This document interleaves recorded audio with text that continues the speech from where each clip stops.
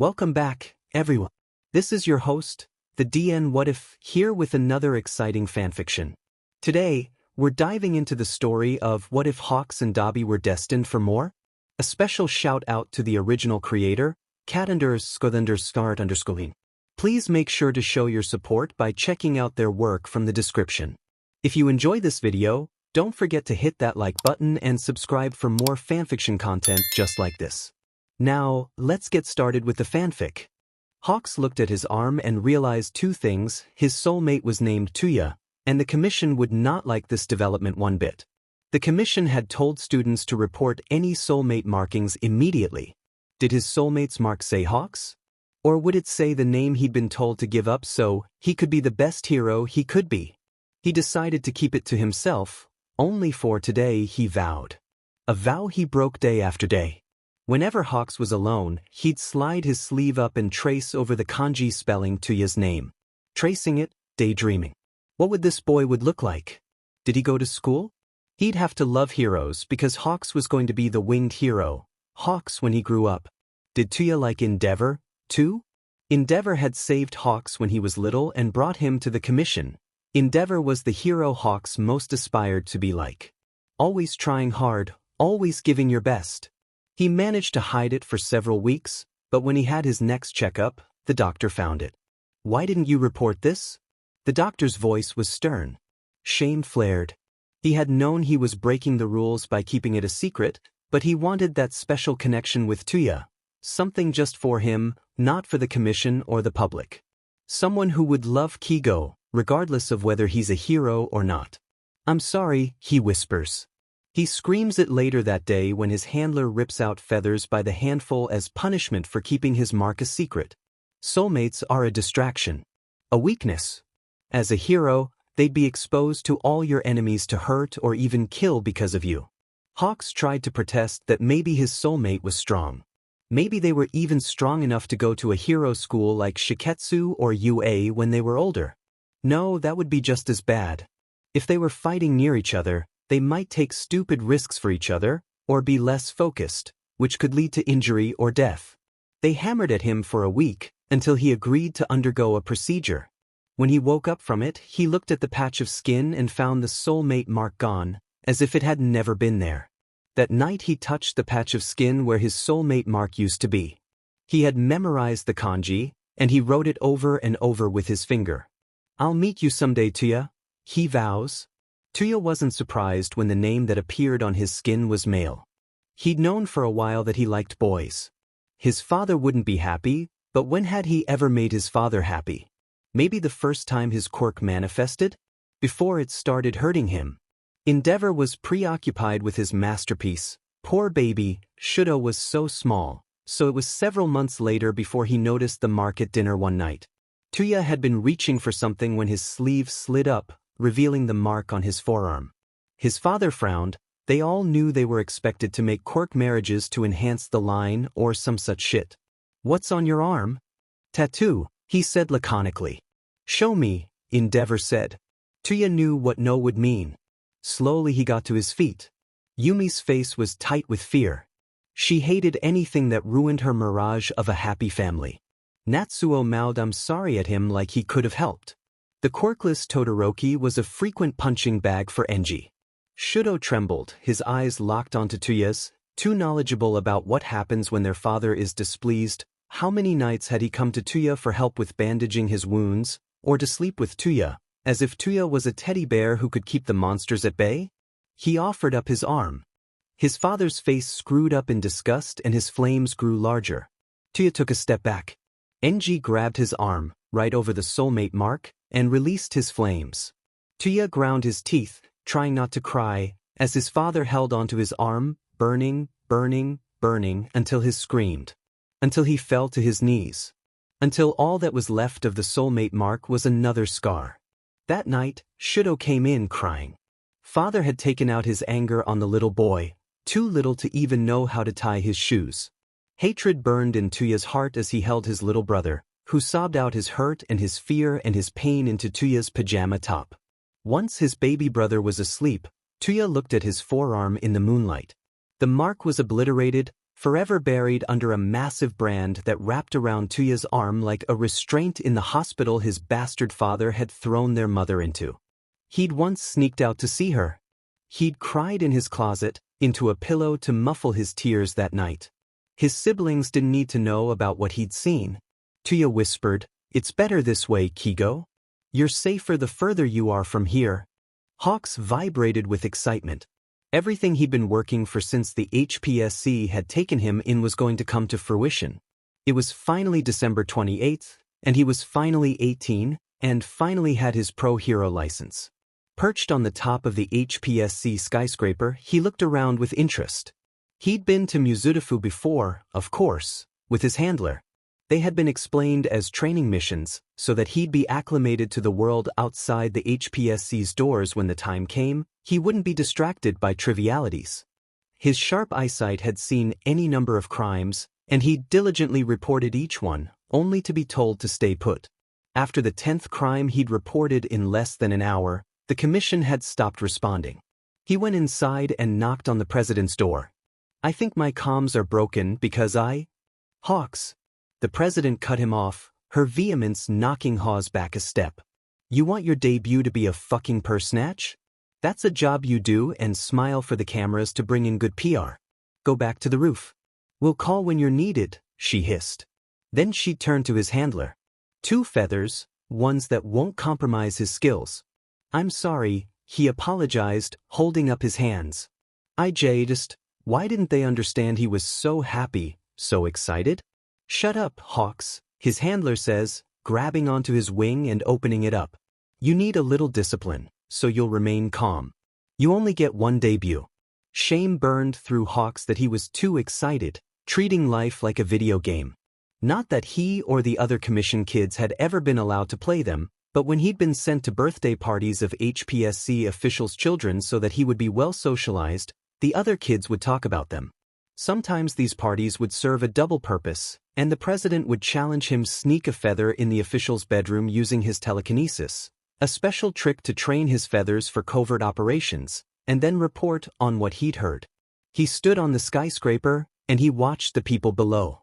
He recognized a few pro-heroes. Would he be sent to work at any of their agencies? Neither the president nor his handler had told him what happened after he made his debut. Maybe this is what every day would be like, standing on top of the HPSC building and wait to be told where to go and what to do? Then came the sound. Something very big had hit concrete. Hawks spun around and dashed to other side of the building. A villain had thrown Ryukyu, in dragon form, against a building. Not waiting for permission, Hawks had already dove off the building when his comms crackled to life. "Hawks, Ryukyu in danger. She's by. I see it. I'm on my way. Make us proud, Hawks."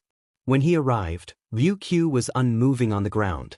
He sharpened a primary and approached the villain. "There's no way this ends well, for you, villain." A tiny part of him, the part of him that had been practicing what he'd say to his first villain since before Endeavor saved him, was pleased with his choice of words. "Oh, like I'm going to be scared of a bird," the villain scoffed. "See you later, Wings." The villain picked up a car and flung it, not at Hawks, who could dodge it, but at a school bus. Hawks sent feathers after the children, evacuating them and the driver before the vehicles made contact. "Everyone, get away, please," Hawks yelled, relieved that his professional voice hid all of the fear of the man. He ran to intercept the villain. A strength-based quirk was a terrible match for Hawks and his streamlined, rather than bulky, physique. "Why isn't anyone else here yet?" he shouted into his comms. He described the villain's quirk. Surely the commission would understand that someone else would be better against a power type. "You're on your own, Hawks." His handler's voice is cold, matter of fact. "What?" Fear licked along his spine. "No one is coming. Prove that you were ready to go pro today." The president's voice comes over his comms. This was his first assignment and he was going to die. Hawks turned 2 smaller feathers into daggers and sent them into the villain's thigh. The man stopped running and fell to one knee. Hawks jumped into the air, landing next to the villain. He pulled quirk-suppressant cuffs out of his jacket. He sharpened several feathers and pinned the man to the ground, praying his telekinesis was stronger than the villain's quirk. He wrestles one wrist into the cuff, then uses every bit of strength he has to reach the other wrist. He has one chance. He doesn't have enough strength left to try a second time. He takes a deep breath, then, using every ounce he has left, he groans as the cuff and the man's wrist grow closer inch by painful inch. People will die if he's not good enough, if the commission had overestimated him. He has to be good enough. He bites back a string of profanity, then nearly faints when the cuff finally closed over the villain's second wrist. It's over. His legs feel like they're seconds away from turning to jelly. He stands, and a strange sound registers. He looked around and realized that he was being applauded. He wanted to lecture them to listen when a pro hero tells you to run for your own safety and theirs. However, that would have forever tarnished your brand, Hawks. So he turned and gave a wave. Hey ya. The dragon woman was being checked out by EMTs. Hawks went over to be sure she was okay. Thank you. But who are you? Ryukyu tilted her head, as if trying to place him. I'm the winged hero, Hawks, he said. Nice to meet you, Top 10. He said it with a wink. A reporter was approaching him. His comms crackled to life to instruct him, give an interview to this woman, Hawks. We'll feed you answers to any sensitive questions. Hawks, is it? I'm Michi Takadashi, Channel 3 News. Would you be willing to speak with me on camera? He flashed a cheeky smile. As long as you're gentle. It's my first time. No comment from his handler. They told him to play up his natural flirty personality, but that was rather more cheeky than he thought he'd be allowed to get away with on camera. This might even be fun. How long have you had your license? Michi asked. Hawks gave a self-conscious chuckle. About 5 hours. He offered his hero license to Michi, who looked up to the camera and nodded. Then she added, with a wink, I'm sure the viewing public would love to know that we should say happy birthday as well as thank you. That's not necessary. Crime doesn't stop for my birthday, so I wouldn't dream of not patrolling on my birthday, either. He'd rather expected praise for that statement. Which agency should we send your birthday cards to? His comms crackled to life. Repeat after me. Hawks announced was opening a new agency, Hawks Agency, in Fukuoka. That was quite the surprise. He added that he looked forward to meeting the people there. They spoke for maybe 1 more minute, and then it was over. He waved to the public, then took off into the air, landing giddily at the HPSC building. He schooled his expression and took the elevator to the president's floor. When he was led inside, he was greeted with applause. His handler and the president both said he'd done well. They were sending him to his new home in Fukuoka. He could take the rest of the day settling into his new home. He'd never had part of a day to do anything in his life before. He'd spent a good hour exploring his home. He had the penthouse of a building near his agency. It had a large balcony and a shower that could accommodate his wings far better than the one where he trained. There were 2 boxes of belongings. He contemplated for a moment that 2 boxes wasn't much when it represented the sum totals of what was considered his. His Endeavor plush was gone. In its place was an autographed Endeavor statue. He was grateful for the statue, but part of his chest ached for his plush. Time to try out his credit cards. He flew around the city, looking for a store that would sell what he was looking for. Excellent. A store of hero merchandise.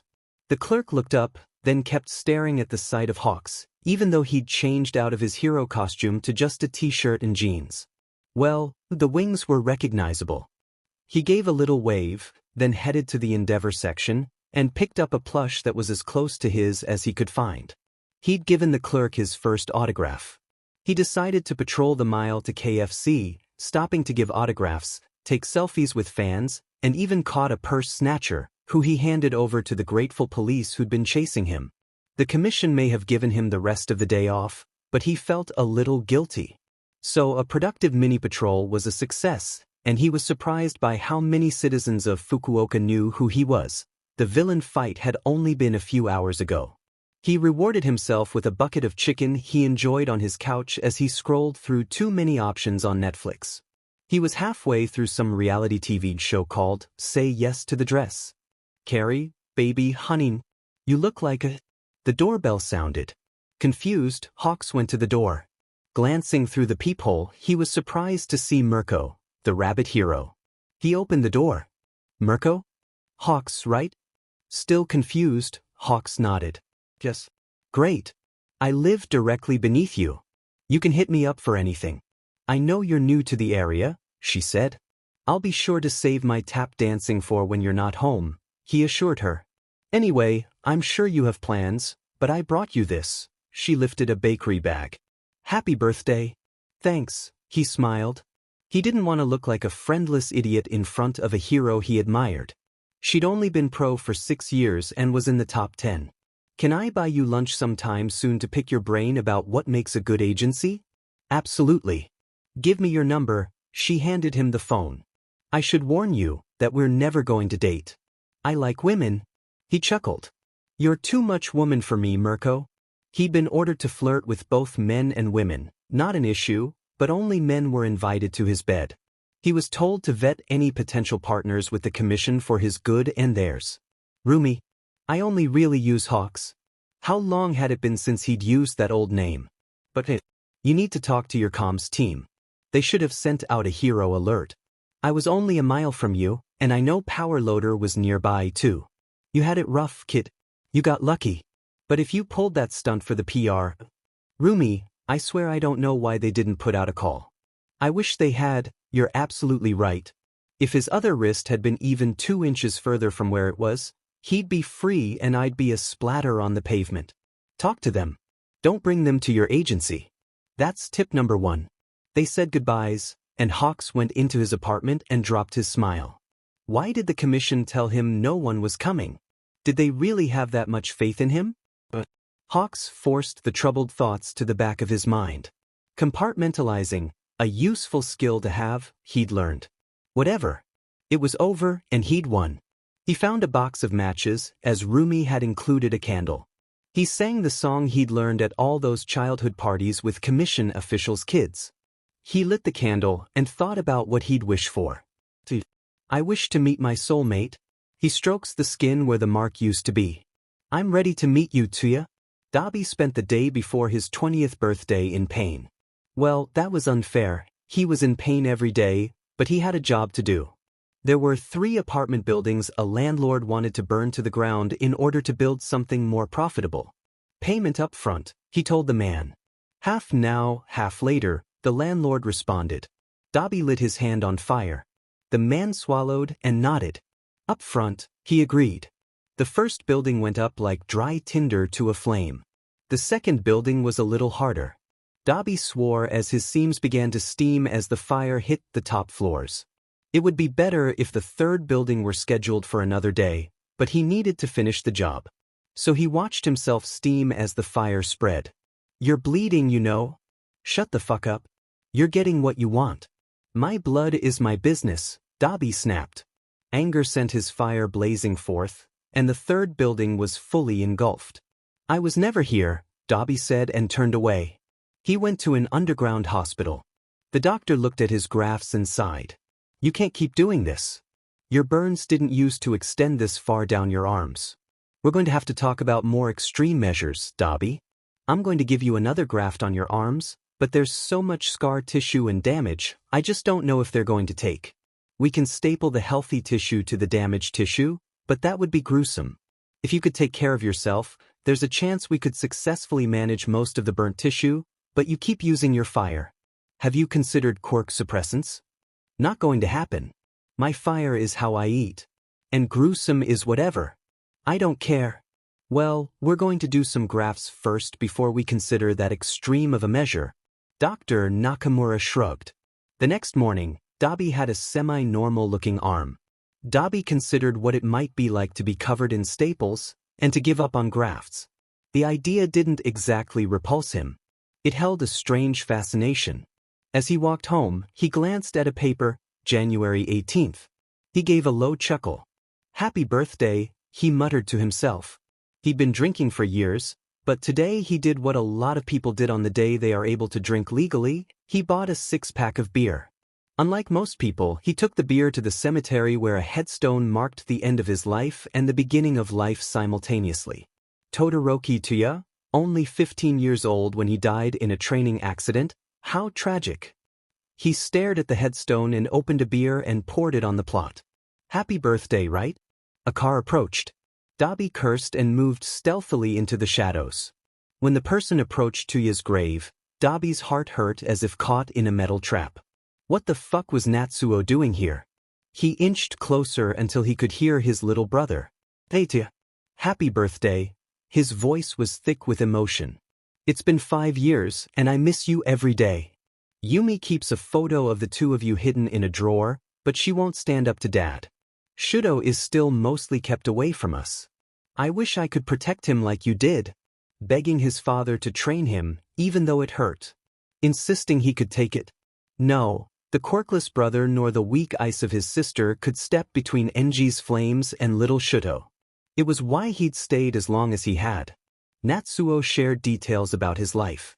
Dabi hated how much he drank in every little detail, like a sponge plunged into water. He had gotten into video games. He'd grown another 2 inches, making him the big brother, Dabi mused, gauging Natsuo's. Natsuo was a 3rd year in high school. He was in the general studies track at UA. He wanted to train to be a doctor. Natsuo pulled out an envelope from his bag. I didn't want to open this at home. I thought maybe opening it here would be like sharing the news with you. Stupid, I guess? Not stupid, Dabi breathed. Open it.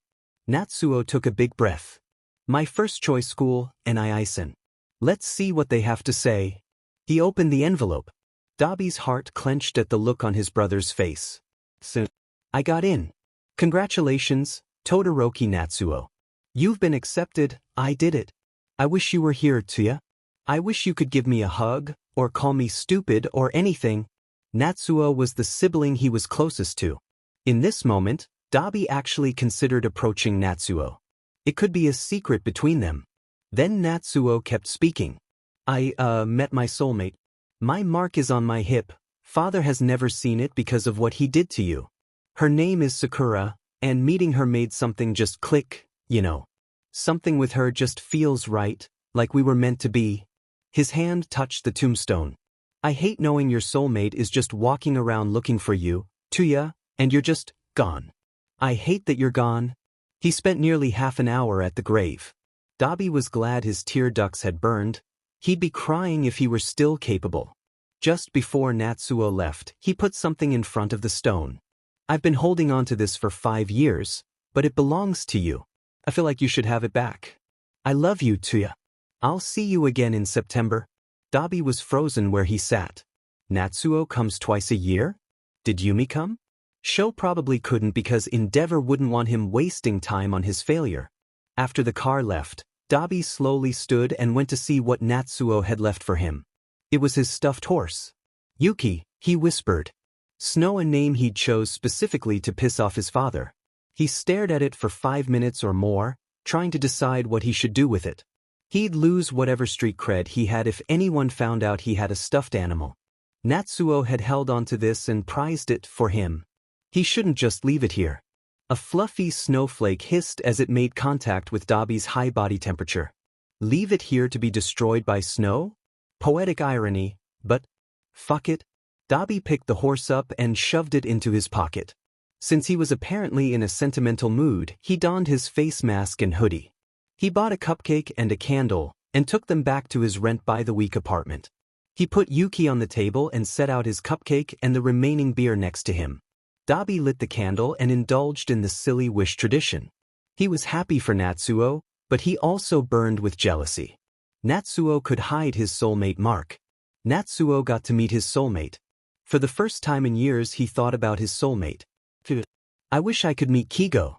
Just once. Just to know.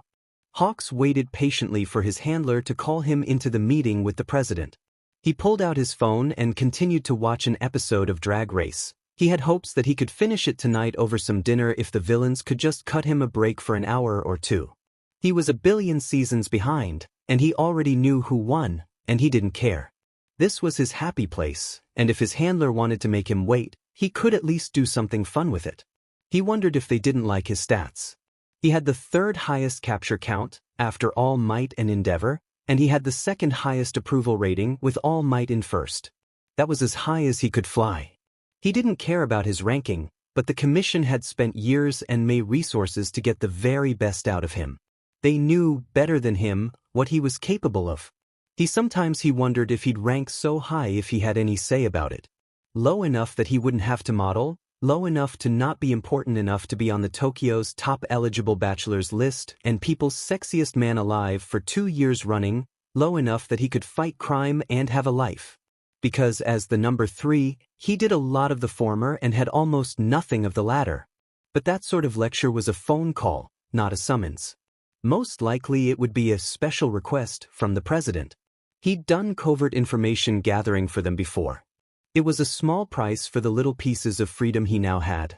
No commission dormitory, he could choose what he ate, he had a best friend. Rumi and Hawks had bonded over team-ups and lunch dates. His handler usually gave him his errands. That he was ordered to come to this office meant whatever the assignment was, it would be something big. Once he was invited in, he saw that it wasn't just the president, but 5 high-ranking officials. They turned their gazes on him, taking him in from his tousled hair to his flight suit to his boots. Hawks went on full alert. Deep breaths, muscles tensing to run or fight or fly, several hidden feathers hardened to daggers. His eyes flickered over the people in the room. But he remained silent. Can he shed the feathers and disguise himself? Maybe some hair dye. One of the officials said critically. Hawks glanced at his handler. He wanted to speak up and say no, but he hadn't been invited to speak. He's going to need to maintain his normal presence in Fukuoka. No hair dye or body modifications, his handler nixed it. Hawks breathed out a sigh of gratitude and relief. Besides, that it's Hawks is half the appeal. They won't care if it's someone in the low hundreds. But the chance to corrupt the number 3 pro hero will be tempting for Shigaraki, the president said. Shigaraki. Just fucking great. In the battle of Fierce Wings versus Decay, Decay had the edge if not the outright win. Oh, of course it had the outright win. And, seriously, they wanted him to... The president gave him a thin-lipped smile. Hawks, we want you to infiltrate the League of Villains. He sighed internally. There was no saying no. All might or endeavor could say no, but he couldn't. It was moments like this that reminded him that despite his small, cherished freedoms, he was the commission's property. They'd be the first to remind him that he came from nothing, and he'd probably have followed his father down the path of villainy had they not saved him. He couldn't deny that he'd already started learning how to shoplift with his feathers. And the commission would never ask him to do something that wasn't for the greater good. He addressed the president. Do you know who's recruiting? He's a new member of the league. Dabi. His handler spoke. They passed him a file. There were some images, black hair, pale, lanky frame, and some pretty intense-looking scars that were held to healthy tissue with staples. There were not nearly enough notes on his blue fire quirk, cremation. Not questioning your judgment, he was absolutely questioning their judgment. But how do you think I'll fare against a fire user? I'm a bit flammable. He rustled his feathers. What he really wanted to say was no. This sounds like a doomed mission. We have every faith in you, Hawks. The president nodded at him. Her hair was in its customary no-nonsense style. She was wearing her pearl earrings today and a gray and black dress. Her makeup was subtle. He wondered what she'd do with a day off from work. Did she take days off? Did she have a kid whose soccer games were skipped? He couldn't picture her in a t-shirt and jeans, handing out juice boxes. If they had a good quirk, she'd probably hand them over to the program that had raised him. Hell, in some twisted way, the commission kids were her children. She'd been the one who'd named him Hawks and told him he would be a hero. His handler passed him files for the league, so that he would be as prepared as he could be. Anything that was too sensitive for a potential firewall failure or expert hacker to find was kept in a physical file. Hawks glanced at the names, Shigaraki, Mr. Compress, Twice, Toga, Spinner. There are more members, but these are the members we know of. They're all close to Shigaraki, one of the officials spoke. Hawks was aware that he had a paper file. He wondered what was in it. He knew it was the only place that documented his birth name. He'd been warned 1,000 times against sharing it. It felt illicit to think of Kigo. He'd been Hawks for 15 years, twice as long as Kigo, so why did part of him want to hear someone call him it? Not just anyone, someone special. He could tell Rumi, she'd never tell, but hearing Kigoj from her wouldn't quench his thirst. A lover? Maybe if he could ever find someone willing to live with the attention from the fans, who could deal with the paparazzi, and who had gained the odds were that one day you won't come home, and prayed they'd not find out about his death from the press. All due respect, but I don't think this relationship will be easy. It will take time. And I'm going to have to buy my way into the league with commission secrets. How would you like to handle that? Hawks had already resigned himself to this assignment. The president, did she have a name, indicated for the men to leave. His handler nodded at him on the way out. But in less than 10 seconds, the room emptied with the exception of Hawks and the woman. She offered him a smile that made Hawks feel like a baby chick faced with a hungry fox. She put 2 folders on the desk. Indicating the first, she said, "This is the intelligence we would like fed to the league." She paused and handed him the second folder. "And this is Midoriya Izuku, the student Shigaraki is obsessed with. Inside is his home address. This is a last resort bargaining chip if you are failing the mission." "Madam President, isn't that a little extreme?" Hawks picked up the first folder. Inside were 2 missions they wanted the league to target. He felt bad for them. Something about the wild pussycats and rescue mission practice with Shiketsu. The other was a planned raid utilizing Best Jeanist and his sidekicks. You learned the trolley problem in your schooling. A trolley is approaching a switch. You can either kill 1 person and save 4 or kill 4 and save 1. I'd hate to see it. He's a promising young hero. Did you see him at the sports festival? But one young hero to save society from the league? What is the right answer, Hawks? Her voice was ice cold. Hawks looked at the floor, pulling his wings tight against his back. Kill 1 to save 4, he parroted the lessons he learned growing up. He thought of Midoriya, and his willingness to break every bone in his body to take on Endeavor's kid. He'd sent an internship offer to Todoroki Shoto, but the kid had gone with some unknown fire user. He'd had Tokoyami, who placed relatively high at the sports festival, and who also had a bird mutation quirk. "Give them Best Jeanist's mission first," the president said. "We've trained you for this sort of infiltration specifically." He'd gone undercover with a few Yakuza groups, and he did plenty of information gathering for the president simply from attending a party here or a performance there. This was by far the biggest undercover assignment he'd ever gotten. "Yes, ma'am." He took the files, and, grateful that there had been no punishment waiting for him for daring to question the president, he went to the roof. The president had a balcony, but it had been made clear that it was not for his use. The lack of a punishment was unnerving, because it felt like the sword of Damocles hanging over his head. 2 nights later he took flight at night, dressed in black, on a hunt for Dabi. For once, Dabi would like to meet someone who isn't an idiot. He'd just gotten rid of 2 morons who wanted to join the league because that would be metal. And now some dumb bird was walking toward him. "Dabi?" A pleasant male voice addressed him. "Maybe." He lifted a hand and released his hold on his fire. Then he scoffed. "Slumming it, aren't you, hero?" "Don't call me that," Hawks said. "Sorry, is the correct title Your Supreme Highness, number 3 on the Billboard charts?" Hawks looked down, then looked up again. "I have information for you." Dabi lit a cigarette. If he was going to have this stupid conversation, he needed nicotine. "Again, how stupid do you think I am? I have details for a raid by Best Jeanist on what they suspect to be a Noma factory you might want to get ahead of." He held up an envelope. Dabi took it, read the information, and then burned the documents. "See you around, birdie." "I could be useful," Hawks insisted. Dabi was impressed how little airbrushing those magazines had done. Tousled blonde hair that made his hand itch to touch it, just a hint of beard to make him that much hotter. This close the markings around his eyes made the gold in them nearly glowed. Hawks was fucking pretty. Not a bad liar, but completely untrustworthy. Dabi rolled his eyes. "You're the commission's toy. This comes straight from them." Hawks took a deep breath. "When I was 6, maybe 7, the commission bought me from my parents. I don't even remember that much, but it was an abusive household." Dabi scoffed.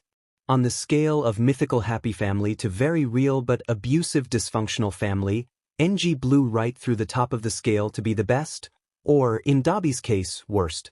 Your childhood trauma is literally the last thing I could care about. The point is I was bought by the commission like I was a goddamned couch." They oversaw every second of my life until I was 18, and 4 years later they still want to pull my strings. I'm fucking over it. They pluck my feathers when they think I'm not doing good enough. They call it discipline. It wasn't okay when I was 7 and it sure as shit isn't okay now. I want to burn the puppet strings. Hawks shot back, his eyes flashing. Ah, you shared your sob story. I'm so touched. See you later, birdie. Dabi walked away without burning his wings off. That was more than enough of a gift for the featherhead. When he got back to the league, he took Shigaraki aside and passed on the data. Shigaraki was furious he'd burned the file, but whatever. He had never given a shit about Shigaraki's feelings, so he stared at a spot on the ceiling, letting the lecture flow over him. A week later, Toya stood on the roof of the Noma factory, ready to unleash his fire on any potential heroes. Kurogyari had warped them inside the factory, and was acting as a gate to move them to a new location. When a gate finally opened nearby, he stepped through and found himself in a new building. This is home for now. Everyone pick your rooms, Shigaraki. The master bed and bath are, of course, mine. Ah, do we need roomies? Toga asked. She grabbed Jean. Room with me to... That sounds so fun, he said. Fuck no, you'd bleed me in my sleep. This isn't college. We all get our own rooms, Shigaraki said. While everyone squabbled over the rooms on the second floor, Dabi went up to the attic. Too hot in the summer, too cold in the winter. A terrible room for anyone who wasn't Dabi. He was fireproof to a certain degree. Heat didn't bother him. And, thanks to his mother's ice, he was also pretty cold-resistant too. He looked around and decided to haul a futon upstairs, assuming there were even futons to sleep on in wherever they were. The privacy was a welcome balm. He contemplated the Hawks problem. The intelligence was good, but Dabi still didn't trust that pretty bird. Hated the fact that Hawks kept popping up everywhere. Here's a poster of him hawking watches, pun intended. Here's a magazine where the cover proclaims you can learn his skin routine. Turn on the TV and he's being interviewed. Hawks, Hawks, Hawks. It was irritating how inescapable he was. Hawks hating the commission did have a note of truth. He might be a good actor, but it more or less lined up with what they knew. Hawks, more cheeky than All Might, more approachable than Endeavor, exploded on the scene when he was 18 and in the top 10 at the next chart. He'd been number 3 for 2 years. Never attended a hero high school, privately trained, although he'd never named the commission as the source of his education. Flirty, fun, and still capable of saving nearly 100 people in minutes because of fierce wings. He talked about how much he loved being a hero on all the talk shows. Hawks was annoyingly handsome. More so in person even. In another life, Dabi would have flirted back. Maybe something could have come of it. But in this one they were on different sides, and he'd prefer not to hear Hawks talk about Endeavor. The man was such a fucking fanboy of that flaming garbage. It was enough to make him feel vaguely ill. Which didn't make sense because he didn't give a shit about Hawks. When Dabi strolled into the living room, 26 minutes late for the 3 p.m. meeting, Shigaraki growled. Dabi lit his cigarette with his middle finger. Since you're late to the meeting, you're going to take your assignment and suck it up and not bitch at me. Sit down, Shigaraki scratched at his neck. Dabi once again contemplated the whole hands thing he had going on.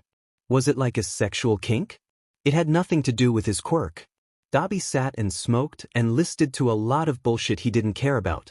When he was needed, he'd be there. And most of the jobs being discussed were low-profile gigs. Because of his quirk, and his limited tolerance for it, they tried to hold him back for when he was essential. Dabi, Shigaraki said.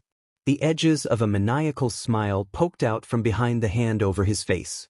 You're going to go find the bird and give him a job to do. He wants in, he can earn his way in. There's also the address of the safe house in Fukuoka. He held out an envelope. Dabi yawned as he took the envelope. By safe house, I assume you mean an abandoned factory or a warehouse. It's so nice when we understand each other. Kurogyari, would you mind if I take a few trips? Assuming the warehouse won't have a futon, and while the ones here are old as fuck, that's better than the floor. And I'll need to take food and water. Dabi shot a glare at Shigaraki. Don't forget I'm going to need some cash. I'll see if I can get you a job in Fukuoka. Might even get your bird's attention, Shigaraki smirked. We'll visit so you don't get lonely, Toga said. Thanks, kid, he said. But you don't have to, I'll be fine. But text me every day so I know you're safe, Himiko-chan. She laughed. Sure, Dabi and I.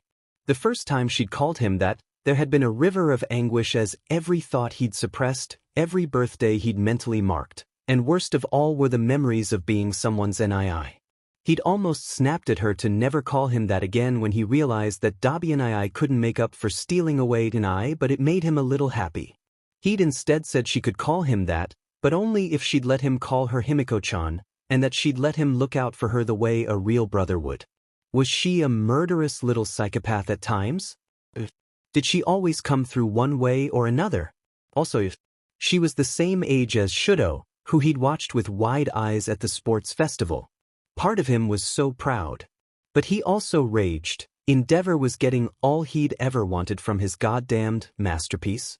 So if he got any say in it, yes, he did have a younger sibling, Toga Himiko. Shoto was an obedient lapdog. Himiko was a girl who'd forged herself into something unique and entirely hers. 3 nights later, Dabi was getting annoyed. He'd done some shoplifting barefaced. He'd accidentally set a dumpster on fire, promptly named it NG, and gleefully watched it burn for a good 5 minutes before the smell made him too nauseous. Tonight he returned to watch over the burnt husk which he'd renamed NG's reputation. Stain had preached toppling hero society and exposing the rot. And frankly, if anyone was entitled to exposing a hero for the hypocritical abuser that he is, it was Dabi, who was the burnt husk of Todoroki Toya. Shigaraki can't fucking focus for 5 minutes, so why stay? Himiko-chan, for sure. Twice.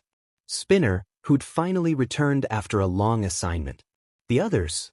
It was the first family he'd had for a long time. And if Shigaraki is the uncle who's too busy playing on his game system to keep the trains running on time, there does seem to be a dad behind the scenes. For a family with a shitty leader, the league was paradise compared to the Todorokis. Hawks fluttered down a bit deeper into the alley. Dabi sauntered over. Pretty bird. Hawks patted Dabi's cheek. I know I am. But what are you? A man of mystery. I think I'll call you hot stuff. But onto a more serious topic. Maybe there is a less aggressive way to get my attention? A phone number? Dabi handed over a burner phone. If you try to fuck with it in any way, I'll barbecue you. Trust on both sides, right? Hawks offered a smile. Why were you trying to get my attention? I mean, just flutter your lashes over those astonishingly beautiful blue eyes and I'll come running. Shut up, Hawks. Here are your marching orders. He passed over the assignment. Call me after. My number is the only one programmed in. Gee, Dabi, if you're sending me off to war, don't I get a kiss? The irritating blonde was leaning against the brick wall with his wings tucked behind him. Perfect. Dabi moved swiftly, caging Hawks between his arms on either side, and leaned into Hawks' personal space until there was barely a whisper of space between their lips. Hawks shivered and let out a soft chirp. Dabi stepped back. Hope to hear from you soon. He sauntered away. Hearing Hawks whisper what the fuck made him smile, which gave him just enough energy to get back to the shitty hovel he was staying in so he could collapse on suddenly unsteady legs. Hawks had it right. What the fuck was that? Every time Hawks closed his eyes, he relived that almost kiss. As an intimidation tactic, it was shockingly ineffective. Part of him wanted to call Dabi and beg for more. He's never felt his blood race like that. Certainly not from a kiss, much less an almost kiss. No, the rest of him counseled. He'd be incinerated on the spot. Instead he contemplated the card and the thumb drive inside the envelope. Go to Tadashi Pharmaceuticals and put the thumb drive in a computer, any computer, and the thumb drive will do what it needs to do. You need to give it 5 minutes to download the material. Could he do this? Absolutely. Should he? The commission had made it clear that he should do what it takes. Whatever it takes. Would he? He had told his sidekicks to patrol because he had an errand out of town. He swallowed as he perched on his balcony, wings spread to reinforce his stability. He thought for another long moments, weighing pros and cons, asking himself if this was really for the greater good. Unable to come up with a satisfactory conclusion to the greater good question, Hawks launched himself into the air and took his first deep breath of the day. Nothing felt better than flying. Movies had told him sex would be, but he'd never found anyone whose kiss aroused him more than Dabi had with that moment of insanity. He definitely wasn't hoping for a repeat performance, except for when he was. He wouldn't kill, but he'd consider it, if it meant a repeat of the blood roaring in his ears, or the way his body had gone on high alert, right down to every feather on his wings. Sex with Dabi could very possibly compete with flying. But what the hell was he thinking? Sex? With Dabi? He needed to get laid if he was fantasizing about the scary criminal who could incinerate him. His flames were hotter than even Endeavor's, he'd be burnt to a crisp. Or Dabi would laugh in his face and then incinerate him. He focused on the way he could coast on an updraft, rather than get distracted. He'd be disciplined, and harshly if the commission ever found out that he'd considered sleeping with Dabi. What if, instead of punishing me, they tell me to have sex with him for information passed during pillow talk?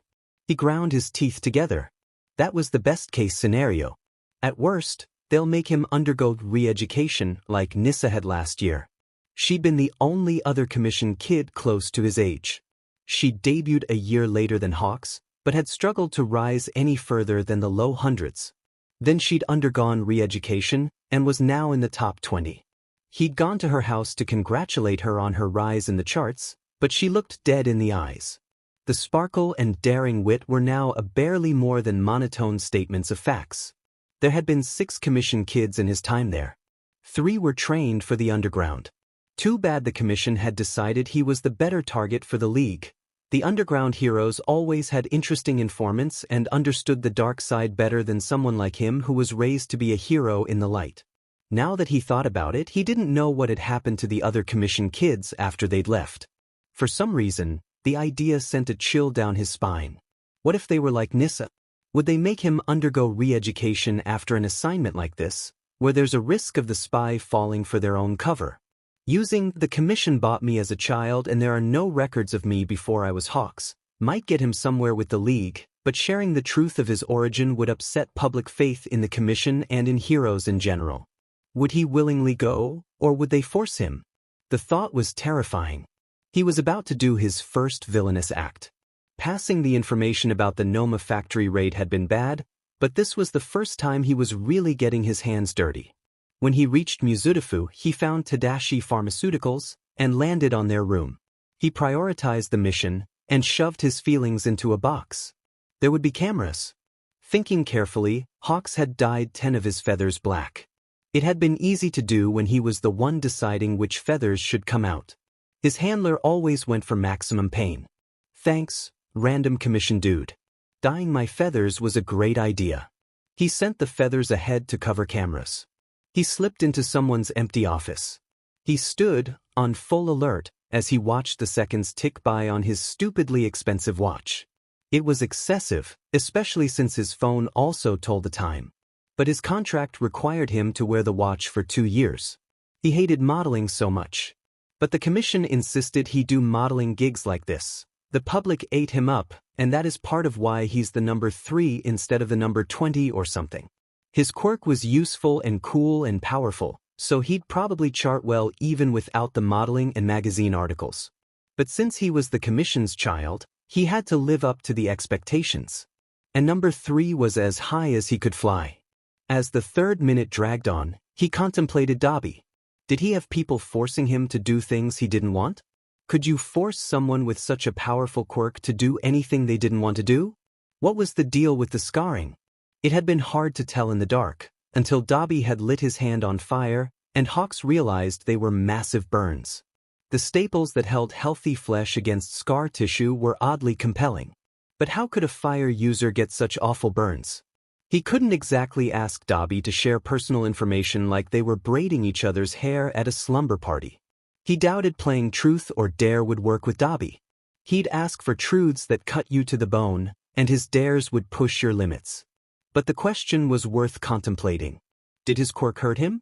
Hawks knew the problem existed, quirks hurting users, but he'd never met someone who seemed to suffer from their quirk like this.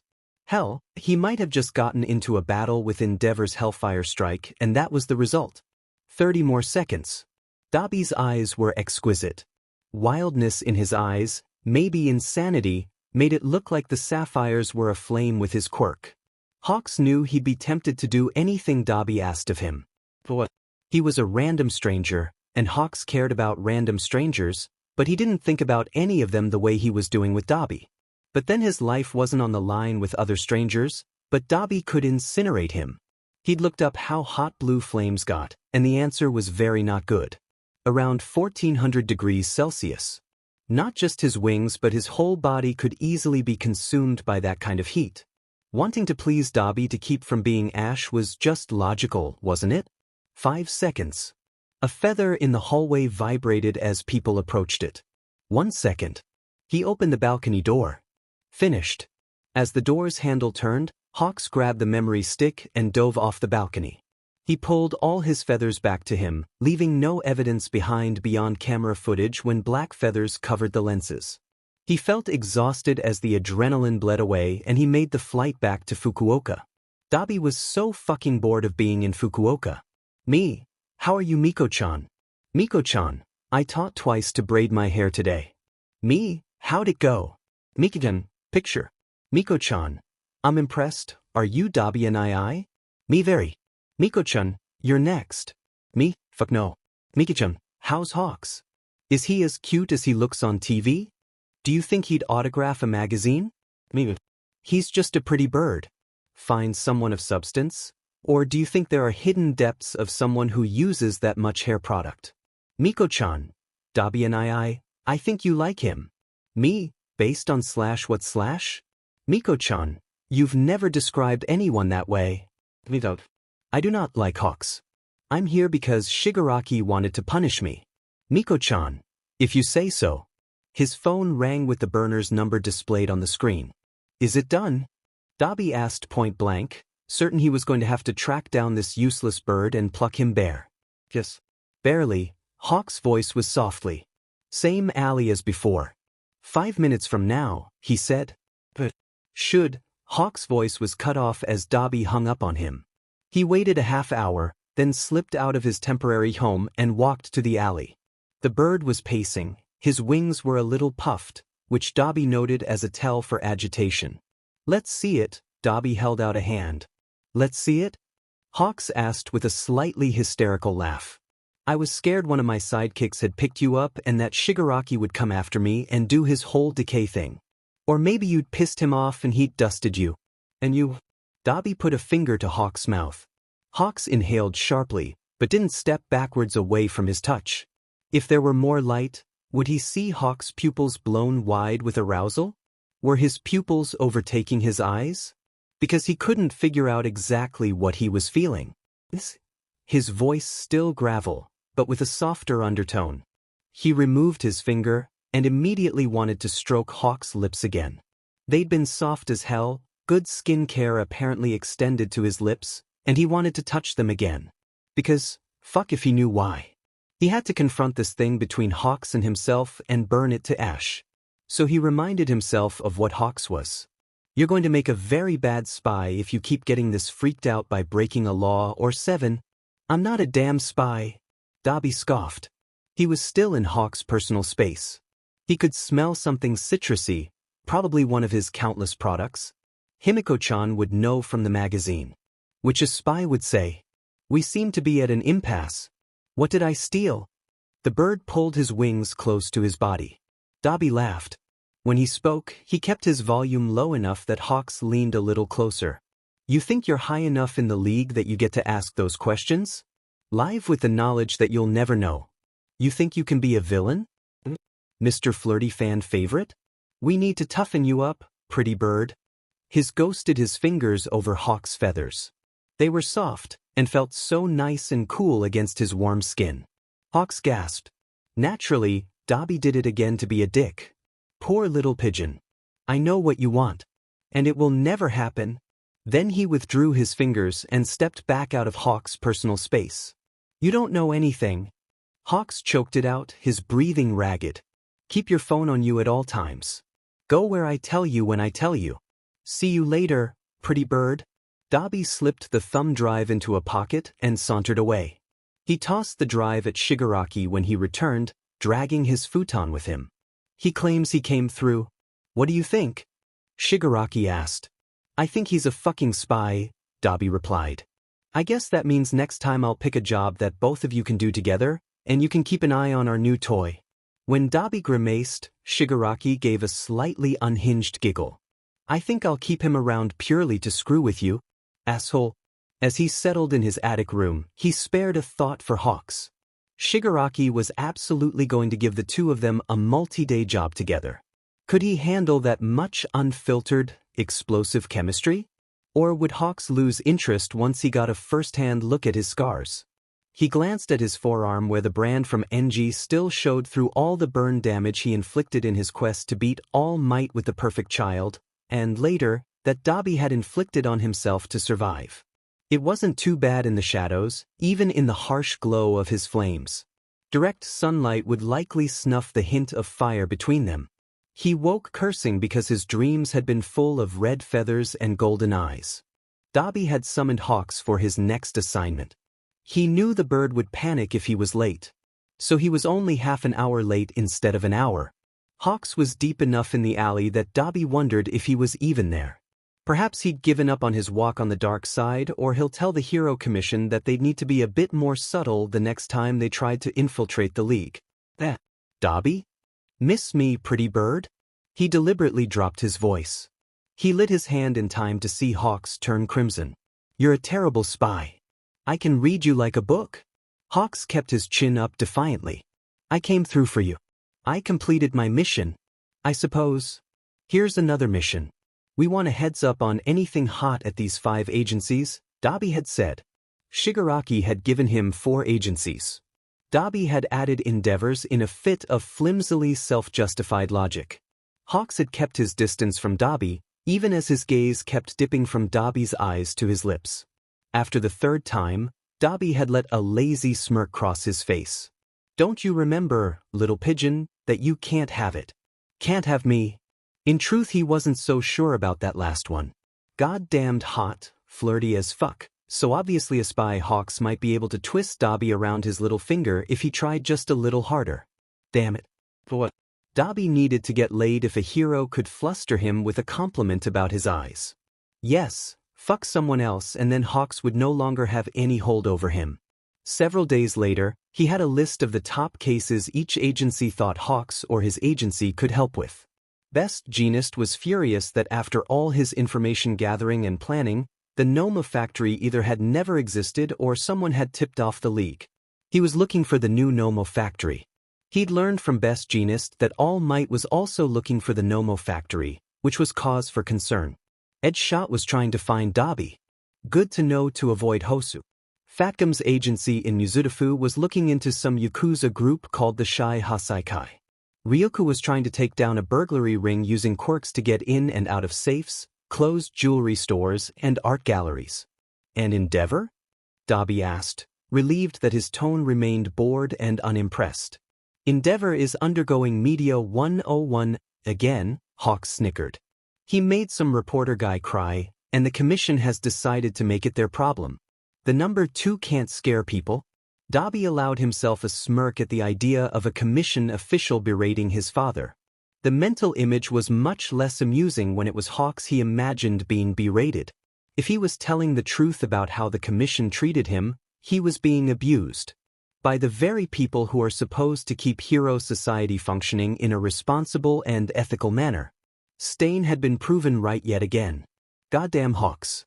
Wanting to get back some of his power, Dabi looked Hawks over. The tousled blonde hair. His khaki flight suit. Black boots. In another life, he'd have tumbled Hawks for the fucking hell of it. In this one, he was wary of Hawks. Hawks made him think of things he was better off forgetting. Toya remembered his father's proud voice telling him he was going to be the greatest hero of all. That suffering from learning how to control his fire was normal, and that he'd get better at it. And he remembered how his father had discarded him without a second thought for Shoto when his powers manifested at 3, and Toya was 12. How devastated Toya had been. His dream, had it ever been his dream, was nothing but ash. Tell me why you deserve to be a hero, Dabi asked, leaning against the wall. Stain said they're the only true hero is All Might. He had a special hatred for heroes who played it up for the cameras, modeled, and were interested in what heroism could get them, instead of what the hero could do for society. Hawks was silent for a long while. He shook his head, then lifted his golden eyes to meet Dabi's. Hawks was either a phenomenal actor or he was grief-stricken. Maybe I used to be. I was trained to be a hero by the source of corruption in hero society, so who knows if I ever was, or if I was just diminishing what makes a hero a hero. He let out a harsh laugh. He should relish that look on Hawk's face. He was firmly in control. So why didn't it feel good? Tell me what made you want to be a hero, then. I was 5. A car crashed and caught fire. My feathers broke the windows and flew those people to safety. It felt good. It reminded me of All Might, so I smiled like he would. The people hugged me and thanked me. It's the only memory I have of affection. My parents weren't nice people. My dad was a criminal, he shrugged. Like father, like son, right? Anyway, they were really nice. They bought me an ice cream, even though I said they didn't have to. So I thought being a hero would give me that happy feeling in my chest. So I guess I was selfishly motivated. You were 5. What did you think by the time you were 12? He wondered what Hawks was thinking at the same age Toya was forced to give up on his dream to be a hero. At 12 I was practicing carrying adults with my feathers. Seeing how far or how high I could carry someone. I was thinking of all the rescue work I could do. If I'd ever had any say in it, I might have become a rescue specialist. My wings would help me cover a lot of ground. My feathers are useful. I don't know. I wouldn't choose to be what I am, that's for sure, he said. So fuck the commission is your version of rebelling against mommy and daddy? Dabi asked. First of all, fuck you. Second of all, Stain had some good points. I know I'm living exactly what he said were the worst excesses of the elite hero class. I'm a vapid, vain hero who does commercials and models swimwear. Hawks shrugged. Toya had seen the ad. If he ignored that Hawks was supposed to be a hero, it made for pretty great masturbatory images. If he sometimes relived those last few alley meetings when he'd been momentarily possessed by his blue balls, and let them finish in a much more erotic end, well, that was his business. Doesn't sound like you were given much choice in the matter, Dabi said. But I've got to say that I'm not sure if turning against the commission is necessarily villainous. But don't worry, Birdie, I'm pretty sure I can corrupt you, so you should plan accordingly. But now I'm bored of hearing about your life story. Good night, Hawks. Hawks inhaled. I think that's first time you've used my name. Don't get used to it, Peacock. Dabi said the last word with an arch of his eyebrows and a smile that invited Hawks to sin. Hawks gave him a shit-eating smile. Good night, Dabi. He launched into the air. I love you too. So, what's his name? Mirko grabbed Hawks' hand. It was the 7th time she'd asked since they'd sat down, and Hawks was torn between screaming and telling her to stop and screaming and begging for her help. There is no him, Hawks said, exasperated. He reached down to his plate and threw a fry at her. It's not so much as there's not a him as much as it is you would kill me if you found out who it is. And he's made it clear that he's fucking around with me to keep me off balance. God damn it. My training from the commission just didn't prepare me for having a strong physical attraction to a target. Only how to manipulate someone's interest in me. Oh. Dabi had taken a page right out of the commission's book, and he'd fallen for it hook, line, and sinker. Hawks was an idiot. Hawks. Something is definitely up. You've now called me on 2 occasions in a full-on gay panic. The only conceivable reason is you met someone who can ruffle your feathers. Literally. He muttered. Rumi's excellent hearing picked it up. Her eyes moved from his face to his wings. Tell me, I've always wondered, how sensitive are your wings? Really sensitive. I can sense vibrations, Hawks began. What you're insinuating, yeah, they can be used during sex, or as part of foreplay. What the commission really didn't want the public to know is how long or how strong his connection was to feathers he released. Which was several hours and relatively strong, assuming he and the feather were both uninjured and that it was his choice to release the feather. They really didn't want it getting out that Hawks could zero in on a feather if he really tried, to the point where it wasn't just movements but actual words or phrases. There were heroes with more useful spying quirks. That Class 1A girl with the ears would be a better spy than him, would hear it more clearly. But that facet of his quirk still made him useful, especially at parties and galas. Rumi leered at him, then winked and said, "Better than what I have." Screams during sex get to be a bit much? He gestured towards her ears, hoping he could manipulate her away from the topic of his sensitive wings. She wrinkled her nose. "You have no idea. You could just be bad at sex." She gasped in horror. "Don't even joke about it. I'm fantastic in bed. Leaving you with fans all over Japan," he smirked. "Excuse you, they love me in America too?" Then her attention flicked back to his wings. "Speaking of fans, is your fan club still trying to steal your feathers?" Rumi pointed to where a necklace would sit at the base of her throat. Some teenager had posted a picture of themselves on Twitter wearing a necklace with a red feather claiming it was one of Hawk's, and social media had exploded. The commission loved the good PR of stores selling Hawk's necklaces. There had been a few months where Hawk's was constantly battling fans trying to pluck him, though, because of it. Only rarely. "But the last person who yanked out one of my feathers was a toddler who kept calling it pretty feather," Hawk's snorted. "Changing the subject will only work so long. Tell me about the person who ruffled you." "I don't know if we even like each other," he muttered. "And he's just gotten a bit into my personal space. It freaked me out, but, not?" His voice grew higher with each word of the last sentence. "You've got a crush, baby. I'm so proud of you." Rumi crowed. Hawks buried his head in his hands and groaned. "I don't know why we're friends. Because I'm the only one you can call and say take over my agency for 2 weeks and have me do it without question?" Rumi said. "But having brought it up, why am I taking over your agency for 2 weeks?" "I'm going in for some special training with the commission," Hawks lied smoothly. It had been a reason she'd taken over at his agency before. "Fun for you," she said with a funereal tone of voice. In reality, Dabi had told Hawks they had a new mission from Shigaraki. In Osaka. For 2 weeks. Starting tomorrow. He'd meet Dabi in a new alley in Mizudafu in a few hours. Sounded like 2 weeks of temptation.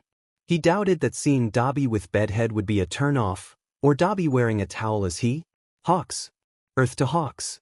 Rumi was biting back a laugh. "Sorry, what?" Hawks shook his head. "I asked what you told your boy about disappearing for 2 weeks. I told him I had a hero thing. Is this what it's like to date civilians?" "Hi, how are you? Sorry, hero emergency, gotta go?" Hawks played up the idea of a him who had nothing to do with criminal enterprises. "Pretty much. That's why I love M and leave M," Rumi said.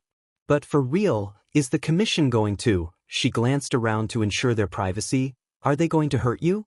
Is it training or training?" Her finger tapped one of gloves, where his talons were hidden away from the public with his gloves. He filed them down, but their thickness and black hue were a sticking point with the commission. He'd vented about it to Rumi on a number of occasions, and the commission had threatened him with removal on more than once. God, he loved her. She looked ready to change into the HPSC headquarters and take on the president all by herself. Lowercase t training. "I'll be okay." They never discussed the commission in detail. Rumi was one of a handful of heroes in the top 100 who were free agents. Getting paid was a nightmare. Agencies could decide on a dime that you weren't on their roster, and the difficulty in building a brand without an agency made it too much hassle to all but a few. Making it into the top 10 as a free agent should have been impossible. He'd wondered if the commission controlled Mirko the way they controlled Hawks, but Rumi had no issues talking shit about the commission, although that was an in-private thing. Like everyone else, she publicly trusted them. Dinner broke up soon after. Hawks changed his clothes and double-checked everything he'd packed. He flew to Mizudafu, carrying a backpack. He left his commission phone in his apartment, having put an away message with his message service, referring them to Rumi or Hawks' agency depending on who they needed. He removed his earrings. The black diamond stud's been a gift from his handler, as a sorry for punishing him for daring to get pierced on his lunch break without prior permission. He'd argued back, in a fit of passion, that he had graduated and was supposed to have some amount of bodily autonomy. But thinking through that whole exchange made Hawks think he should get his earrings checked out by someone who could sense electronics like bugs. He definitely shouldn't be wearing them on a league mission. He went to the warehouses near the docks in Mizudafu and settled in to wait. He was on time, but history had taught him that Dabi would be late. Toga owes me 500 yen. The gravely voice made Hawks irrationally thirsty. Oh yeah, hot stuff? For what? Hawks turned to Dabi, ready to be a pain in his ass until Dabi was the one flustered. You showed up, and on time, even though I'm never on time. Let's see if you can stick it out. Dabi hefted his own bag over his shoulder. He lit a cigarette and took a drag. He texted someone, and then a portal opened. So, I thought we'd fly to Osaka? Hawk's hand tightened around the strap of his bag. Concern was bleeding into worry in his voice. I get motion sickness. Be sure to add that to my chart. Maybe part of my prison sentence will be long car rides. So we're letting Kurogyri warp us. I'm going. Are you coming? Dabi sighed and his tired eyes met Hawk's and he raised an eyebrow. Hawks nodded and followed Dabi. He stepped through the portal. Part of him was sure he was signing his own writ of execution. But 2 steps later he was through. They were in a hotel room. Dabi was talking to Kurogyri, but Hawks couldn't spare a thought for that. Not when he'd realized a very important thing about their room. Dabi? What? Hawks pointed at the offending object. Was this your idea? The other 2 men looked over. A deep rumble of laughter came from the portal villain. Dabi's eyes grew noticeably wider. Tell Shigaraki to hide his gamer shit because I will get revenge on his crusty ass. I think my services are no longer needed, Kurogyri said and closed the portal. Hawks watched the portal, then shifted focus to Dabi. Dabi was staring at the bed with a look of extreme worry. Dabi, why aren't there 2 beds? Because I talked back to Shigaraki about you and this is my punishment. Dabi winced. So, do you like the right or the left side?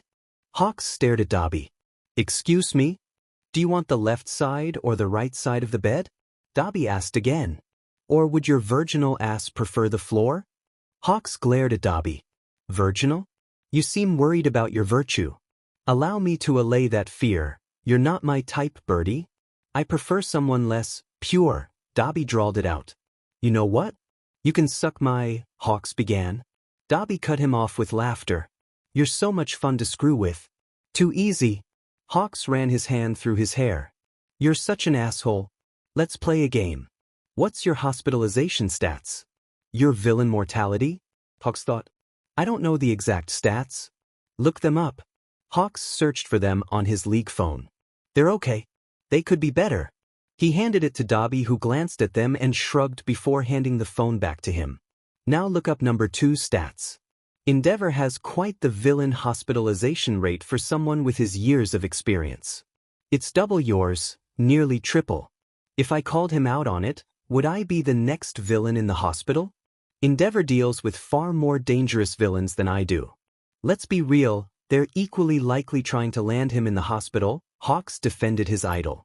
Maybe he's a bit too enthusiastic, but All Might's rate is closer to yours than Endeavor's, Dabi interrupted. Was that true? I need to look it up. He searched for the data and blinked when he found it. Dabi hadn't lied. Why would Endeavor's numbers be so high? He often deal with more serious villains, but not more villainous than the ones All Might fights. Every argument he could make to justify his hero's hospitalization records, there was an equally good counter-argument. Because he's a flaming trash can of a human? Dabi arched an eyebrow. He told me becoming a hero was joining a family. Hawks toyed with a feather, enjoying the calming feedback it provided to settle his feathers. Behind his mask Hawks was 7 years old. He remembered Endeavor arresting his dad and talking to him. The commission had come the next day with money and promises that he'd be a hero. And the day after that, Endeavor had come to see him to make sure he was settling in nicely. How after the visit he'd been given the Endeavor plush. He'd felt safe and cared for the first time in his life. A cult, not a family. Birdie, he has caused myself and the people I love the most to go through hell on a regular basis for years. And for someone who is supposed to have perfect control over his flames, there are a lot of handprint-shaped burns on the bodies of villains he arrests. Like a brand on their skin as if it were hundreds of years ago when humans branded other humans as criminals. Hawk's eyes slipped to the floor. I guess I need a new idol. Shigaraki deserve that kind of support and devotion? He gave a harsh laugh that was only partially forced. What could Dabi know about Endeavor that he'd use such personal terms? Was he getting played? Did he idolize someone who wasn't truly heroic? What was true? Dabi snorted. I deserve it more than him. What do you say, pretty bird? Want to worship me as your idol? He looked up and saw Dabi giving him a smirk. At that, heat sparked in Hawk's veins.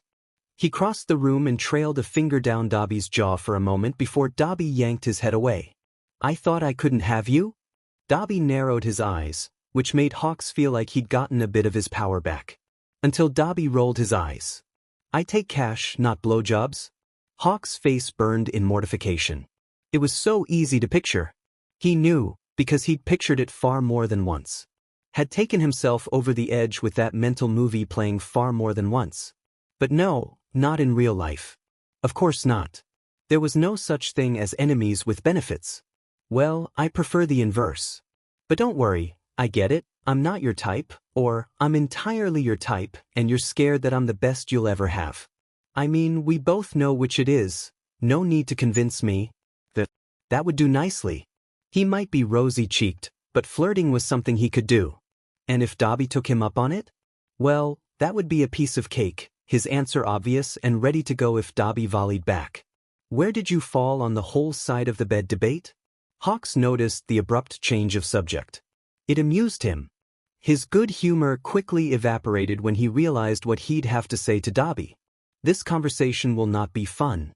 So the only position that doesn't cramp my back are going to put us in closer contact that we might want. Guess I should have avoided the whole blowjob question because the only way I see it working is if I, either have them behind me, which will push me up against you, or I can wrap us both in my wings. Dabi seemed to be thoughtfully considered the pose. Your wings hanging off the bed unsupported would overtax your back? Hawks nodded. Show them behind you just be bundled against your back? Hawks tried it, but Dabi would have the smallest sliver of bed, leaving them plastered against each other. Show me what wrapped looks like. Hawks did. Fine, I get it. I hate it. Don't you dare do anything weird with them. No pinning me down or preventing me from leaving the bed. I get why you feel it necessary to say that to me, but I promise, and I know that promise is worthless to you, but I promise that I will not violate you in any way. And for the record, I'm trusting you to refrain from messing with my wings the way you did before. Dabi had also adopted a more serious pose. Okay, let's try it. Set the alarm for 5 a.m. Let's see if they're early risers. Hawks nearly swallowed his tongue when Dabi pulled his jeans off, revealing black boxers. His legs were much less burned than the rest of his body, just as lean as the rest of Dabi's body. Hawks noticed that Dabi had white hairs on his legs. Knowing Dabi's natural hair color would be an interesting tidbit for his handler. Maybe. Waiting for an invitation? Don't you need to get on the bed first? Hawks swallowed and slid his own black jeans down, revealing tight Calvin Klein boxer briefs in gray. He climbed on the bed, one wing under him, one wing over. His eyes flicked to Dabi, who for all his bravado wasn't in any hurry to get into the bed. He watched the other man, curious what was going through his head. Just get in the bed. Dabi lectured himself. He approached the bed as if it were a dangerous creature. As if Hawks was a dangerous creature, which to Dabi's mind he was. 2 weeks of sleeping with Hawk's feathers around him was going to be paradise or perdition with very little gray. He was a dangerous villain. He was often the leader of the Vanguard Action Squad, fucking Shigaraki and his video games. There's no way that title wasn't inspired by some first-person shooter. He was the primary recruiter for the League. So why was some overgrown pigeon making him so anxious? Sparing a thought for his solitary bed in the attic, Dabi climbed into bed, cautious of the feathers, and found himself face to face with Hawks. The feathers were a silky bed. So, is there any risk of your quirk igniting in the middle of the night?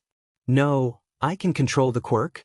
It hurts you, Hawks said it, like it was immutable fact. Who knows how many other immutable facts would Hawks learn in the 2 weeks? His voice was sad. Whatever. I won't burn you. Dabi now had excellent control of his quirk, unlike Toya's failure. He was grateful that the League found ways to make him useful that didn't. threatened to put him in an underground burn unit, holding him in reserve. Using a clone of him made by twice on more than one occasion, rather than using Dabi himself. Hawks had it in one, though. His flames hurt him. He often burned things at a much lower temperature than he was capable of. Temperature and duration of the fire is what caused the burns. Too much of either and he'd be in trouble. Endeavor had, predictably, done a shitty job of teaching Toya how to regulate his flame, instead wanting to push higher and harder and hotter. So when he died, Toya had slipped into the shadows. He was taken in by a fire user after he used his flames to fight against someone bigger who wanted to steal his meager possessions. They'd named him Son, which meant blue fire. They had taught him how to regulate the intensity of his flames, something he'd be forever grateful for. When they'd been caught committing arson, Dabi had taken his things and left before the police arrived at their apartment. He didn't need cops or heroes or social workers. All they do is return him to his abuser. This close, Hawk's eyes were hypnotic. Your markings? He hated himself for being curious. Are they real? Hawks nodded. All part of the mutation.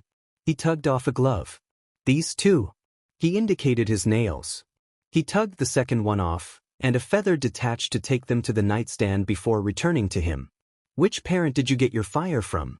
The wings are from my mom, telekinesis from my dad. One of them, Dabi affirmed. That was all the commission would learn about that. They should really be embarrassed. He has Endeavor's eyes whether he wanted them or not, and his blue flames should really have given someone pause. Good night, Birdbrain. Hawks scrunched his nose at the nickname. A human really shouldn't look so adorable when pouting. Dabi turned away from the too pretty face that upset his equilibrium. Hawk's wings settled gently over him like a blanket. Resolutely he closed his eyes and ordered himself to sleep. He wasn't sure how long it was, but it wasn't until the breathing behind him evened out and little snoring chirps occasionally snuck out. Matching his breathing, he fell asleep, really hoping that telling the bird they were going to Osaka would have given the commission a false lead to chase down. He really didn't want to wake up to quirk-suppressant cuffs. He woke snuggled against Hawks, which was worse than the cuffs. In the night he'd rolled over. Their legs were tangled, and both he and Hawks had flung an arm around the other. He couldn't recall feeling so safe. When he'd blearily registered these facts and started to cautiously and slowly pull away so that Hawks would never know, the bastard of an alarm clock went off. Hawks' eyes slowly opened while Dabi was still mid-escape attempt. Hot stuff. Hawks yawned. What are you? Right? Mission? He scrubbed his face with his hands and let out a long yawn. Having pulled away and fully disentangled himself from Hawks, Dabi growled. Move your wings so I can make coffee. You're making coffee? Marry me. Hawks got out of bed and shook his wings.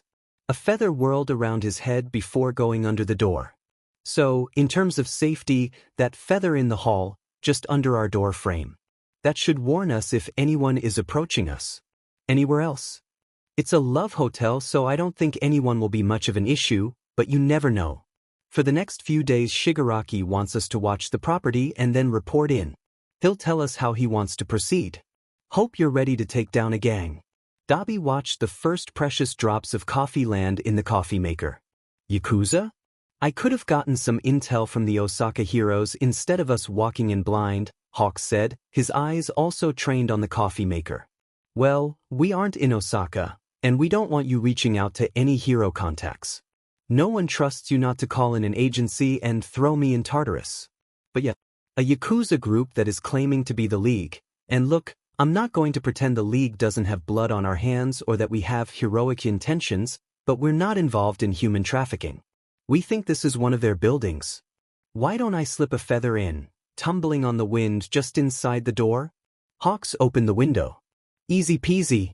Yeah, that could get us out of here early. Dabi dragged the armchair over to the window. Might as well be comfortable, he said with a shrug. Hawks opened a window and used his telekinesis to detach a small feather. It danced in the wind, but made its way to the building, sliding under the door. Can't do much more than that without being able to give the feather more specific instructions? He cocked his head. Nothing yet. No vibrations. Dabi wondered how long Hawks would be able to go without talking. So he switched between watching the building and scrolling through social media. I can't believe you have a Twitter account, Hawks said, recognizing the signature layout. What do you tweet about? Shounen manga. Dabi said it completely deadpan. Bullshit. Dabi smirked. Would you believe it's mostly tweets about how the HPSC is evil mixed in with some cat pictures and memes? Hawks laughed. Cat pictures? Cats are advanced life forms who don't give a shit if I'm scarred as long as I can operate a can opener. I mostly go to cat cafes. Life with the League doesn't really lend itself to responsible pet ownership. I feed strays too. Dabi's tone was defensive. Kind of my natural enemy, I'm afraid, Hawks said. Even if I wanted a pet, hero work doesn't really lend itself to the kind of hours that would allow you to be a responsible pet owner. I pull 12-hour shifts on a regular week. A longer or more intense week can lead to 18-hour days. Too often I get home and face plant on the bed. It wouldn't be right to do that to a dog or a cat. I travel a bit for the League and not just for shit like this. But yeah, I love Toga like a sister, but I wouldn't trust a pet with her. Shigaraki would feed the cat whatever he was eating. Jean would scare them going from one personality to the other. And Spinner, Dabi snapped his mouth shut. What was it about the hero that had his barriers dropping? In sleep and awake. By the end of 2 weeks, how compromised would he be? Guess it's too much to expect you not to pass some of that on to the commission. Yeah, the commission would totally care that you like cats more than dogs. He shook his head. Double agent. I'm going to have to give them something after disappearing for 2 weeks and dumping my agency on Rumi, Mirko. I'm sure Shigaraki will give you some details to share with them. Dabi was disinterested in that. But shit like that I care about Toga is private. Are we clear? It's going to be a very boring 2 weeks if we don't talk. Can't exactly watch TV and the building at the same time, Hawks said. Can I believe that we can have an expectation of silence on things we share here? On the personal side of things, at least? Big ask, but yes. Shut up until after lunch, though. I have a headache? Not true, but he did need some time to process the conversation. He just knew Hawks was a spy, but was he capable of turning double agent? Why would he? If the commission treated him a little better, would he defect back to them and tell them every last detail he knew about the League and about Dabi, down to his motion sickness? Something deep inside him reassured him that Hawks wouldn't screw him over. In a fit of insanity, he glanced at Hawks' arm, but there was no soulmate mark, much less one that read Toya, of course, because that would have been the coincidence to end all coincidences. There was no rational explanation as to why he'd trust Hawks. But he did. There was the minor problem that while he slept with Hawks, his body had a definite and extremely positive reaction to Hawks' admittedly gorgeous body. Neither of them had said anything about it, but Toya had noticed that it seemed he wasn't the only one who woke up with morning wood. Nothing to do about it, of course, but while he watched the silent building, his brain supplied helpful, graphic mental images of what could've would never happen. Dabi looked up to see Hawks playing with his wings. He'd focus on a feather, running his thumb along the shaft of the feather, stroking over the fluffy bits, then it would fly back and rejoin his other feathers, only for another to fly to his hand. What are you doing?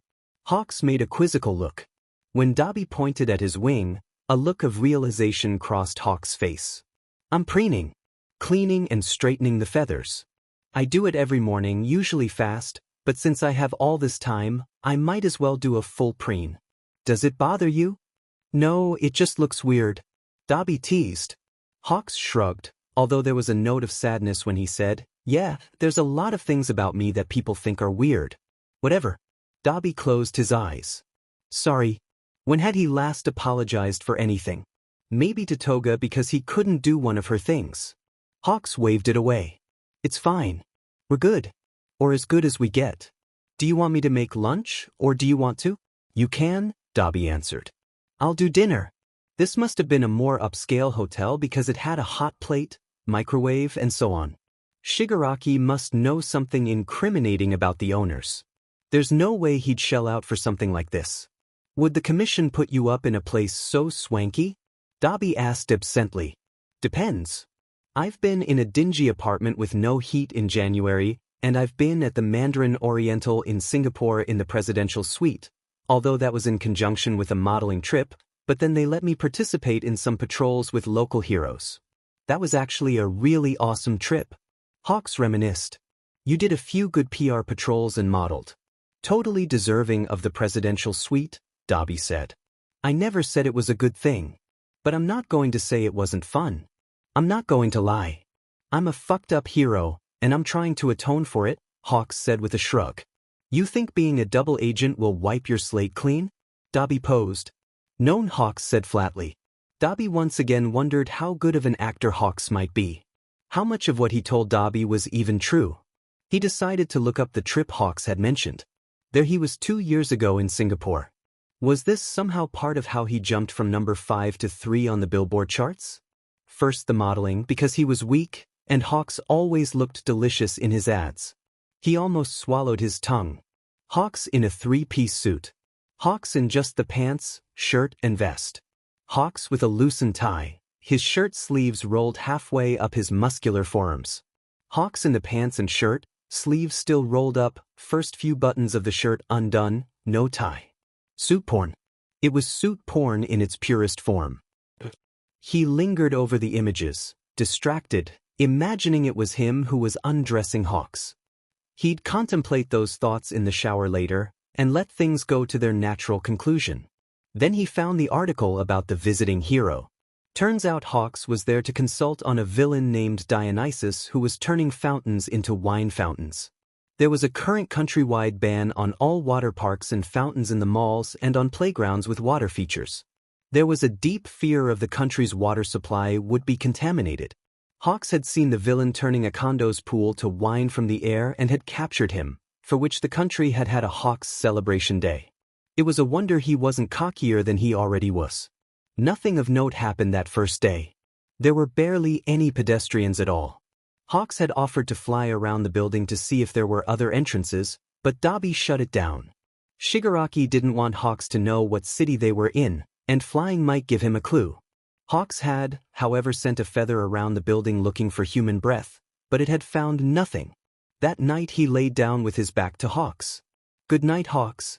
After their conversations today, it felt more natural to call the hero by his name, instead of a condescending nickname. Good night, Dabi. In the quiet, late night as it melted into morning, Dabi awoke to find his body was plastered against Hawks. As he pulled away, the other man's arm tightened around him, keeping him cuddled against the hero's body. Hawks' voice, scratchy with sleep, muttered, "Don't go." "It's Dabi," he said. "You don't mean it." He was dreading the moment Hawks opened his eyes, and pushed him away in revulsion. "Know that," Hawks yawned. His eyes fluttered open. "Unless you don't like it?" The evidence that he was more than thrilled to be where he was pressed against Hawks' hip. "Just 5 minutes," Dabi said, letting his head rest on Hawks' shoulder once again. No matter how this felt, it had to be a dream. It was okay if he gave in his dreams. 5 minutes, Hawks agreed with another big yawn. He resettled his wings and Dabi shivered with pleasure as the soft wings brushed over him. 2 hours later when the alarm, they awoke in the same positions. Dabi took stock of the situation. No matter how he turned over the evidence, there was only one conclusion. "I'm so fucked." The commission had said to do anything it took to gain Dabi's/the league's trust. Anything. He considered using that as justification for sleeping with Dabi. For roughly the 700th time that day. The idea had been percolating since their first meeting, but it had come to a head during the past 72 hours. Selfish, Hawks admitted to himself, because after 3 nights, he wanted to sleep with Dabi more than he wanted oxygen, not because it would benefit the cause. He'd been startled that first night when he'd awoken to Dabi pulling away from him. But he'd known exactly what he was asking for when he'd asked Dabi for cuddles early in the morning of the second night. He'd known who he was touching. It had been so long since he'd touched anyone like this, and while he wasn't exactly in denial about the fire user, something about Dabi drew him in, and damned the possibility, maybe even the certainty, of being burned by the flame. Was he a stupid moth drawn to the fire that would kill him? 2 mornings of cuddles and, if it meant the promise of more, he'd fly stupidly into the flame. Or was he the ingenious spy slipping under Dabi's barriers? But back to the important question, Would the commission support or punish him for being a honey trap? Hawk's lips quirked as he watched Dabi in sleep. His wing was a crimson blanket over the both of them. In sleep, Dabi's long, white eyelashes brushed his cheekbones. The staples glinted in the early morning light. He looked sweet. Innocent. The bad boy you might actually bring home to mom. Hawks gave a ghost of a laugh, cautious not to wake Dabi. His mother probably snorted all the money the commission gave her in a week, maybe even to her death. The commission hasn't volunteered the information and he didn't ask the question. The commission president was the closest thing he had to a mother figure. She'd love it if he brought Dabi to dinner, and would have guards swarm Dabi and throw him in Tartarus, and Hawks would be taken to the subterranean levels of the commission headquarters and he'd be rewarded for his cleverness? Punished for falling for a villain? Killed as irredeemable? Blinking the bad images away, he pictured Dabi in his real bed. It was bigger than this one, and more to the point it was his bed. What would it be like to see Dabi against his steel gray sheets, to see his hands twist in those sheets as Hawks took care of him in every way he desired? Hawks watched as Dabi frowned in his sleep. His eyes fluttered open. Sapphire eyes met gold, and Dabi swallowed. Hawks licked his lips, and Dabi's eyes followed his action. Both of their breathing sped, audible in the silent room. Hawks' eyes fluttered closed and he tilted his head to give Dabi access to his lips. One kiss. Just one. Instead, his feathers told him that Dabi climbed out of bed. I'll make the coffee. Then we can call Shigaraki. There's nothing here. Not entirely true, my friend. There's absolutely something here. Hawks pushed up onto his elbow and gestured between them. Poor little Hawks. Did you imprint on me, baby bird? Don't worry. I'm told people get over me, eventually. However, despite Dabi's denials that he didn't care about Hawks, he made Hawks coffee first, and he put the right amount of cream and sugar in it to make it perfect. Then he made his own coffee. Hawks saw right through it. Admit you like me. No one will hear you except me, which is the point after all, Hawks pushed. Tolerate you spy.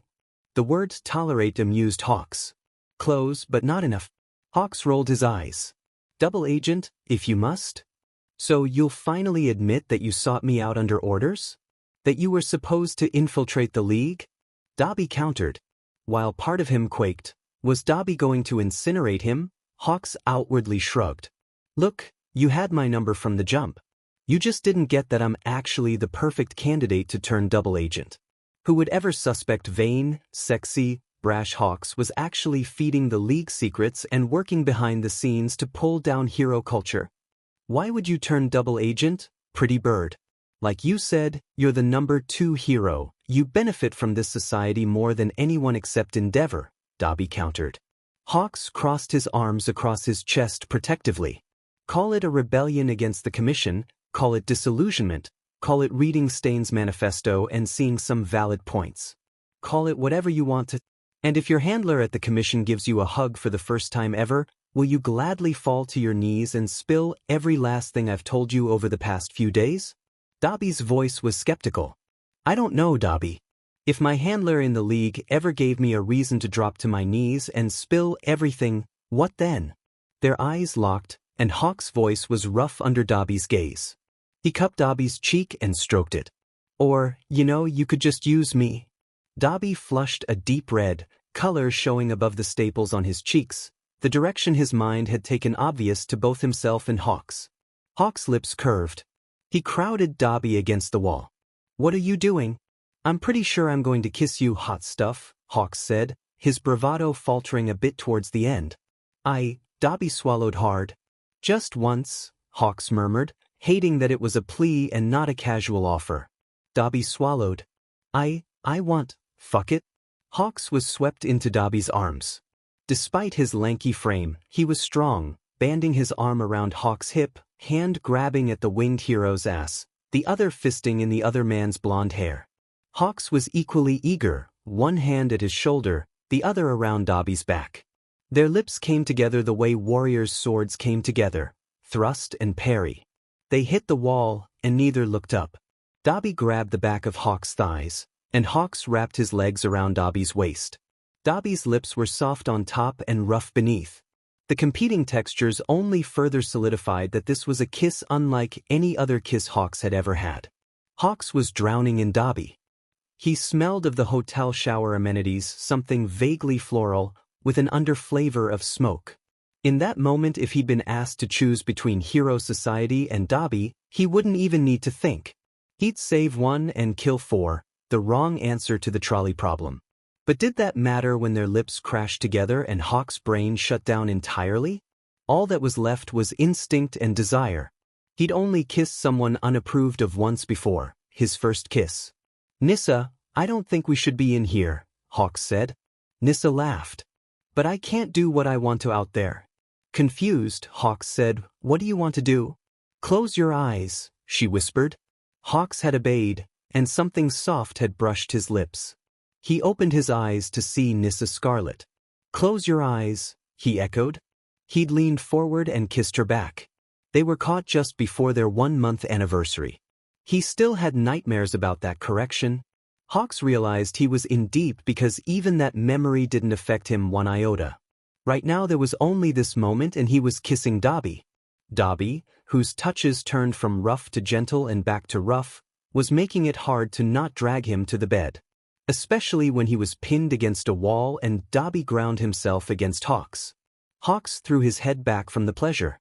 "Fu," Hawks moaned before his mouth was claimed by Dabi. It was like drowning, but he'd be a willing victim for this man. A strange sound penetrated Hawks' blissed out. Clapping. He shoved Dabi away and yanked a sharpened primary. Dabi recovered equally fast, raising his hand, blue flame blooming along the arm farthest from Hawk's wings. "Shigaraki, you fucking asshole," Dabi spat. "Ah, was I interrupting? Don't let me stop you," Shigaraki gave a cackle. Hawks had very limited experience with the young leader of the League of Villains. But brashness was really the only conceivable way forward. "Nah, we were settling a bet." "A kissing bet?" Kurogyri just had to stick its portal into the conversation, didn't he? Hawks felt like he'd been played. The only consolation was that Dabi was acting equally played. "Fuck off, Shigaraki. Your gaming systems are toast. Or maybe I'll just melt all your games," Dabi growled. "You gave us this bullshit assignment just to fuck with us. Was there even a group to take care of?" "No. But while you've entertained, Hawks, we've had our fun in Fukuoka. What do you have to say to that, hero?" Shigaraki removed the hand over his face, gross, and smirked at Hawks. "Anything for the commission. I hope Mirko wasn't a problem. Next time you want to play in Fukuoka, let me know to arrange a less powered hero in my stead." "The bunny is in the hospital," Shigaraki said. Hawks started at that. Shigaraki gave an unpleasant laugh. "She'll be fine. Twice has 6 cracked ribs, though. Her hospitalization stats are stupidly high. Not compared to Endeavor, but compared to the rest of you, her stats are high," Dabi added. "What do you think of your bestie now, pretty bird?" Hawks thought about his best friend. She was a big personality, but most of her power came from her legs and her muscular arms. Muscles she'd had from a young age. She knew how to control her power. But from her perspective it was worth the risk. She saw one of the high-ranking members of the League and of course she'd gone after to capture or incapacitate him. He would have done the same thing, and he wouldn't have lost sleep over cracking the ribs of a League member. "I think I need to talk to her, and see if anything Stain said would resonate with her," Hawks said. "Need to go and talk to her, at any rate." "Well, now that we've had our fun, you can go, Hawks. Enjoy cleaning up our mess. Dabi will text you with your next mission." Shigaraki dismissed Hawks. "Be sure to go out the front. You'll need to pay the bill for the last few nights, hero." Dabi choked out a laugh. "You motherfucker. I was wondering what kind of blackmail material you had on the owners." "See you later, pretty bird." Dabi pushed Hawks against a wall, his mouth chasing Hawks. It had been 7 days of texting since they last touched, and both men were drinking from the other's lips as if they were in a desert, and the other's lips were an oasis. Dabi ran a finger down the length of one of Hawks' primaries and Hawks shivered. Thursday meant meeting in the alley between the hospital and the adjacent buildings in Mizudafu.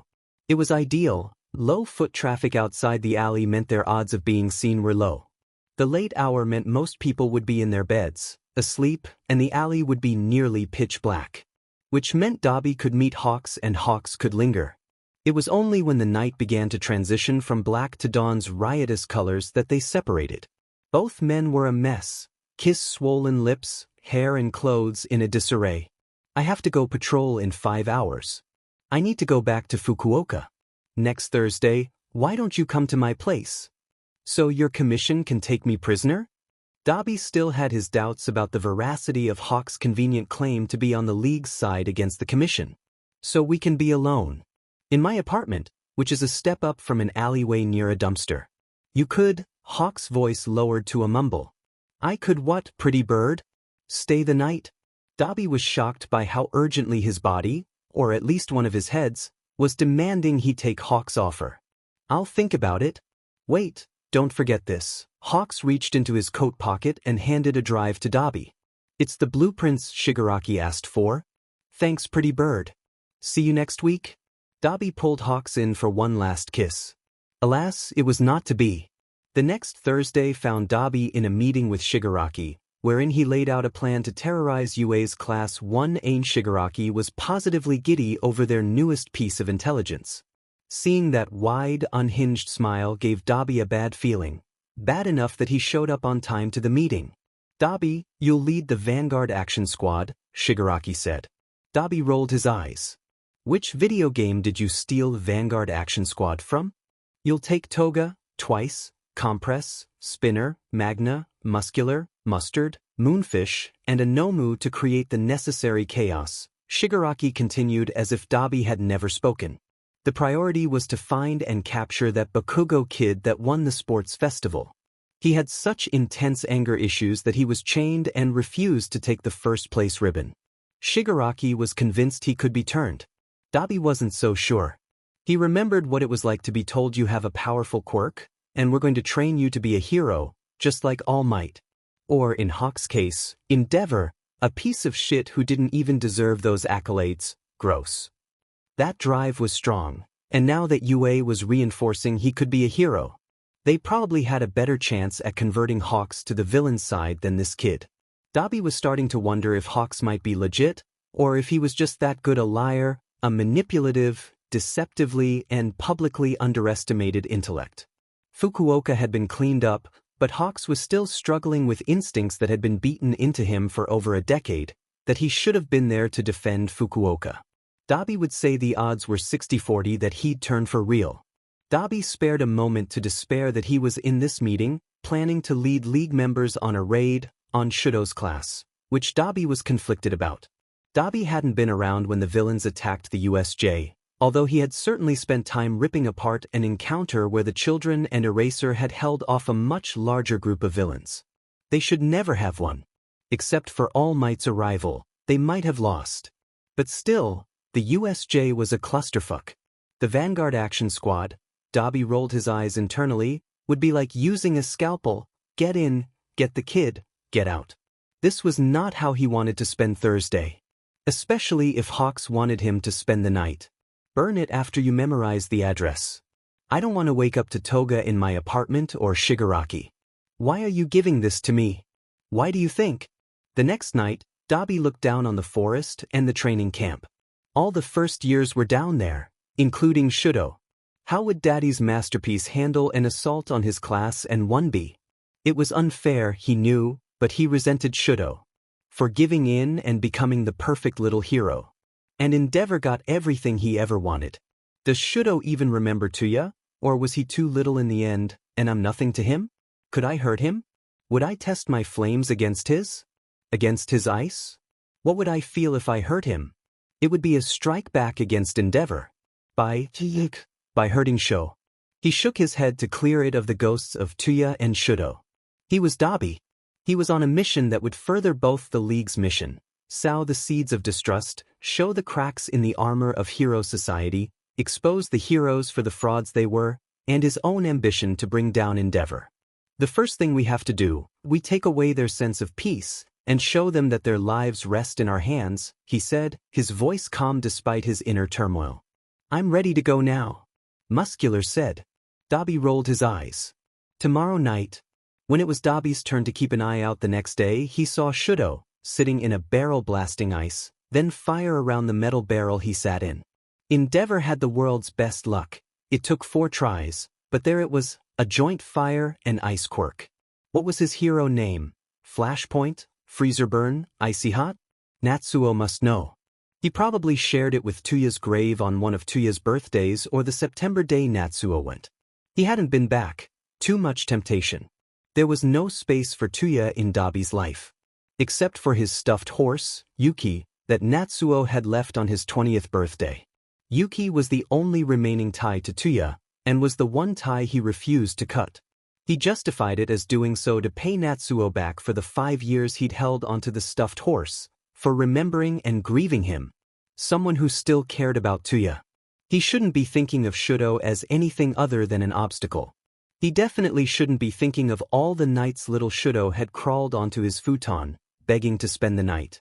He shouldn't remember the first time he saw Shoto trying to bandage his burns. Shouldn't remember the high-pitched voice calling him Ting. Shouldn't have a knot in his throat. Shouldn't have burning eyes. Shoto had only ever wanted Toya to love him. And Toya had a fierce love that drove him to beg Endeavor to teach him to give little Shoto a break, or to take his beatings. The look in Shoto's eyes when Endeavor had branded Toya deliberately, obliterating his soulmate mark, flashed on the back of Dabi's eyelids. Dabi shook his head to clear it. He needed to get it together. By nightfall, Dabi was glad that he was about to unleash his flames. He'd been so agitated by the ghosts of his past that his flames had been burning beneath his skin. He wanted nothing except to prove to himself that he didn't give a shit about Shoto.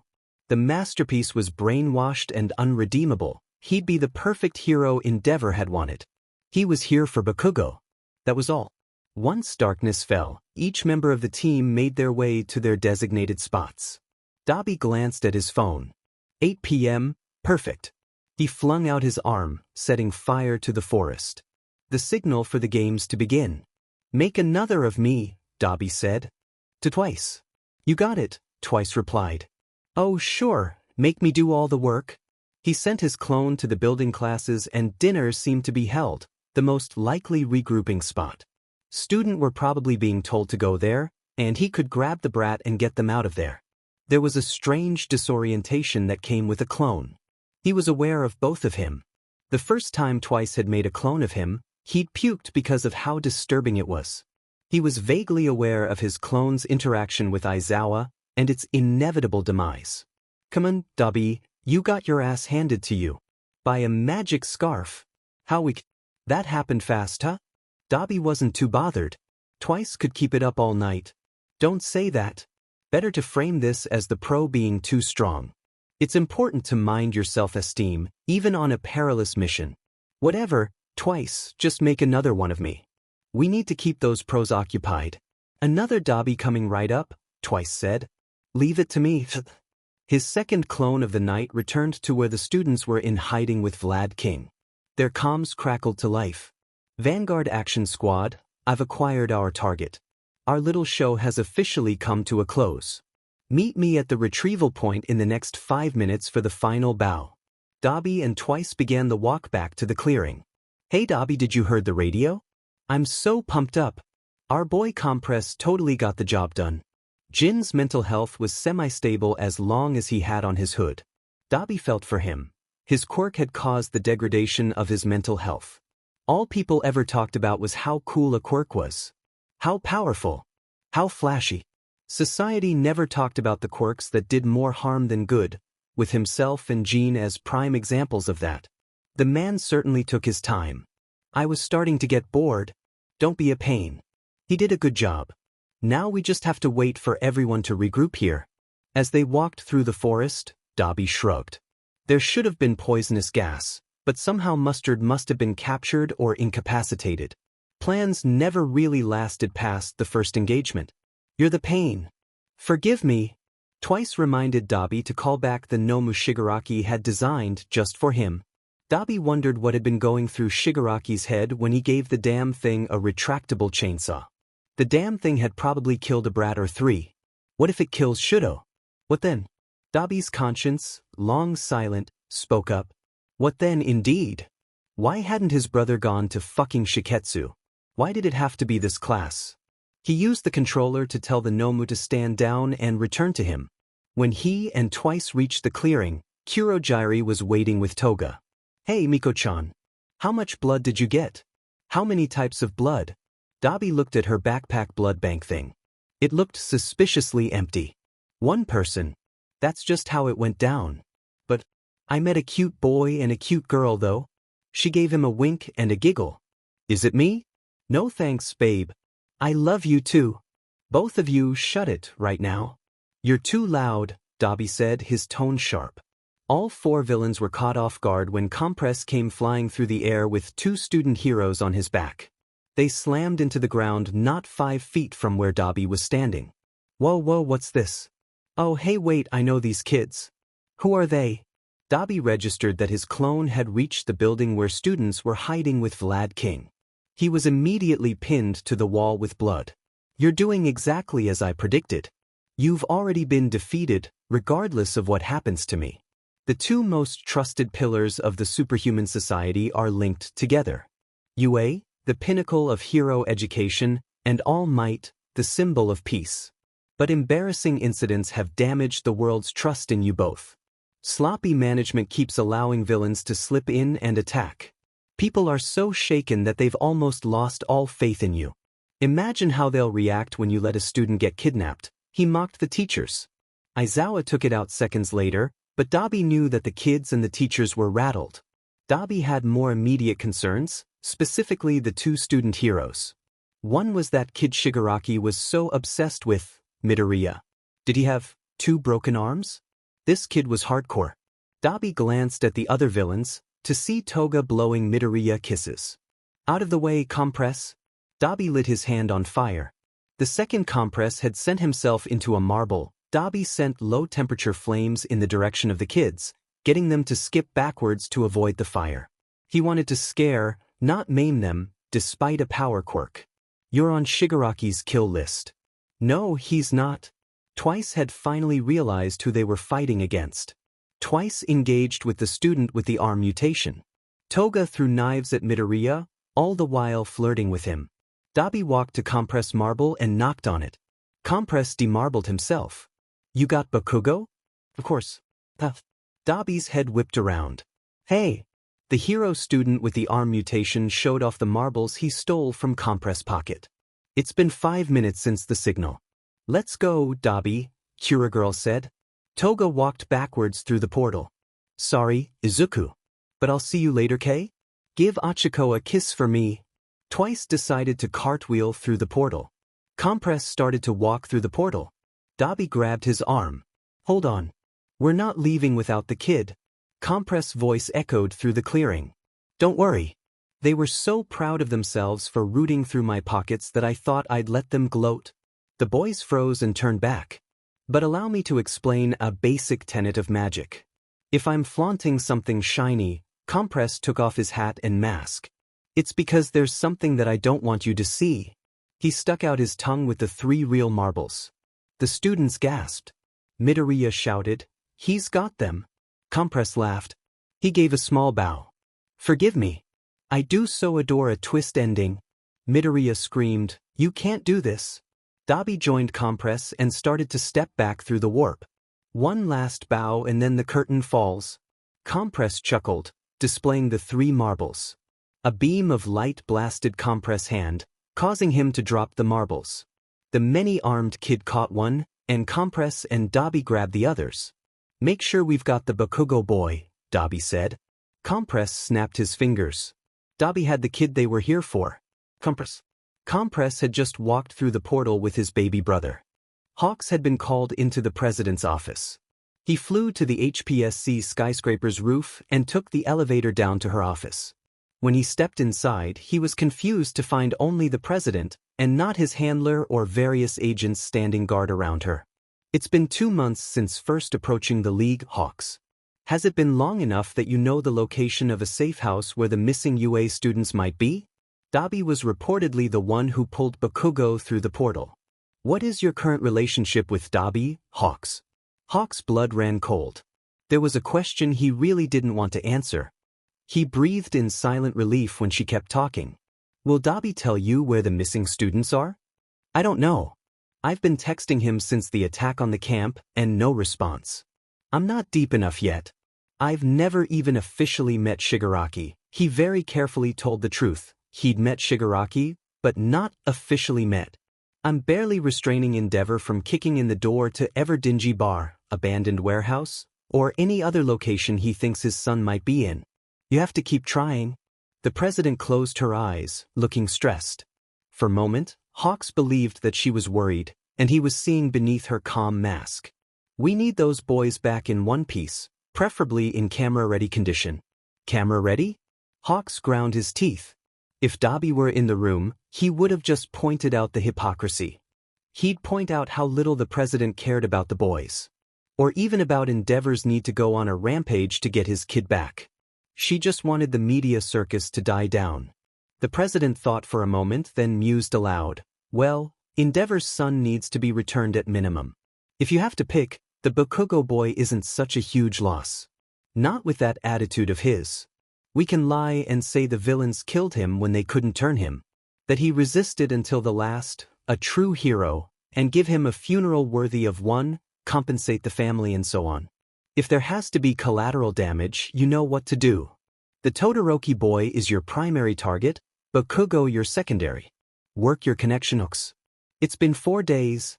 She wants plausible deniability that she told me to prioritize Todoroki if I have to leave Bakugo behind.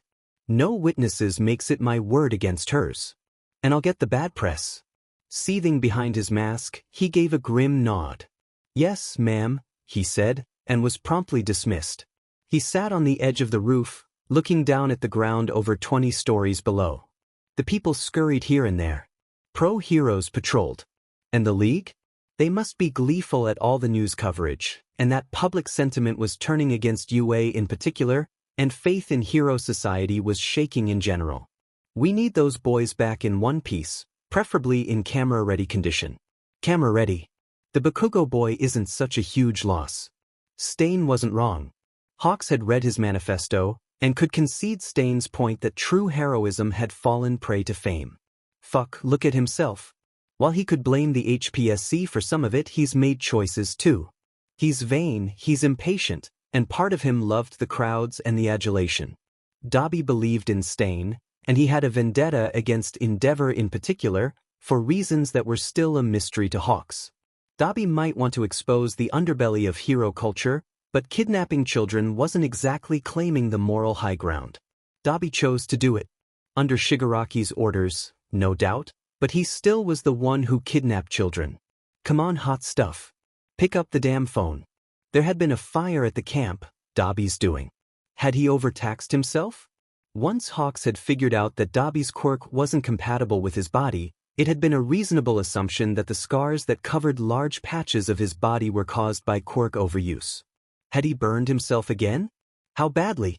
Was he in a hospital? An underground hospital, at any rate? The only other League members he'd met were Kurojiiri, when he'd gone through the portal, and a short conversation when Shigaraki had come into the hotel room. It wasn't like he had their phone numbers to check up on Dabi through a third party. Let him be okay.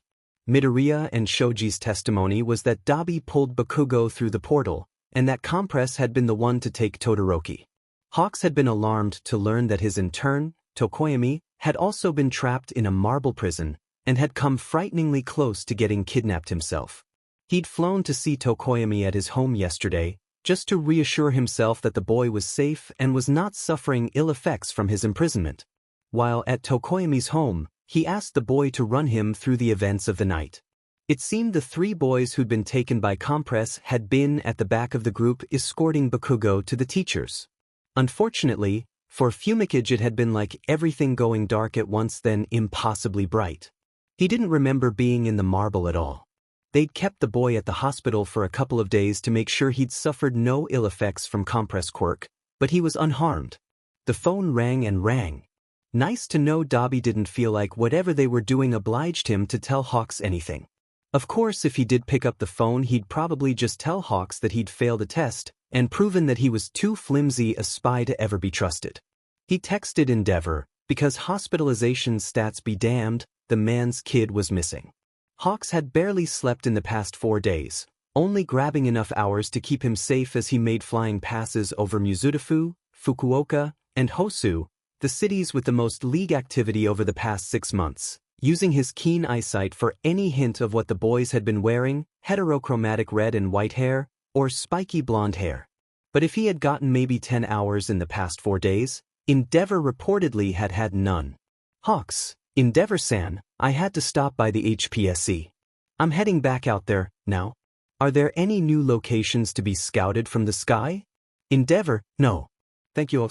His regard for Endeavor had sharply declined the more he'd looked into villain mortality and injury statistics over time. There were multiple lawsuits filed by villains against Endeavor that he was abusive in his capture and restraint methods, but when you put a public attorney against the firm retained by the HPSC to handle these sorts of malpractice lawsuits for the highest-ranking heroes, well, the result wasn't all that surprising. Those were the lawsuits Hawks would have completely dismissed as baseless before Dabi. Before he started doing more homework into Endeavor's past, and found the same pattern of behaviors. The only break Endeavor had taken in the last 10 years was a mandatory 1-month grief sabbatical. His oldest kid had died. It must have broken Endeavor. Maybe that explained why this man so little resembled the Endeavor Hawks had idolized. And to be living with the terror that you might lose another son? Maybe he should encourage Endeavor to take the kid to Disneyland or something for a week once they found Todoroki and Bakugo. He hadn't gone back further than 10 years, but once this was over he would.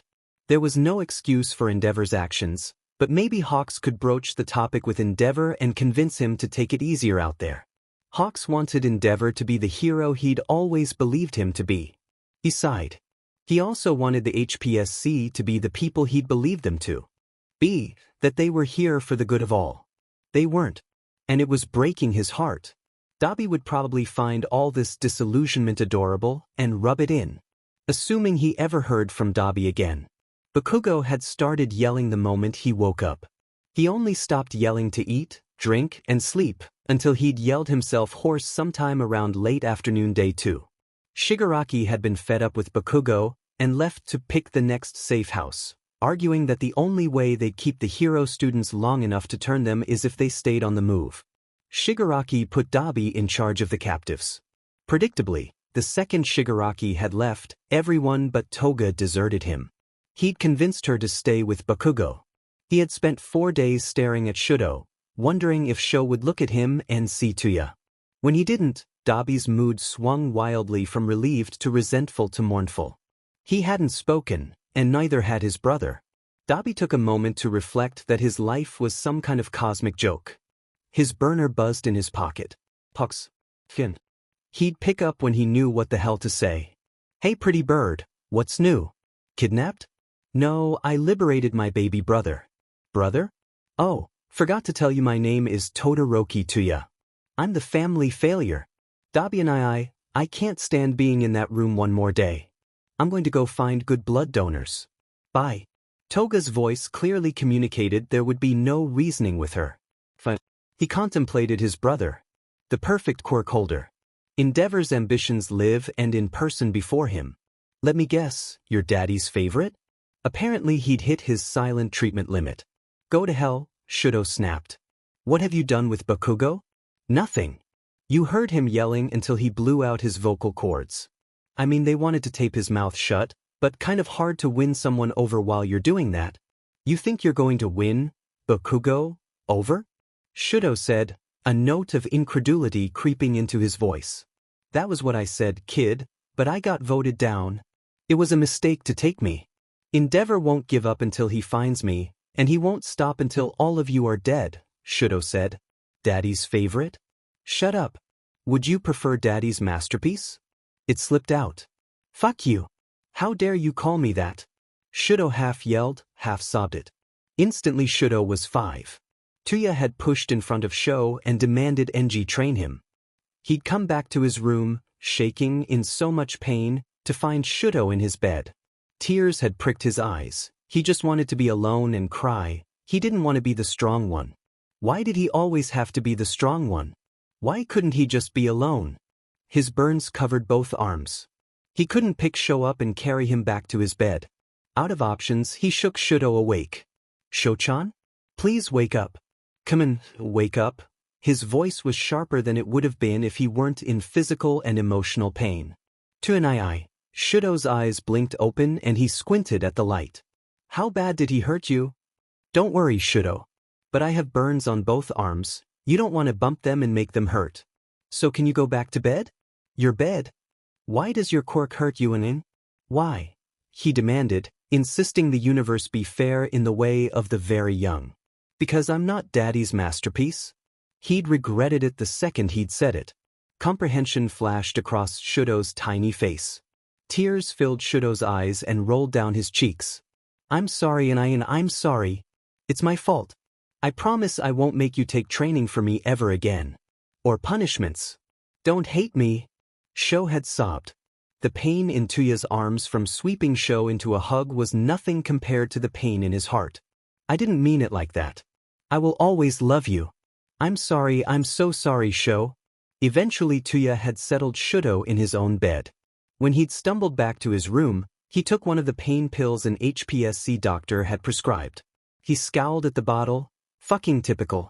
They'd overlooked the obvious signs of abuse, b, his claims he was being abused, and c, how frequently Endeavor had brought him there for healings, and decided rather than investigate their number two, they'd just chalk his claims of being abused as melodrama because his burns hurt.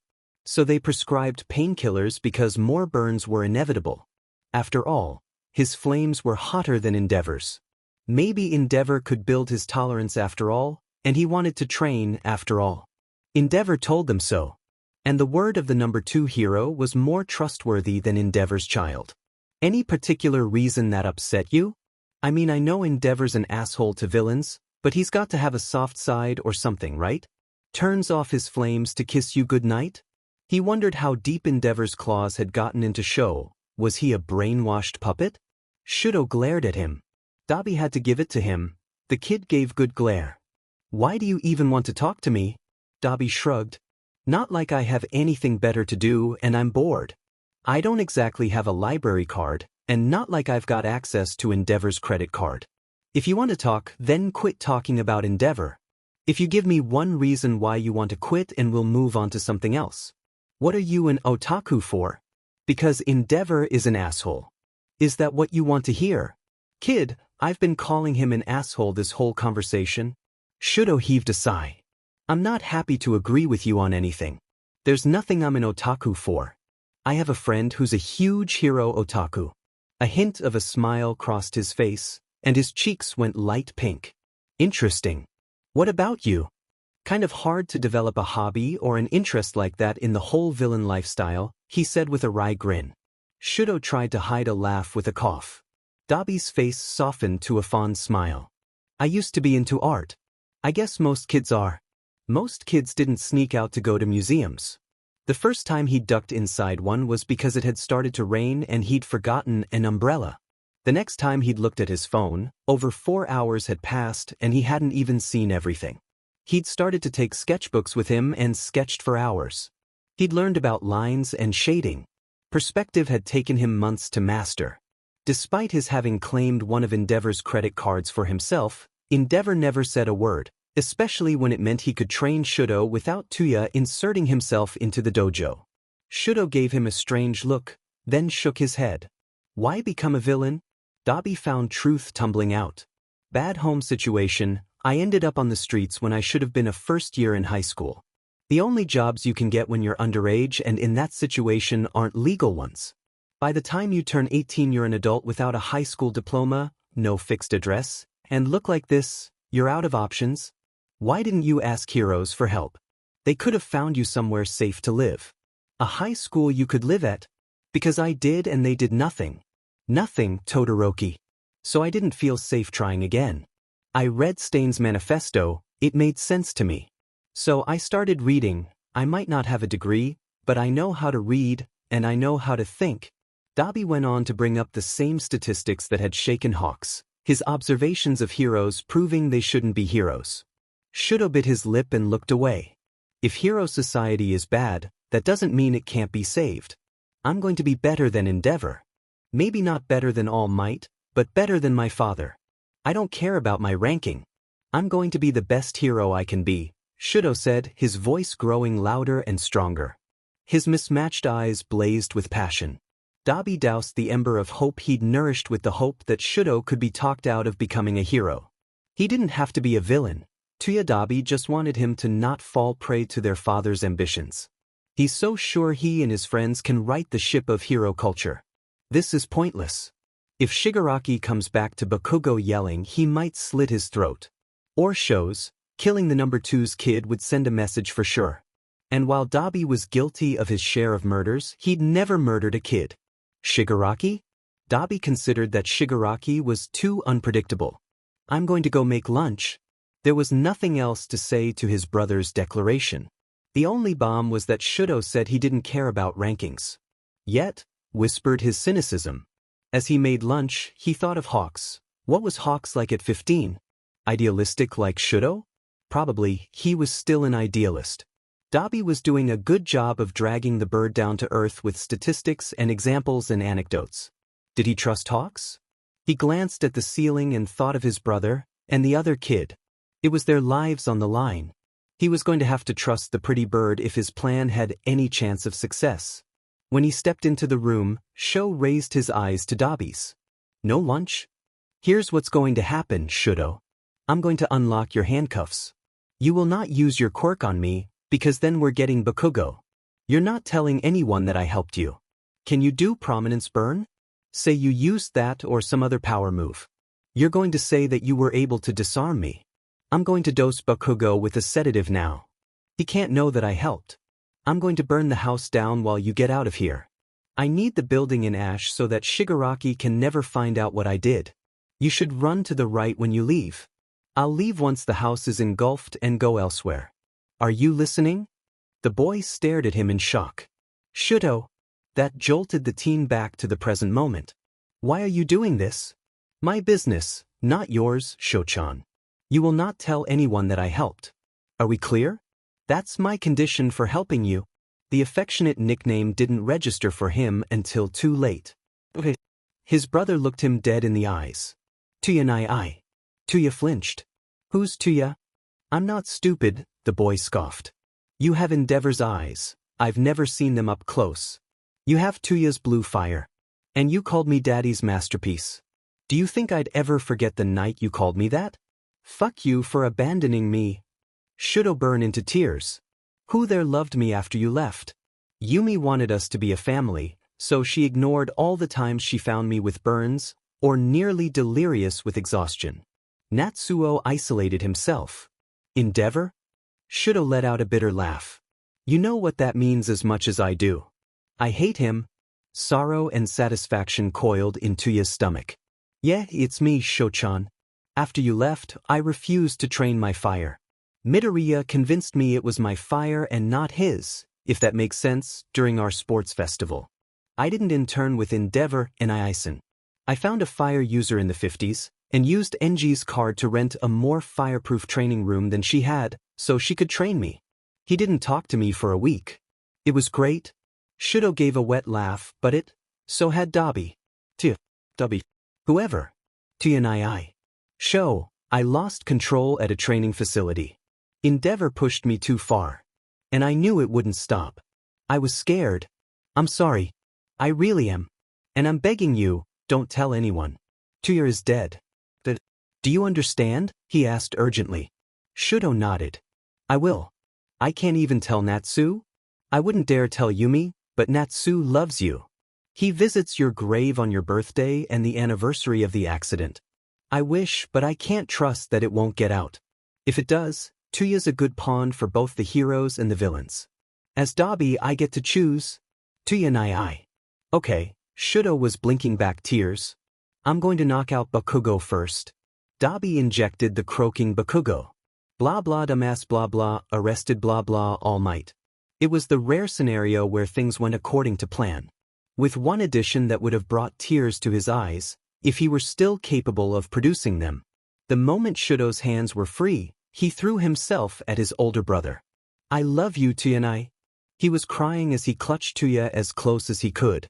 I've missed you so much. I'm so glad you're alive. I wish you weren't a villain, but you're alive. Toya pulled his brother as tight as he could against him. I love you, Shokun. I miss you. And kid, I really wish you weren't going to be a hero, but goddammit, if you're going to do this, do it right.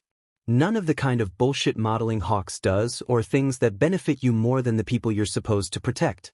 I love you, and I wish we had all the time in the world, but we need to get going. He pressed a kiss to Shoto's forehead. But, are you happy? I like you. I have friends for the first time. NG never let me go to school. And I'm learning a lot too. Allow me a second to be nosy. Is Midoriya your boyfriend? He was pretty intense trying to save you. Sho gave a wet laugh. Yes. Are you happy? I feel like the league is the right place for me right now. Toya paused, then reached into a special pocket of his coat. He pulled out the stuffed horse. Do you remember Yuki? Yes. He was your favorite. You only let me play with him if I'd been extra good. I saw your sports festival performance. You were great. He left off his conflicted feelings. Extra good even. I want you to take Yuki. One day it'll get abandoned in a building that I can't go back to, or it will get caught in a fire. You can take better care of Yuki than I could. And it's a way of me saying I love you. Just don't let Natsuo see it. He left it on my grave on my 20th birthday. Him seeing it would raise too many questions. Are you sure? When Toya nodded, Shoto accepted the animal. When Toya passed Bakugo to Shoto, he grasped his brother's shoulder. I love you, Shochan. Shokun. I love you, and I always have and always will. I love you too, Anisen. Shochan for you. I love you, Toya. As the house burned around him, Dabi waited a moment then stumbled out and ran in the opposite direction from Shoto and the unconscious Bakugo. He pulled a brand new burner phone and called a certain number. He couldn't risk Shigaraki seeing a call to Hawks minutes after losing Sho and Bakugo. Today proved why he always carried a spare burner phone. He'd make the call and melt the spare phone after it was done. Hello. Hawks answered urgently. Your feathered ass better be in Fukuoka? I am. Yes. There was so much hope in Hawks' voice. Toya was happy to give his, whatever, good news. I need you there, Hawks. You'll see a building on fire. I sent the boys toward the alley to the left. Hurry before they get too far away. This is not a nice neighborhood. And not a fucking word to the commission about my involvement. Are we clear? Wait, what? You sent them? I'm in Fukuoka. Flying there now. I let them go. For my own damn reasons. Just pick them up. I'm exhausted and I need a shower. You leave your fire escape window unlocked? That's it. I'll keep your secret, Dabi. My shower is your shower. Gotta go. As Hawks went to hang up, he heard to do before the line cut out. Hawks landed in front of Todoroki, who was seated on the ground, looking blankly ahead, tears running down his face. Bakugo was seated next to Todoroki and was leaning against him, unconscious. Todoroki-kun? When the boy started sobbing, Hawks felt at a loss. He couldn't say that Dabi had sent him here. Todoroki-kun, do you need medical attention? Todoroki shook his head and slowed his crying until he was only voicing the occasional gasp. No, I'm okay. I was really scared, and it was hard to run and carry Bakugo. I need to spend more time doing fireman's carry training. Let's get the two of you to the hospital. I'll carry Bakugo if you can walk? And we should call your father. Not yet, please. Endeavor can go to hell. I need to rest before we face the firestorm of being questioned and questioned and questioned, and there will be media stuff. I need a minute to breathe. Are you sure? I think I need some time to get over things. I feel really shaky right now, Todoroki said. He was a terrible liar. Hawks realized it might be a ploy. He was giving Dabi time to get away. He had no clue why the boy would want to give the villain time to get away, but there it seemed to be. It was about an hour later when Bakugo awoke that Todoroki said he was ready to walk, which was Hawks' way of buying Dabi some extra time to get away. Hawks walked them to the hospital, at which point he said to Todoroki, Todoroki, we need to call your father. Bakugo muttered, flaming garbage? Todoroki's mouth quirked at his friend's comment. Yes. Fuck Endeavor. Then he turned to Hawks. Thanks for giving me the time I needed. You're welcome? Hawks had no idea how to react to Shoto's whole fuck Endeavor thing. Still, he was legally required to call the parents. I have Endeavor's number, so I'm going to call him first. Bakugo, after that, can you tell me the best number to reach your parents? Shoto crossed his arms and stared at the ground. Bakugo nodded.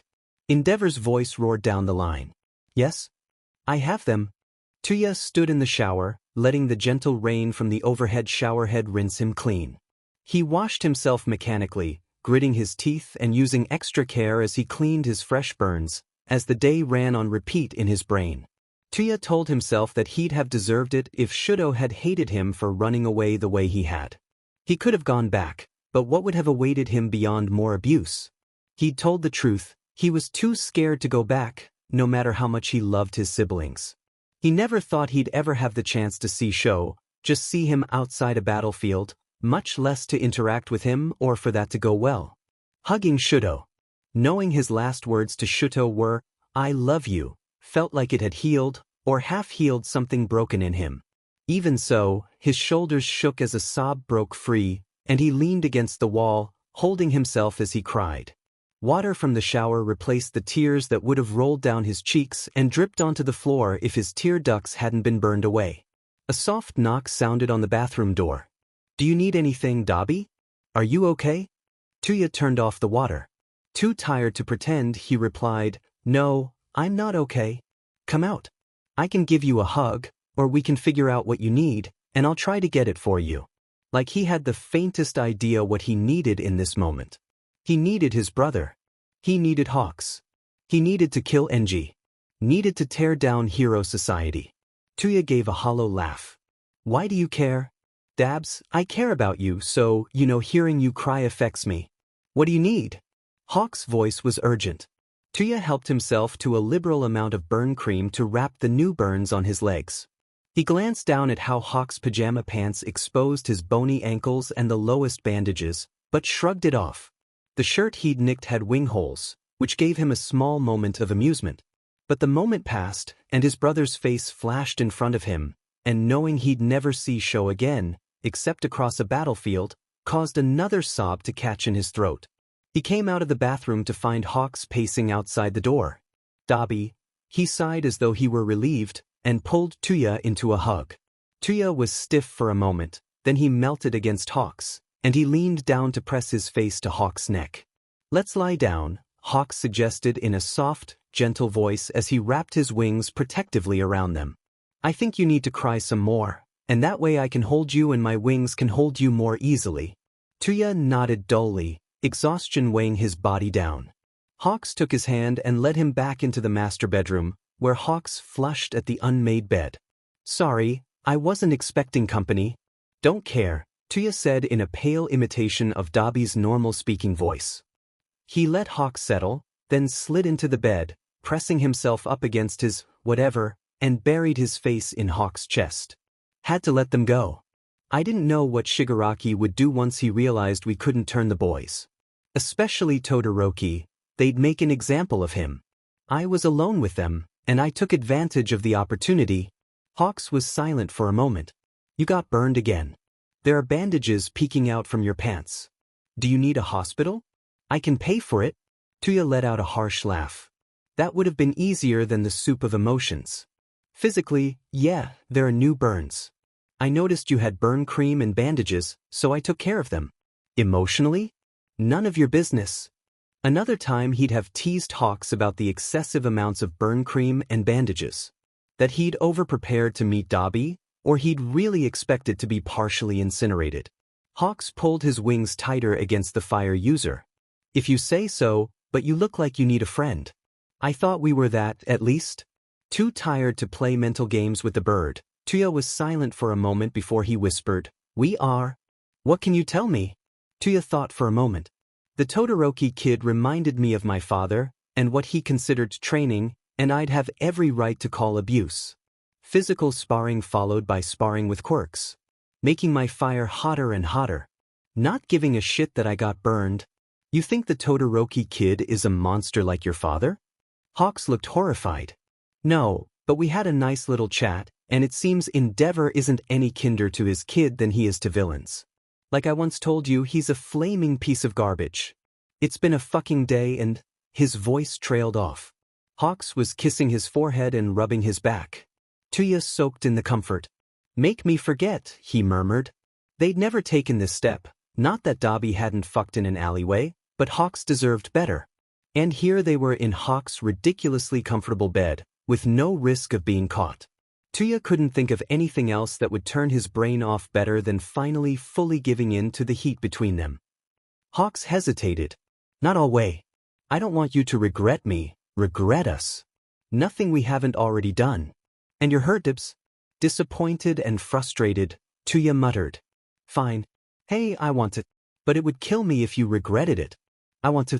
Hawks leaned over and kissed Toya with a comforting warmth. Toya rolled them so Hawks was splayed beneath him. He straddled Hawks. "You really are a pretty bird."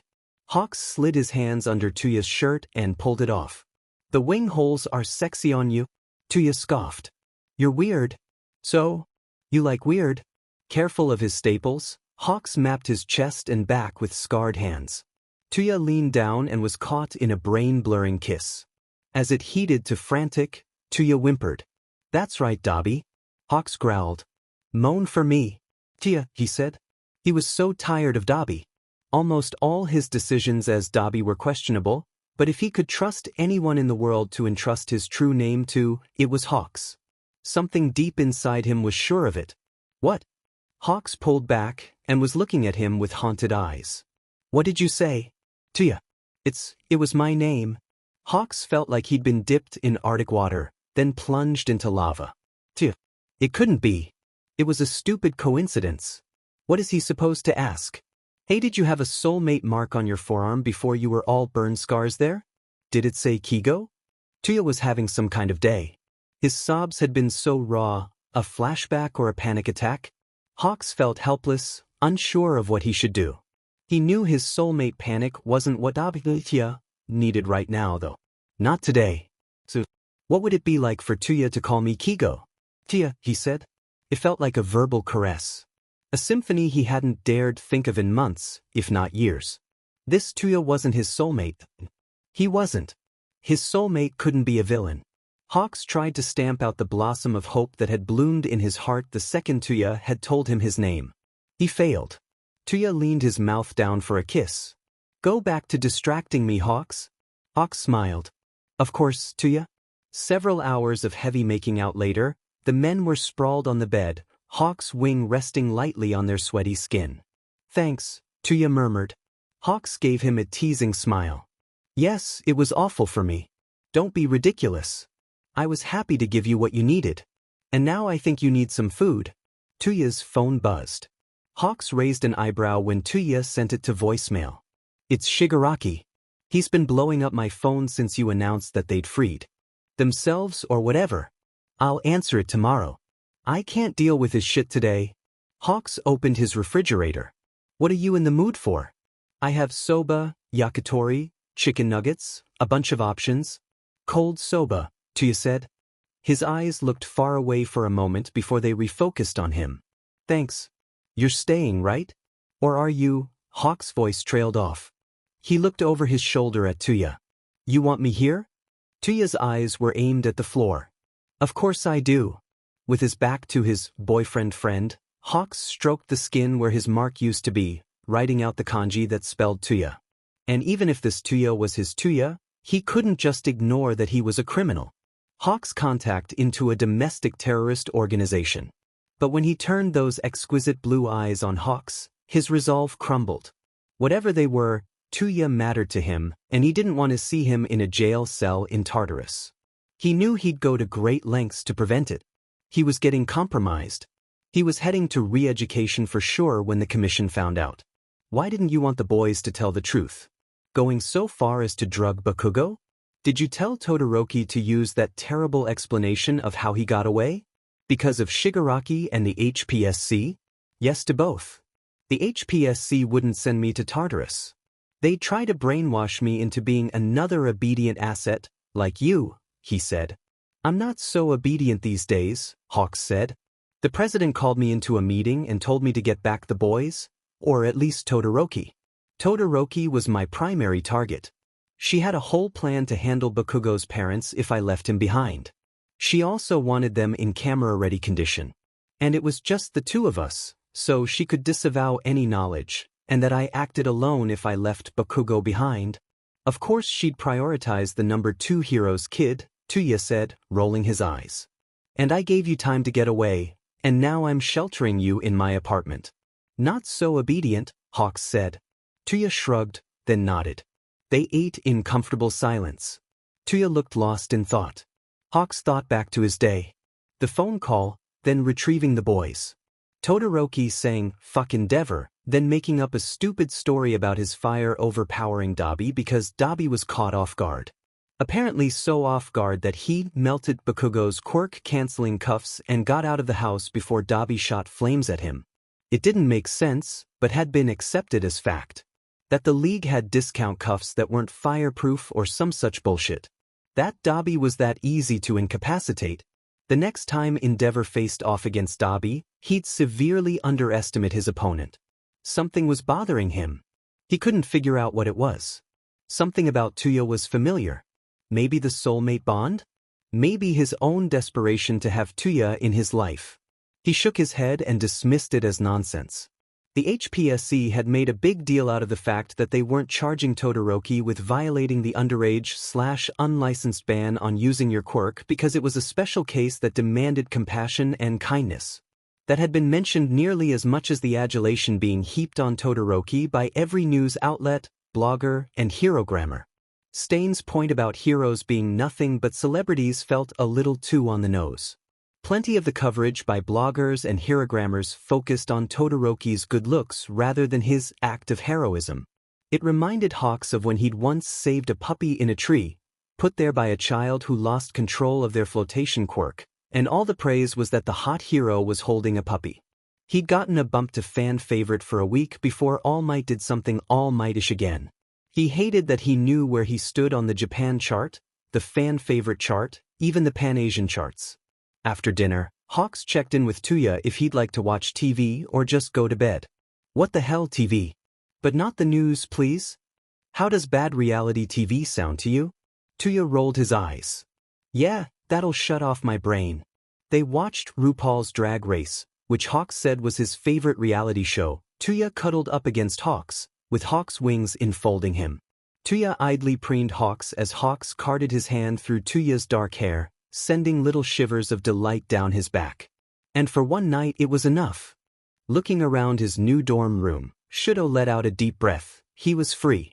No more of Enji's surprise 3 a.m. training sessions.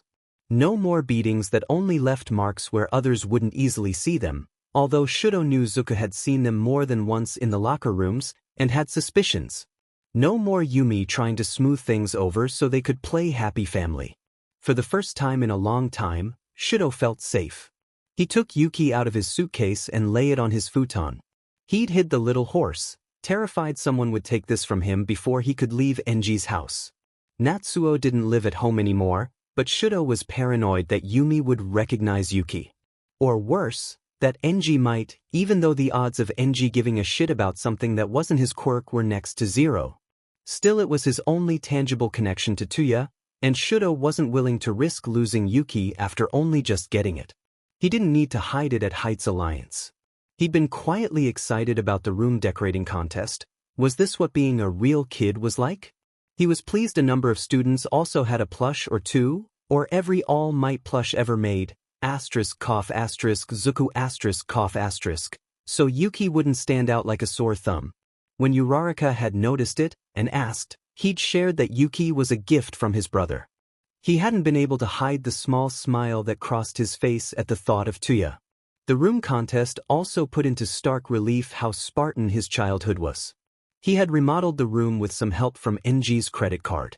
What he hadn't taken into consideration is that his room could look just like a regular room with posters. He'd gone with the familiar, which was formal Japanese style. It occurred to him that if he liked the style, he could keep it, but put up a poster or two to be a little more regular kid. It didn't have to be all or nothing. A knock sounded. He opened the door to find Zuku in the hall, and the sight of him made Shoto's heart flutter. Possibly the best part of living in Heights Alliance was being only a floor away from his boyfriend/best friend. Ready to have dinner? Zuko asked, holding out his hand. Actually, can we talk in private? Shoto asked, inviting him in. Sure. What's up? Did endeavor. Izuku's voice faded away, but his right hand balled into a fist. He settled himself on Shoto's desk chair and focused his emerald eyes on Shoto.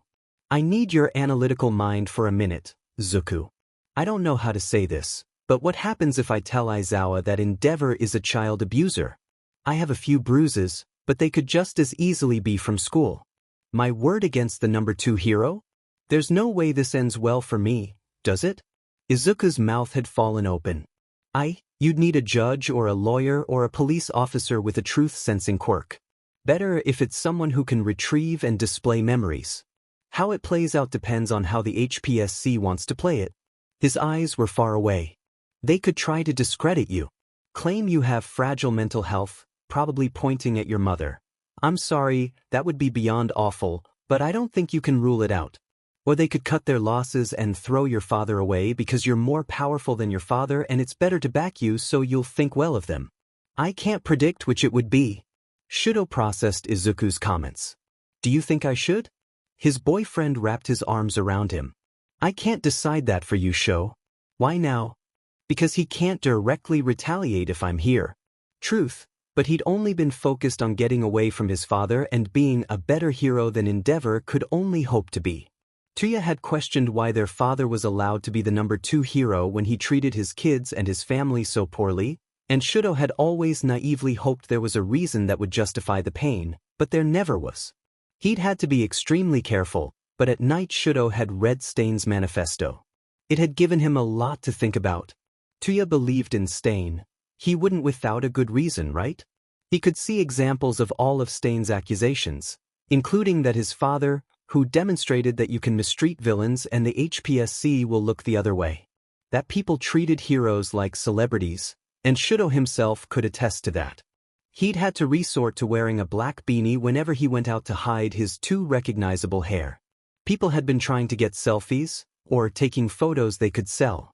It grossed him out. Will Toya hate me for being treated like a heartthrob? A worry for another day. Worst of all is that it made his own role in Stain's capture feel, not bad, exactly, but confusing. Stain would have killed Native, Ida, and maybe Zuko if Shoto hadn't arrived. Even with his help, they barely won. And ultimately it was Stain's broken rib that pierced his lung that captured him. When the Nomu took Zuko, Stain broke free of his bonds and went to save Zuko. Did that mean he wasn't all bad? That he could be reformed? Did anyone try to reform villains, or did society throw them away like a broken toy they don't want to play with anymore? What will happen to Toya once Shoto gets NG thrown in prison? He should be able to come home to the rest of his family. He could be reformed. His brother had been thrown away once. Shoto wasn't willing to let society do it to him a second time. Shoto breathed in the familiar scent of apple shampoo before standing straight. He'd made a decision. I'm going to tell Aizawa. Shoto hugged Izuku and kissed his boyfriend's cheek. Wish me luck. Do you want me to come with you? Izuku asked, twining his fingers with Shoto's. Oh, I can do it. Shoto walked to the teacher's dorm. He rang the doorbell, and a few minutes it was answered by a woman in loose jeans, a hoodie, hair up in a messy bun, her face free of makeup. Todoroki-kun. What do you need? At the sound of her voice, Todoroki recognized his math teacher, Midnight. Can I please speak to Aizawa-sensei, Namuri-sensei? He asked politely. Midnight nodded. Take a seat in this room. She opened a door to the right of the front entrance. It was a small room with a table and 4 chairs. Shoto realized that the teachers probably didn't want students in their common room, and this was a reasonable solution. A few minutes later, his teacher entered wearing black jeans and a black t-shirt. What is so urgent that it can't wait until after class tomorrow? Shoto's calm, quiet exterior cracked. More and more emotion poured out in his voice as he spoke. Endeavor has been abusing me since my quirk manifested. He subjected my brother Toya to the same abuse until he died from it. He basically murdered Toya. He hit and neglected Natsuo and Fuyumi. I want to get away. I don't want to ever see him again. I want him to pay for it. Shoto dug his nails into his palms. Please help me. Please. He whispered. Aizawa was silent for a moment. Then he said, I didn't realize. I'm sorry, Todoroki, I let you down before. But I'll help you. The first thing we have to do is talk to Principal Nedzu.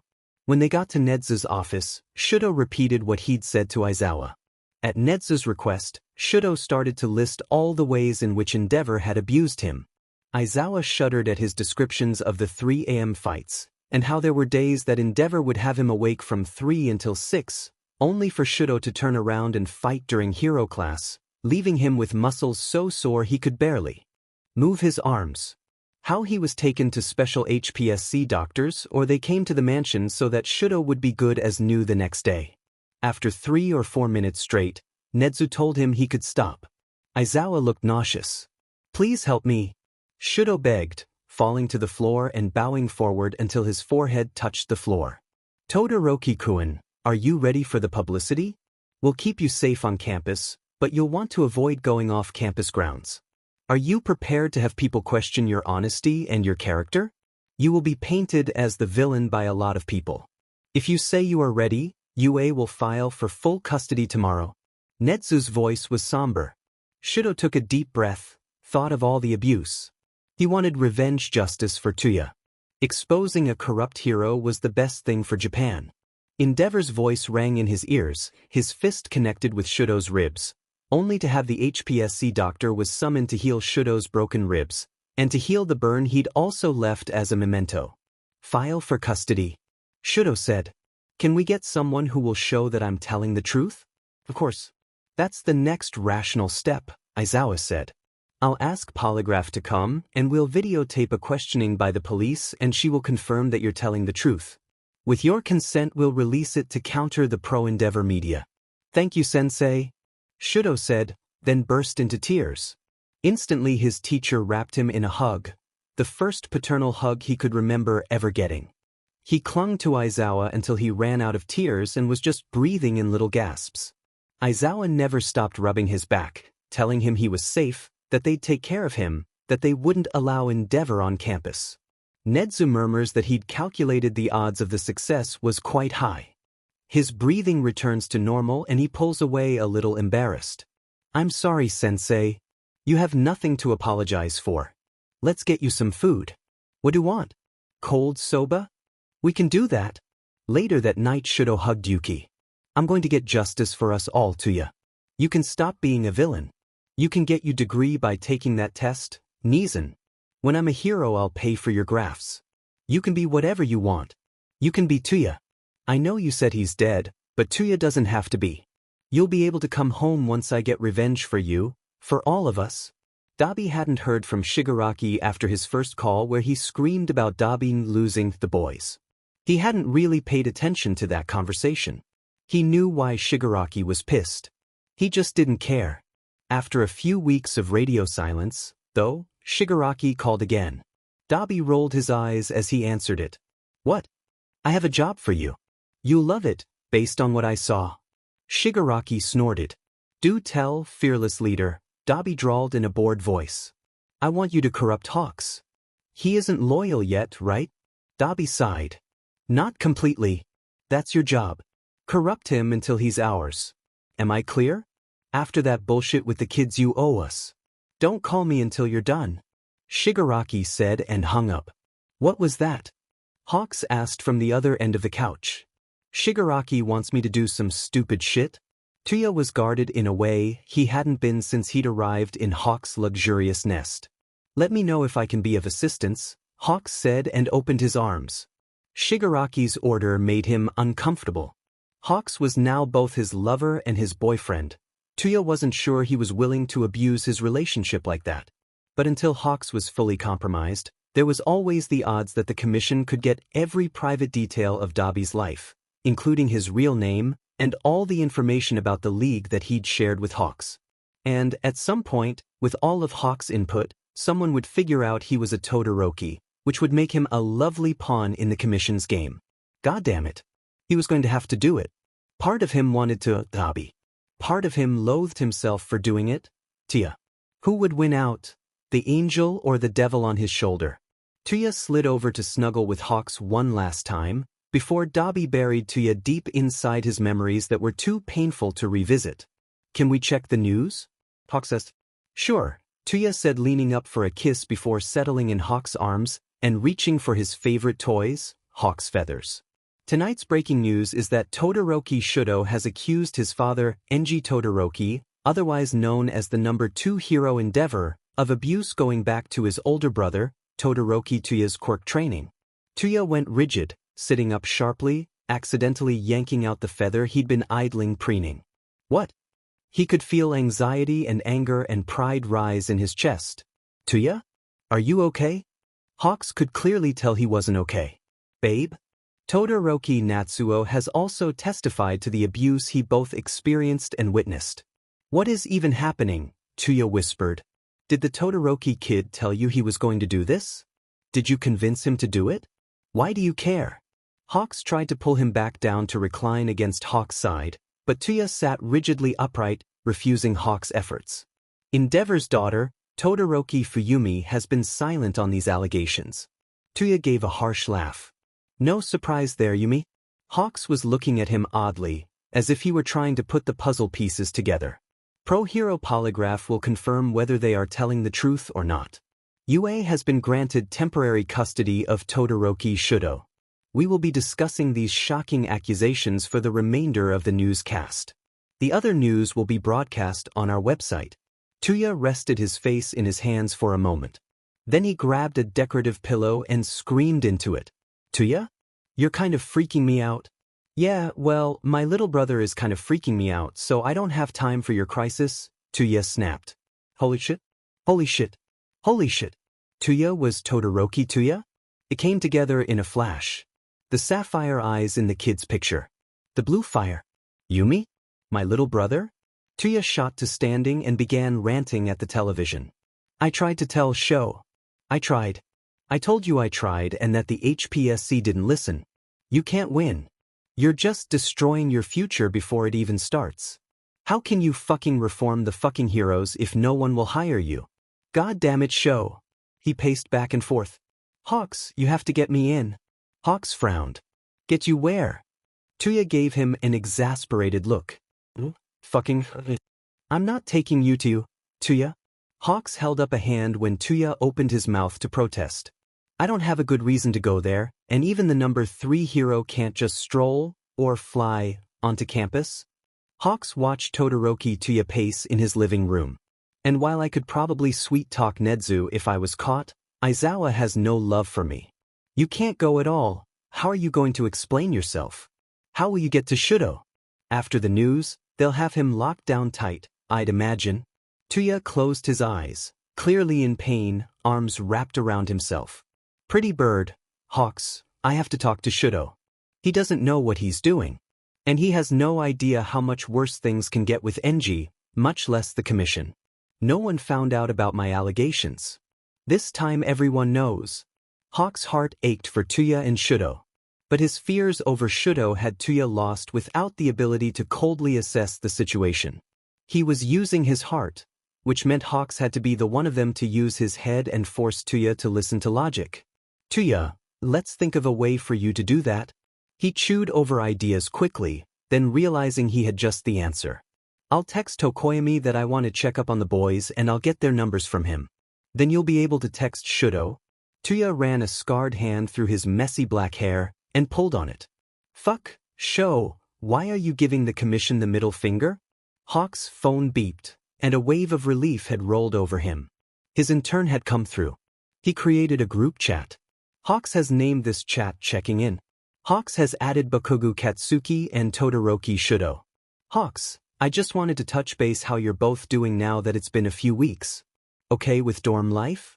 Any lasting effects from the drug, Bakugo? Bakugo, I'm fine. Todoroki, thank you, Hawk-san. I'm also fine. The dorms are nice. Hawks, glad to hear. Hold on to my number in case you ever need anything. Good night, boys. Hawks created new contacts for each of the boys, then held out his phone for Toya to add Shoto's number to a spare burner. Here's his number. I don't suppose I can convince you to wait at least a few hours, but really, preferably tomorrow, to make the timing look less suspicious? I don't really want to trust any of our secrets with some first years. Shigaraki's not stupid. If Shoto or a classmate breathed a word of it to the wrong person, we're both dead. Only dead? Eventually dead. The commission won't bother with re-education for me, I'm guessing. Torture until there's nothing left to learn from us, then they'll throw away what's left. Hawks looked up at Dabi. I'm compromised. You are too, to a lesser degree with the League. Shigaraki will put 2 and 2 together and he'll know you let Shoto and Bakuga go.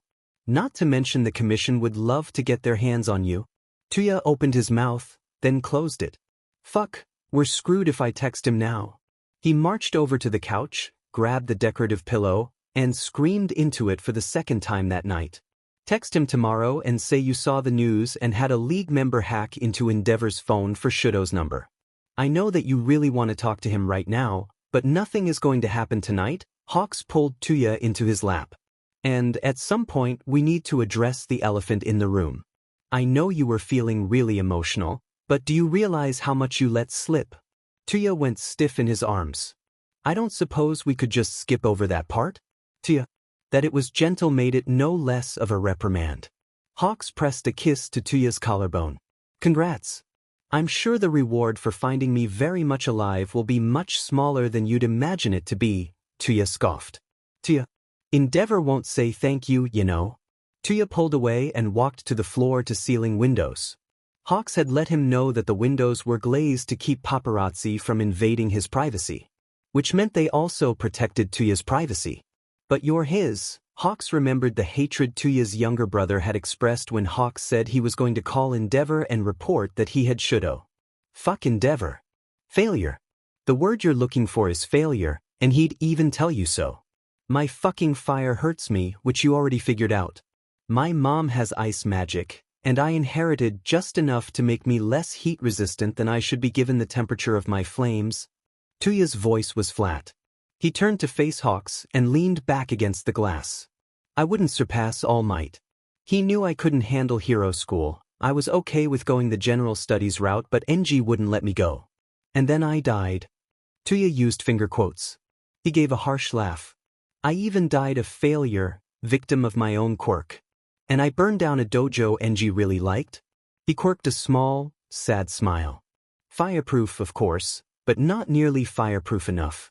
Hawks said, did you know he took time off when you died? Toya gave him a look reminiscent of the ones he gave him during those early meetings. Let me guess, some mandatory leave, I bet. Not a second more. Hawks looked away. Yeah, that's what I thought.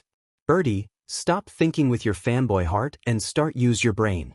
Endeavor is a serial child abuser, all 4 of us. He is a domestic abuser. My mother wasn't spared his fists or his fire, either. And it's no coincidence that UA was granted temporary custody. Even the lowest truth-sensing quirk would have validated his claims, especially once Natsu backed him up. I'm disappointed but not even a little surprised Yumi won't speak out. She's been trying to get us to be a happy family from the moment she could toddle, it feels like. She's a lot like you, sees this big hero. Toya pointed to the autographed Endeavor statue on Hawk's bookcase.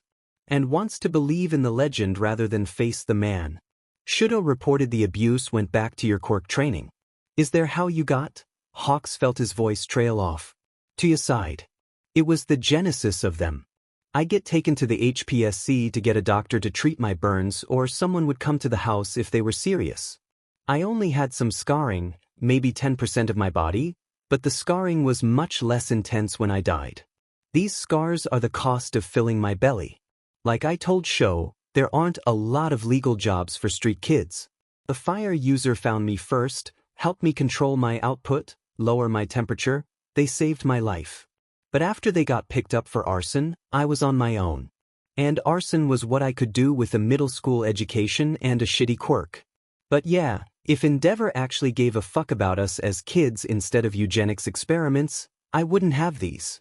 He never would have made me obsessed with becoming a hero, and he wouldn't have tossed me aside when I couldn't. He would have taught me how to manage my flames, turn them down, not up. Or, fuck, a caring father might tell his child that quirk suppressants were better than having burns on over half your body. He tapped his forearm where a brand encircled the limb. A caring father wouldn't see a soulmate mark and clamp his hand down and burn until there's no trace of the mark ever existing. Hawk's eyes flicked from Toya's brand to his own arm. It was a good match, placement-wise, if he maps his younger body's ghost onto his own adult skin. Yes, about the same place. Toya, did your mark? Hawks swallowed, ready to get his heart broken. The door buzzer buzzed. Hawks glared at the door and waved his hand in. A dismissive gesture. Did your? The buzzer didn't stop as if someone were pressing it without a break. I don't think they're going to leave, Dabi said. Hawks, I know you're in there, I can smell the fried chicken. Have you seen the news? Holy shit. Hawks. This was not good. On so many levels. Hawks grimaced. He whispered, it's Rumi, Mirko. Let me get rid of her. Go hide in my room until I come get you. Toya's eyes grew wide, and he took off in a run. When Hawks heard the door shut, he pasted on his easygoing mask and opened the door. Geez, Rumi, I was in the damn bathroom. If you gave me a key I wouldn't have needed to lean on the buzzer, she teased. If I gave you a key, you'd be in my hair all day every day. He leaned against the doorway, not inviting her in. Thankfully she didn't have a key or Toya would be in jail. He was so fucking compromised. Whatever. Did you see the news? Endeavor is going down. I called a trusty source at the commission and she told me that the commission told Endeavor he was on his own. You'll be the new number 2 by next week. Are you inviting me in or what? We haven't hung in 2 weeks, maybe 3. Not tonight, Rumi. I'm pretty tired. Hawks lied. Do you have a booty call? Hawk's face burned with embarrassment. About fucking time. Literally. Go get railed. Rumi cackled. You're an evil demon sent to torture me, Hawks groaned. Good night. She kissed his cheek. Whoever he is, he makes you look happy. Hawks let a genuine smile slip through. He does. Thanks. She winked and turned left for the stairs. Rumi hated elevators, not because of claustrophobia, but the lack of control. I want to die fighting a villain or of old age, not in a goddamn metal box. Hawks waited until she was on the stairs.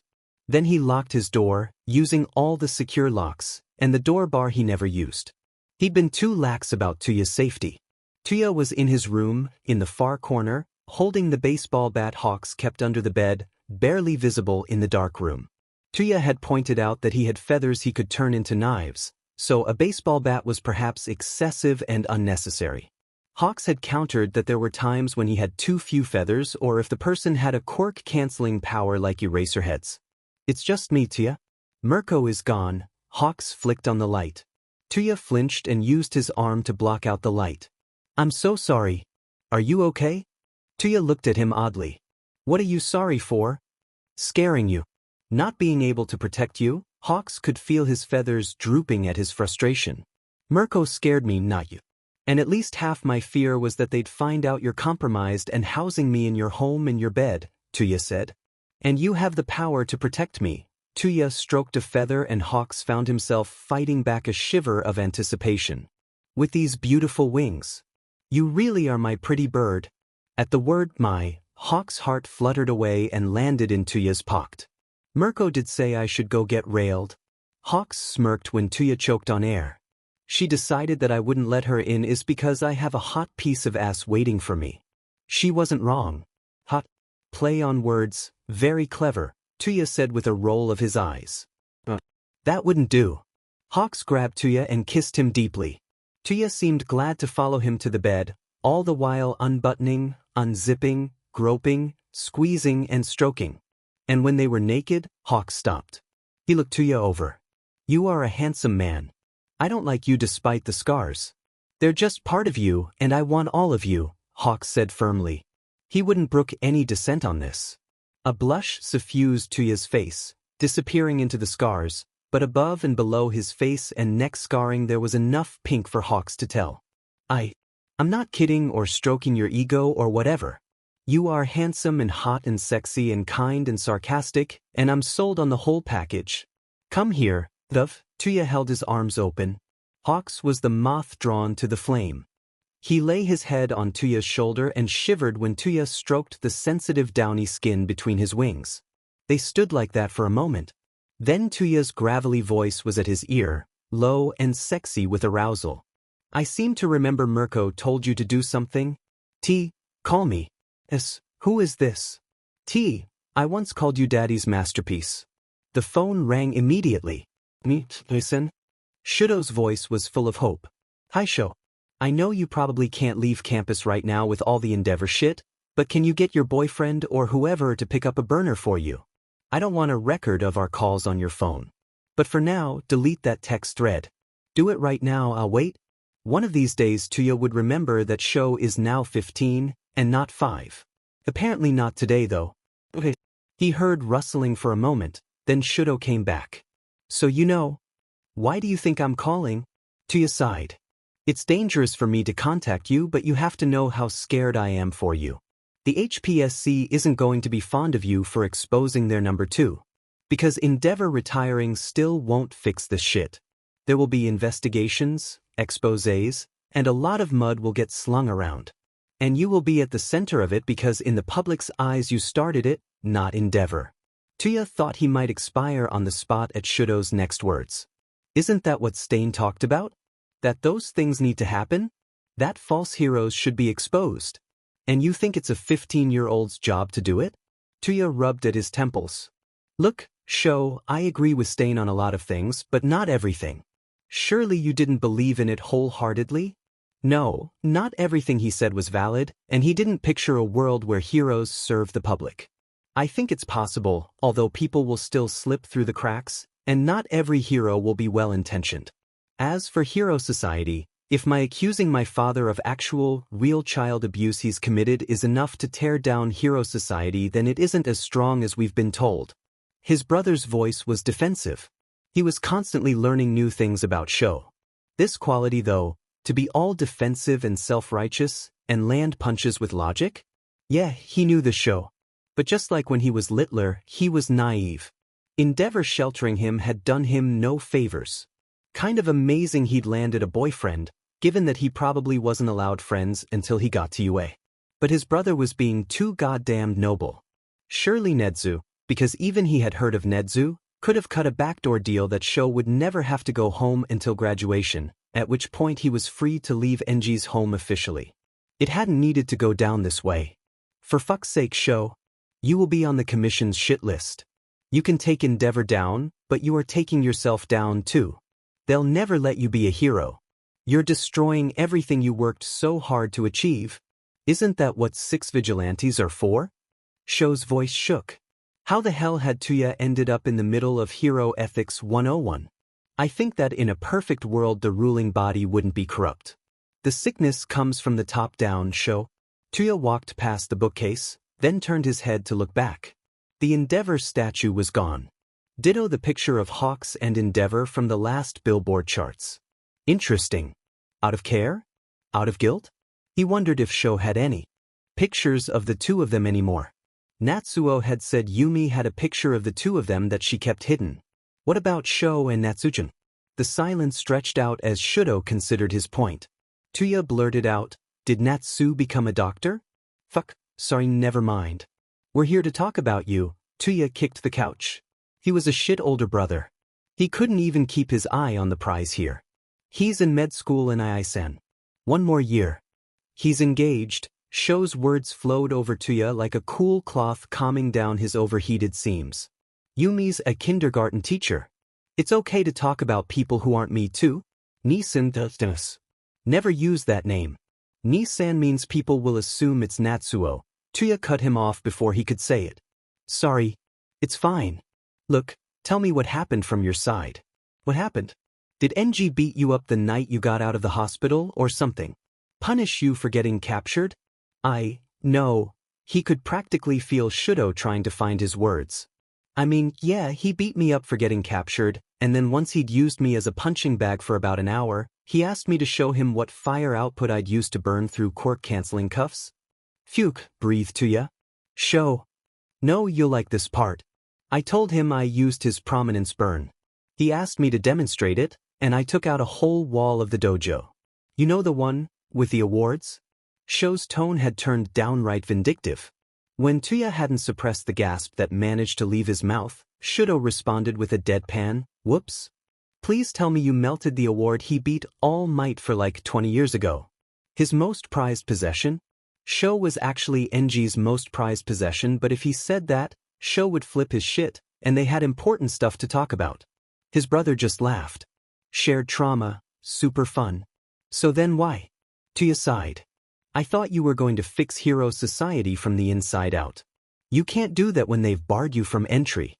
Because I'm scared every day that NG will come and say that I have to spend a weekend at home, or that he's enrolled me at Shiketsu or something. I'm finally free, Aizen. I can't go back there. Ever. I told Aizawa-sensei, and then Principal Nedzu. That's why UA filed for custody. Yumi would take me back to the mansion and demand I give NG just one more chance. I've given him hundreds of just one more chances. Natsu couldn't parent me from a dorm room and regular 36-hour shifts because of med school. I don't have other options. At least I trust you not to abuse me. When is the trial? Test. It starts Monday.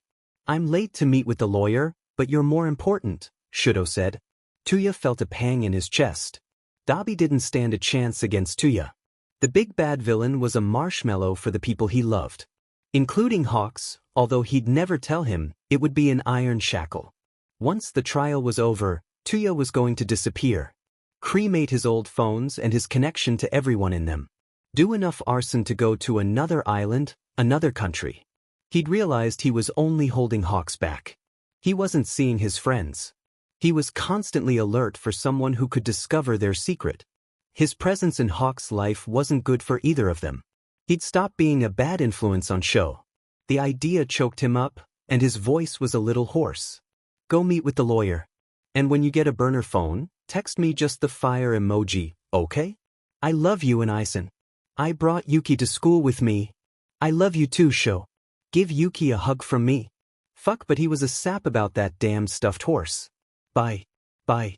Toya gingerly sat down on the couch and rested his head in his hands. It went that well, huh? Hawks had been out patrolling in the morning, but had brought both himself and Yakitori to the apartment for lunch. Toya observed Hawks for a moment. You're a pro-hero, Toya's voice faded away. I am, Hawks cautiously agreed. Could you go to the hearings? They'll be closed to the public, but you're one of the top 3 heroes in Japan. Endeavor is publicly your hero since childhood, Toya suggested. Offer to be there for moral support?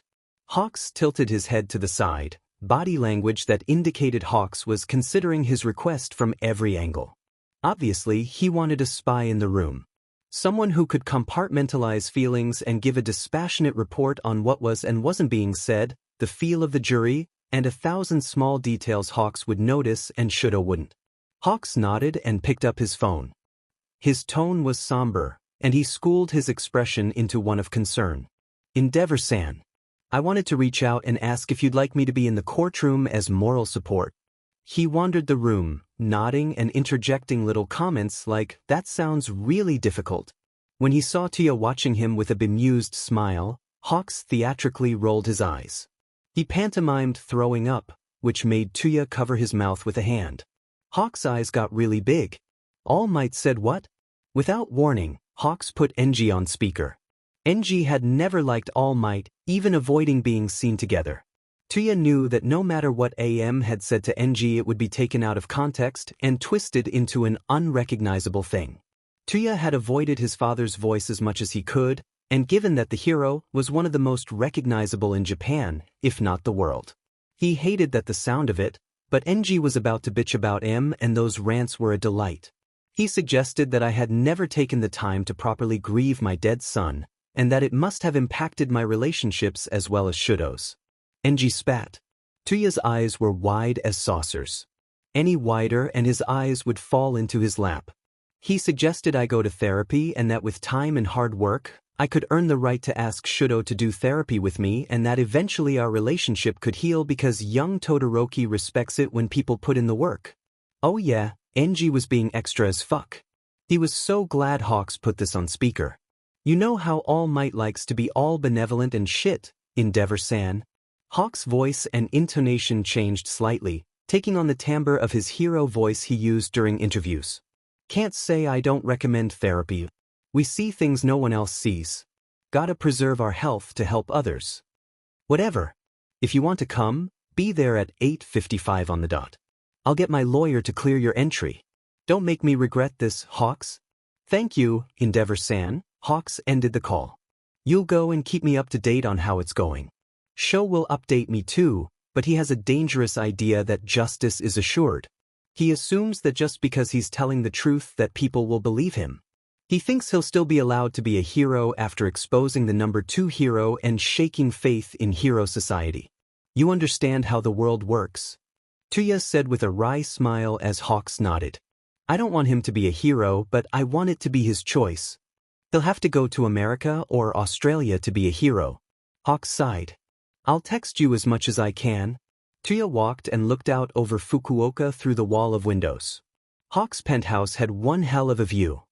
He leaned on the glass and rested his forehead against the cool surface. His voice was as tight as guilt constricted his throat. This is all my fault, you know. I couldn't stop myself from dropping hints. Wondering if he recognized me, wondering so much. If he hadn't talked to me, if we hadn't had a long discussion about the hows and whys of my villainy, then we wouldn't be here now. Hawks laced their hands together and rested against Toya. He could feel Hawks' breath ghosting over his neck as he spoke. You don't know that hot stuff. He hates Endeavor at least as much as you do. He might have done this all along. Toya shook his head. Pretty bird, he explained Stain to me. To me. Saying that what he's doing is more important and that he could always be a vigilante. Okay, well, yeah, you might have had some influence. But he's a smart kid, one of the tops of his class, and he was certainly capable of evaluating a text. He could just as easily decided he loved you, but you have a dumb belief system. He's seeing some of the same cracks as you because you have shared trauma. Toya didn't say anything for a few minutes as he processed Hawks' thoughts. He turned to face his lover. Hawks, make me one promise. Just one. Break every other promise you've made me to keep this one. Hawks' look of concern mixed with distrust soured Toya's stomach. Tell me first. If it looks like either NG or the fucking commission will get custody, that you'll grab Sho and bring him to me. I'll keep him safe. Toya watched as Hawks' eyes dipped to the brand over his soulmate mark. Yeah, number 8 million something he had to hate NG. He'd seen every inch of Hawks' skin. There was no soulmate mark, much less one on his forearm of his name. Which was a stupid thing to feel bad about. Hawks' real name could be Toya, too, for all he knew. For all Hawks might know, too, given the commission raised him to be their perfect little toy. He was 6 when he was taken in, or maybe 7. Would he still remember his birth name all these years later? It would be cruel irony if Hawks' name was Kigo, given the lack of a soulmate mark. Hawks' eyes then flicked over to where the Endeavor statue no longer sat, then back to meet Toya's eyes. I promise, he whispered. It took too long for Hawks to get there, but much less time than it would have taken a month ago, much less when they first started their dance. Apart from Miko-chan, he wouldn't miss the rest of the league when he just left them, though. He'd leave a note for Hawks. He didn't want Hawks to get his hands any dirtier than they already were. He should stay far away from the league. Toya had overheard Shigaraki say that Hawks could earn his was in if he killed Best Jeanist and brought the body to him, once he was theirs. That would be Hawks' next mission, and Toya wanted to spare him that. Nothing will happen before Monday, except hopefully Midoriya or another friend will get him a burner. I'd feel a lot safer if that were the case. And I'll tell him to delete any text messages immediately. He can't lose the case because he's in touch with a villain. Hawks. You love with your whole heart, don't you, Toya? Hawks seemed too much of what Toya would rather keep hidden, as usual since he'd moved in. He was going to miss this man with his whole heart too. Yeah. For the people that matter. Hawks gave a little smile. Like you, Toya added. Hawks' eyes grew shiny with unshed tears. You matter too, Toya. He took a shaky breath and offered a weak smile. Toya wrapped his arms around his bird. I have an idea for how we could spend the time between now and when you have to leave. He tilted his boyfriend's chin up and pressed a warm kiss to Hawks' lips to soften him up for his pitch. 20 minutes to make out, 10 to get you back in costume? Or 5 minutes to make out, 5 to get me back in order, and 20 minutes to burn all my Endeavor shit? Sold. You have that much merch? How much of a fanboy are you? Hawks smirked. We're 20 minutes because you will want to rant at or about each item. Fuck you, Toya said with a laugh. Hawks looked hot in a suit. This was not news. Toya had revisited the Hawks in a suit photos he discovered and saved to his phone during their stakeout. Seeing the flat, two-dimensional photos was enough to get his motor revving. Seeing it live and in person might just give him arrhythmia. Let me straighten your tie, Toya said. The tie was fine, but this allowed him to lightly run his hands over Hawks' chest. The muddy mix of arousal and anxiety had his nervous system in overdrive. If he had Hawks' wings, they'd be all puffed up. I really hope that I didn't invite myself to be a character witness for Endeavor, Hawks said, biting his lip. Just remember your promise. Blue eyes locked with gold. Hawks nodded. If it looks like Endeavor or the Commission will get custody of Shoto, I'll get him out. I'll bring him to you and the three of us will get out of here. We haven't really talked about my upbringing, but there's no way I'll let the Commission get their claws into Shoto. You'll text me, right? Just as much as I can. If I have to turn the phone off for any reason, I'll let you know. Hawks held him in a tight embrace. I need to go get in the car. If I flew there I'd be all rumpled. I'll fly home tonight, though, to get to you as fast as possible. Toya nodded, clinging to Hawks for a moment. If you can take a picture of my siblings stealthily, will you? I miss them. If I can I will. I promise. Hawks pressed one last firm kiss to Toya. I have to go, I'm sorry. Toya stroked the red blanket resting over the back of the couch. He grabbed the remote to turn on Hero News 1, and wrapped himself in the blanket. I'm Akari Sawamura, reporting live outside of the Mizutafu courthouse. The case on everyone's mind, I'm sure, is the custody dispute over Todoroki Shoto, the youngest child of Todoroki Enji, otherwise known as our number 2 hero Endeavor's youngest child. Todoroki Shoto is a first year at UA, in the hero track. He placed second at the sports festival last month and has a joint ice and fire quirk. Here's our first arrival and it's Endeavor. While Hawks could effortlessly pull off anything, including that suit, Enji looked wrong. Without the majority of his flames he looked both smaller and still terrifyingly large. He so rarely turned off the flames when Toya was little that any time he did, he was correspondingly scarier. Because they both knew Enji didn't need fire to hurt Toya or his siblings. But Toya had to wonder, was he the only person who looked at Enji like this and thought that keeping the fire mustache and nothing else just looked dumb? Like his nose had fire drooling out of it instead of snot. When it was part of the larger look, it blended in seamlessly to help project Endeavor. By itself? Stupid. Endeavor-san. Endeavor-san. A flurry of reporters flocked to jostle and shove each other trying to be the one to get Enji to answer a question. While it was probably the advice of a lawyer to not talk to reporters, Enji also hated fan service shit, and anything he said would be twisted. So Enji marched up the stairs to the doors where he was allowed in. Toya's phone rang. Shigaraki. He contemplated letting it ring out. But he was also desperate for a distraction while also pissed at anything that distracted him from this case. Caught between two impulses, he reached for the phone. What? Dabi's voice was harsh with disuse. Are you watching this? Shigaraki was gleeful. I might owe you an apology for being pissed about you letting them go. Todoroki's a fire starter, pun intended. What did you say to him?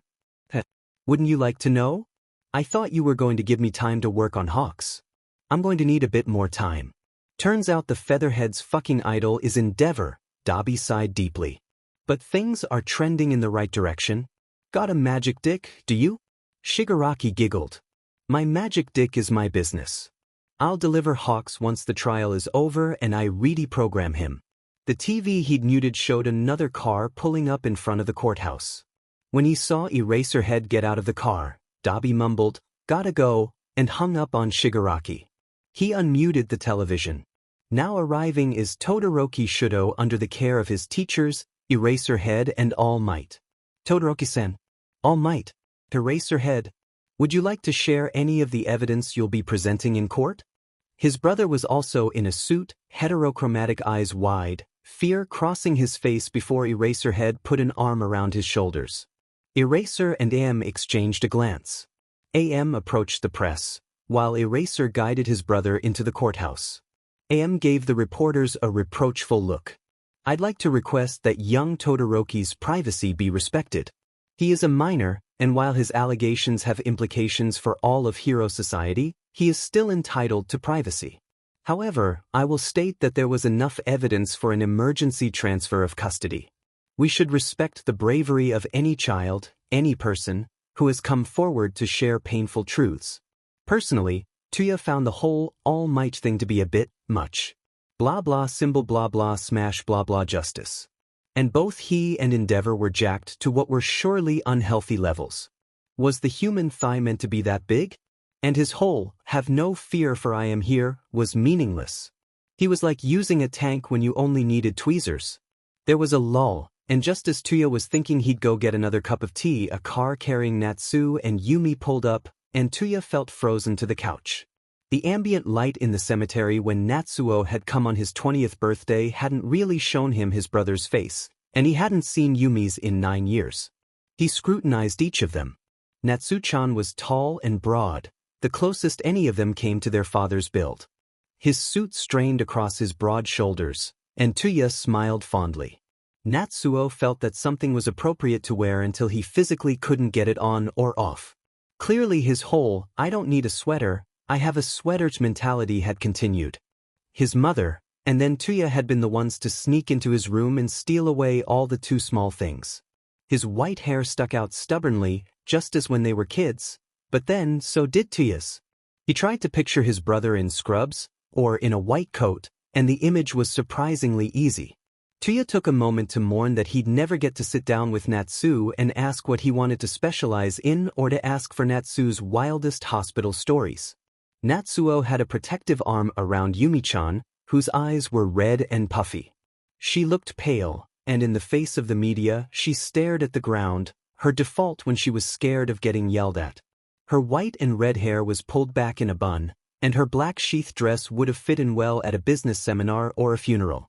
She had a similar build to their mother, including the elegance of movement, even when she was upset. All she'd ever wanted was for them to be a family, and this is her worst nightmares coming true. She hadn't been able to get them to be a family, and now everyone knew their dirty laundry. Toya was sorry his sister was hurting, but he'd known since he was little that his father shouldn't be a hero, and people should know that. Todoroki-sen. Todoroki-sensei. The use of sensei has his sister stumbling, her head coming up in what had to be Pavlovian training from teaching college. Bad luck, Yumi. Too many photographers were ready and they pounced. If you could tell that the image would show a wide-eyed, red-eyed Yumi, and only the results of the trial would dictate if she was portrayed as being upset that her father was wrongly accused or that he was being rightly accused. Toya glanced at his watch. NG had told Hawks to get there by 8:55. It was 8:50. Hawks, where are you? Pretty bird, I'll make it. 2 minutes later, with only 3 minutes left to Endeavor's deadline, Hawks stepped out of a car, waved to the reporters, and promptly flew over all of them to the door to the courthouse. We will try to see if the number 3 hero will speak to us later. Stay tuned, we'll discuss what we know, and talk to experts in trauma, child psychology, and hero analysis. Thing to her. Toya turned off the television and went for that sorely needed cup of tea. He sat at the breakfast bar, tapping his phone every 30 seconds or so to make sure it was on, that he hadn't mixed a text. How long was long enough before you text them to let you know what the fuck is going on and whether you need to come and burn the courthouse to ash? This day was going to turn his hair white all over again. Hawks could feel the temperature in the room drop precipitously every time he glanced at the kids' side of the courtroom. All Might was trying to lecture him through telepathy or some shit, made the dude look constipated. Eraser just looked disappointed in him, and that was somehow worse. That made him want to squirm in his seat. He curved his wings just enough to hide that he was going to be texting Toya. He double-checked that all alerts were turned off on his phone. He wasn't going to get caught because of a ping from an incoming text.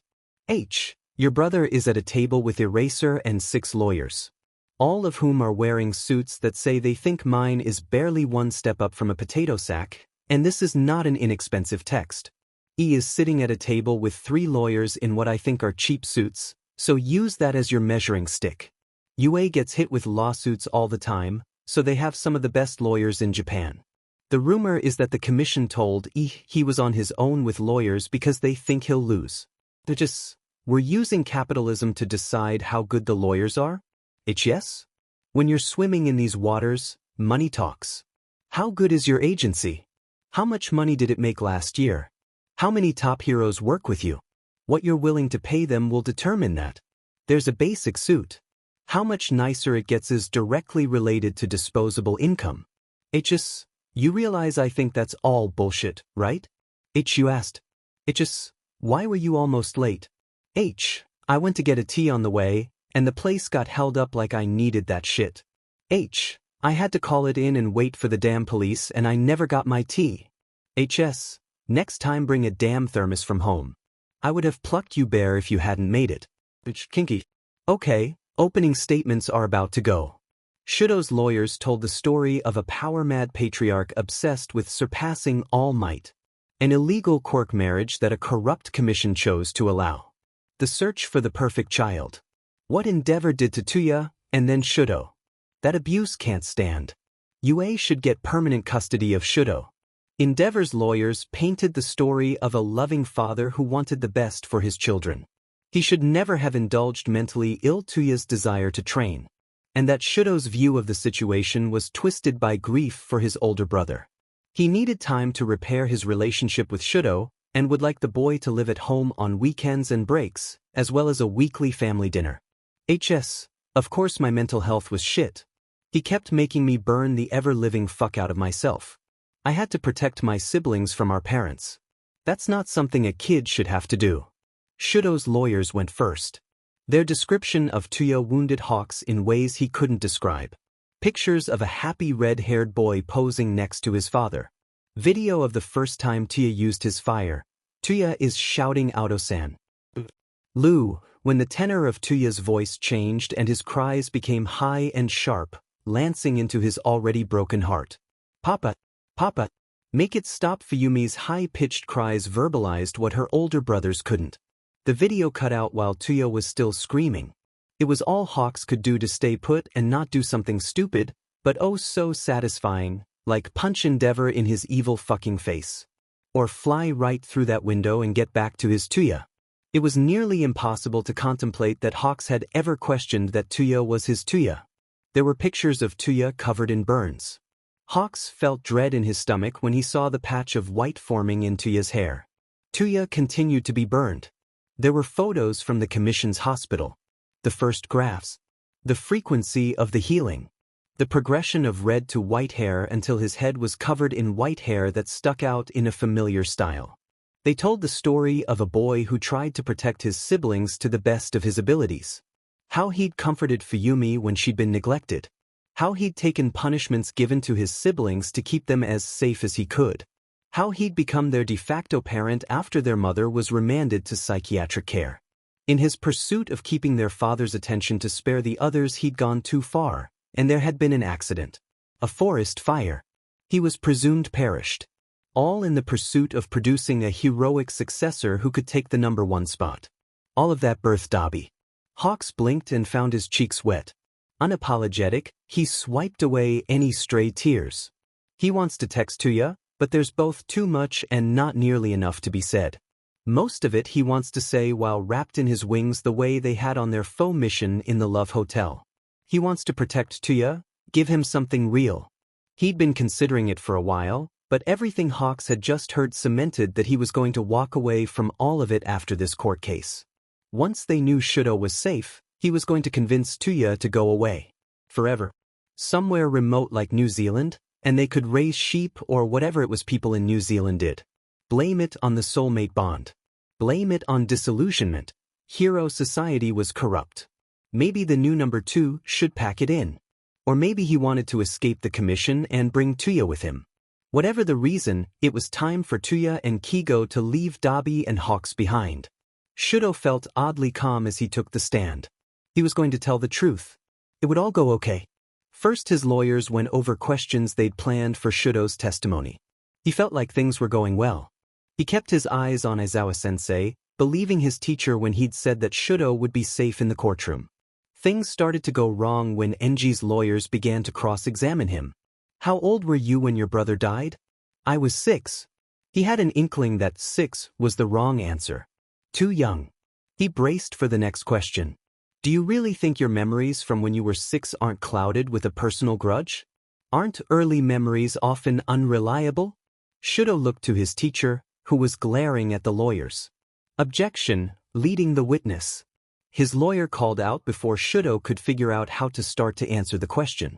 Sustained. Do you think early memories are accurate? Relaying the trap. Some are.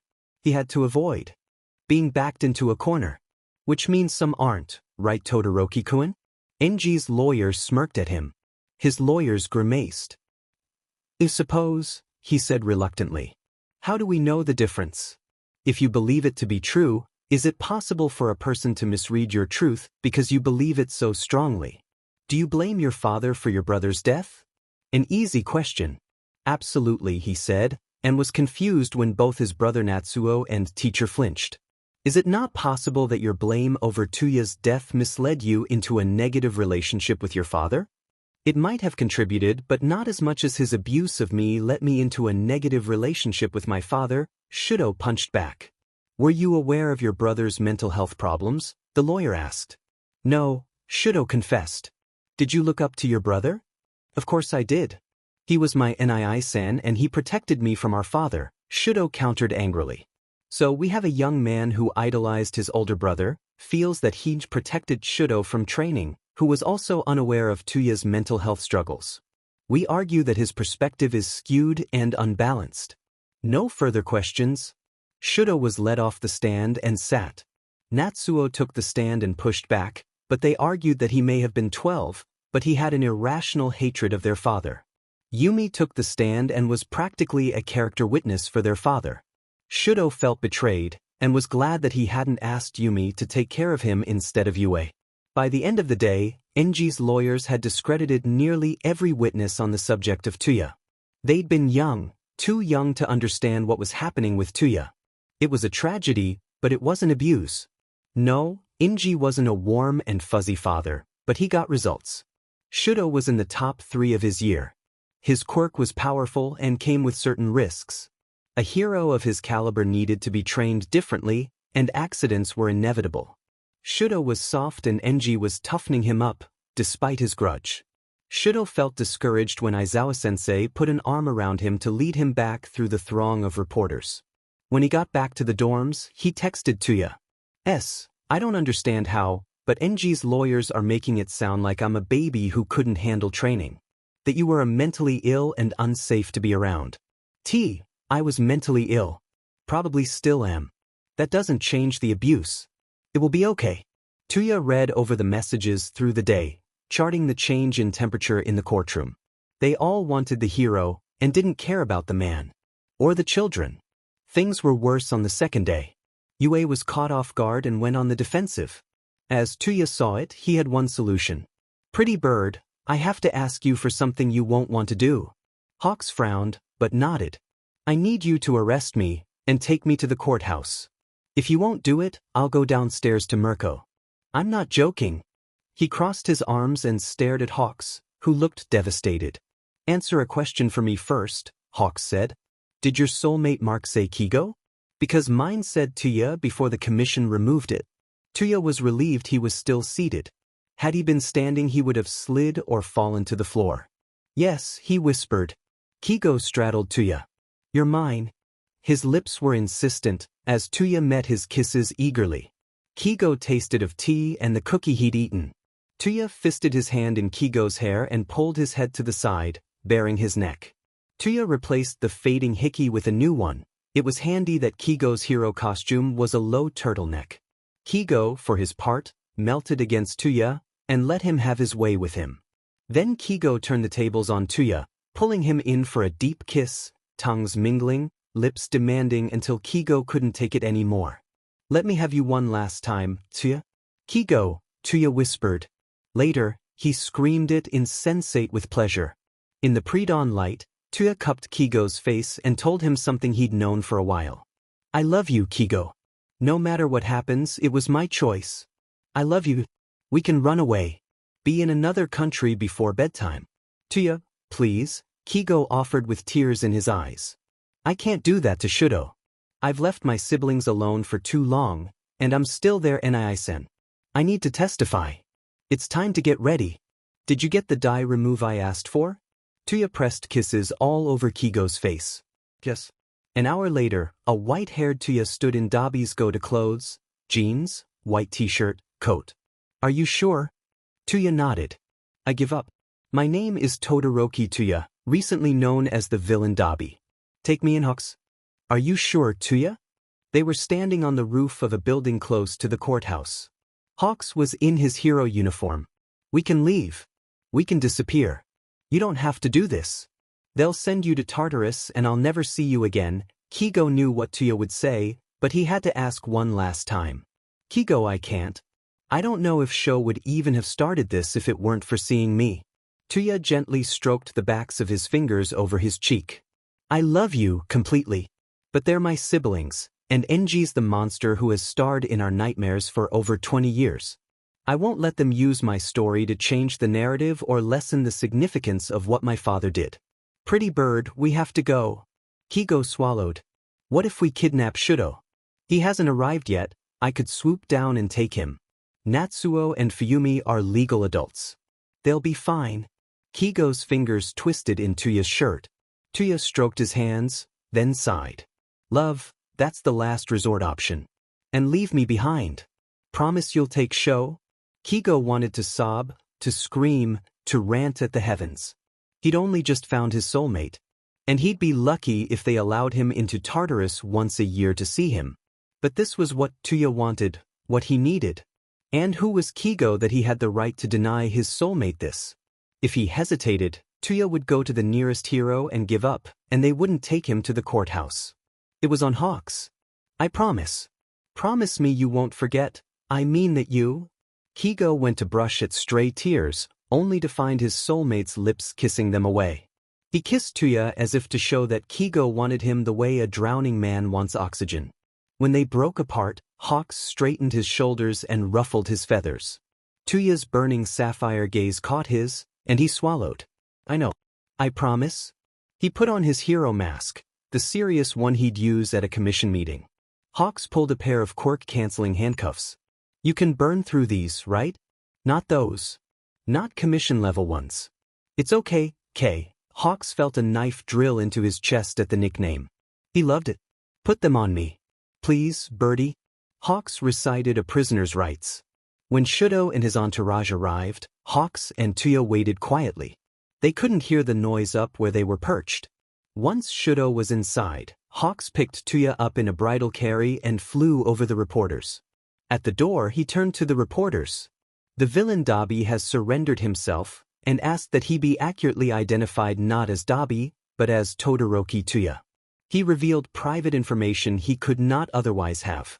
I am bringing him before the court to decide if he will be allowed to testify as requested.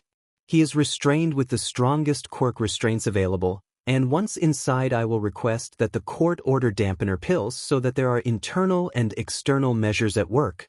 The reporters lost their shit. Hawks counted to 10, then pulled Toya inside.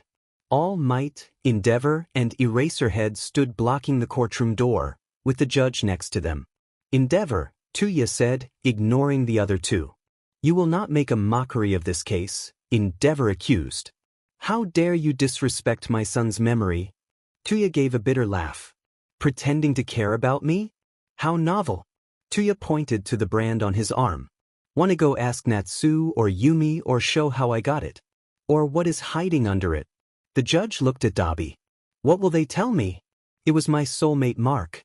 Endeavor saw it, and whether it was because it was a boy's name or because he wanted a quirk marriage for me or whatever, he wrapped his hand around my arm and burned it away.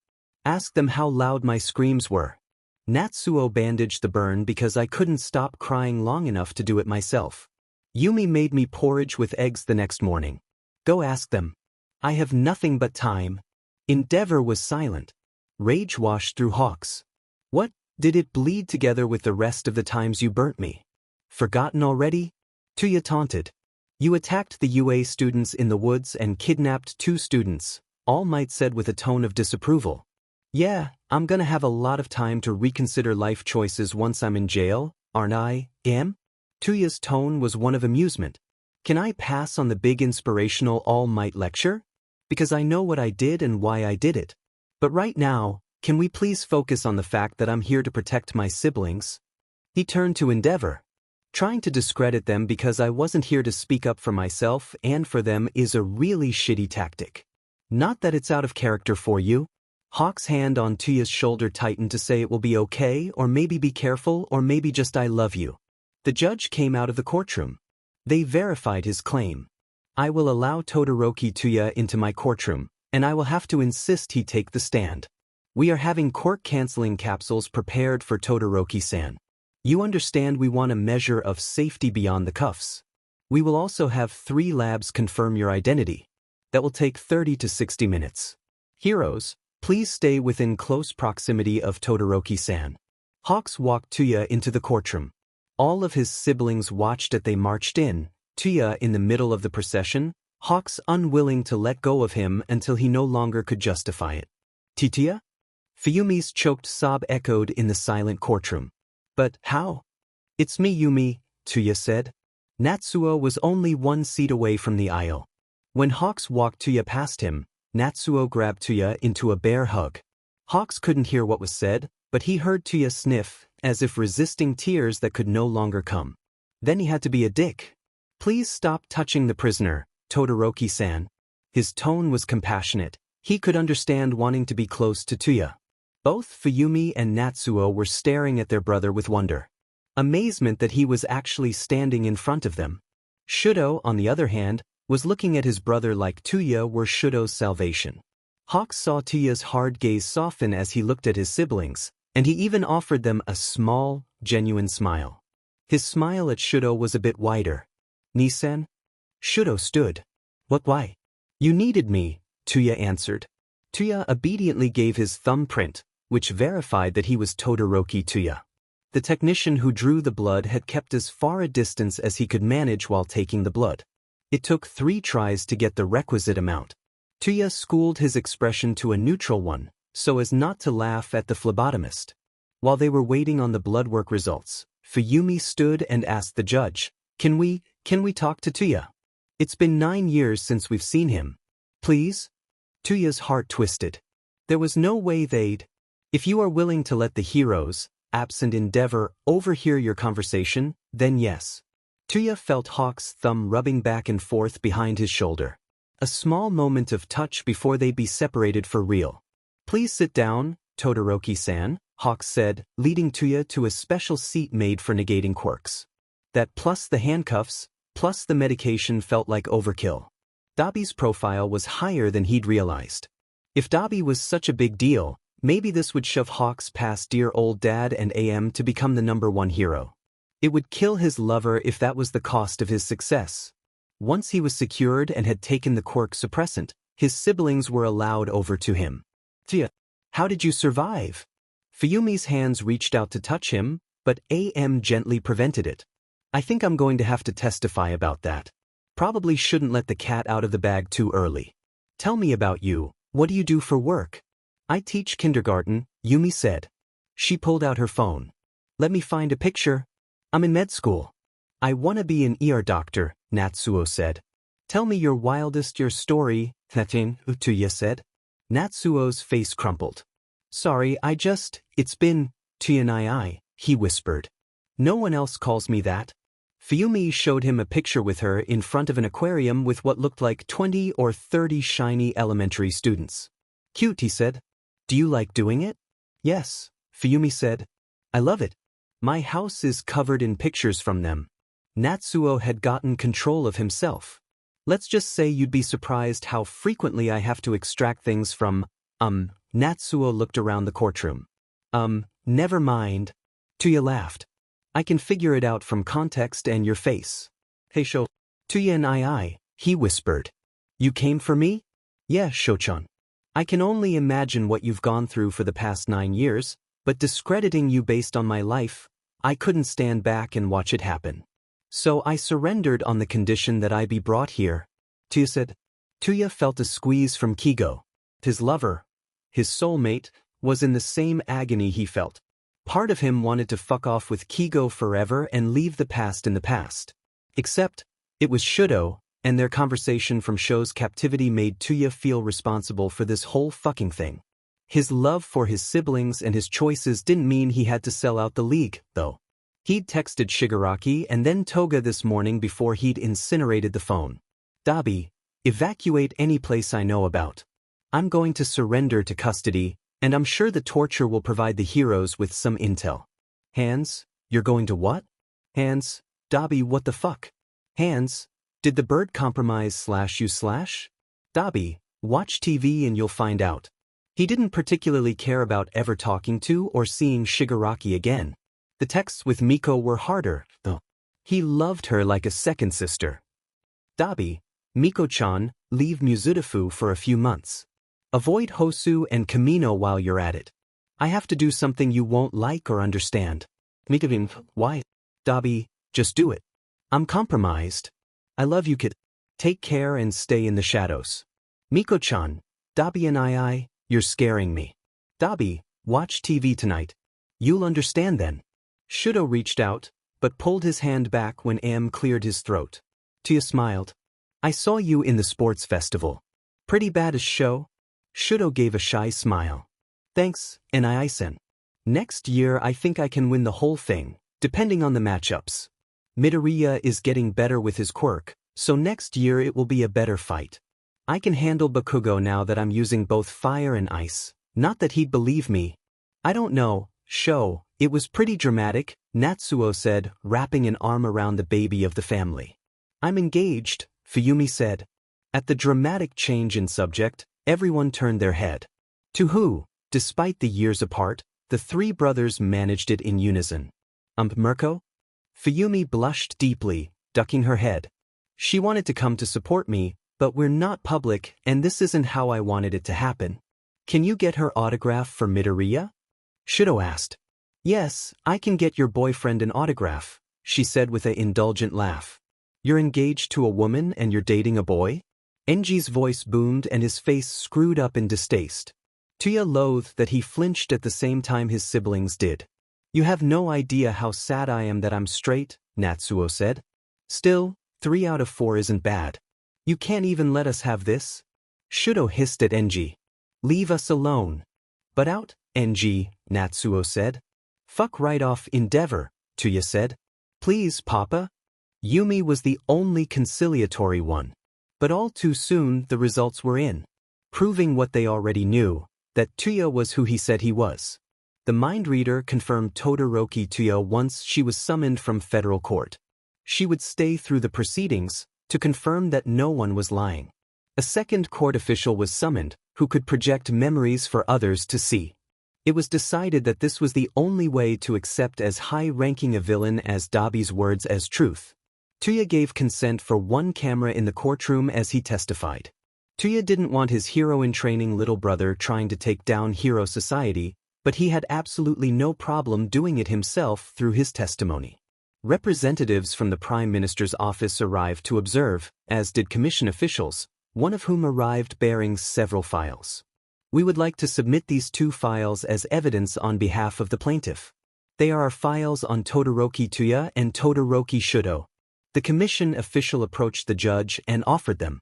Given the unique importance of this trial, we have authorization from the Supreme Court, said the Prime Minister's representative when Endeavor's lawyers shouted that it was against procedure and would invalidate the proceedings.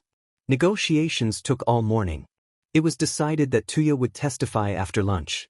Tonight he'd be transported to the Tokyo jail with quirk negation chambers. Once this trial was over, he'd be tried privately for terrorism charges. Toya wasn't naive. They'd expect something for playing nice and letting him testify. There was no death penalty in Japan, so he'd likely be sentenced to Tartarus for life. Shoto got Toya a bento box, and sat cross-legged at his feet eating his soba while they talked about the parts of Shoto's life he'd missed out on, focusing on Yue. Toya got the vibe that Midoriya wasn't only Shoto's boyfriend, he'd been the boy's first friend and introduced him to his larger social circle.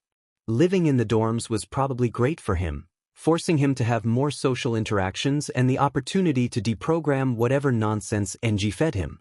Natsuo arrived a little later. Okay, your dedicated NII-sen time is over. My turn. He realized his siblings had divided the hour of lunch so that each would get time with him, and it made his heart swell. Natsuo was shocked to learn that Dabi had been in the graveyard. They talked about Natsuo's upcoming wedding next year, after med school, and his work. Toya teased him gently about wearing a too small suit, and Natsuo burst out laughing. Of course you'd notice, NII-sen. You were as bad as Mama about that stuff. It's practical. Only because I had to cut you out of a sweater or shirt one too many times? Natsuo let out a full belly laugh. Okay, yeah, you may have a point.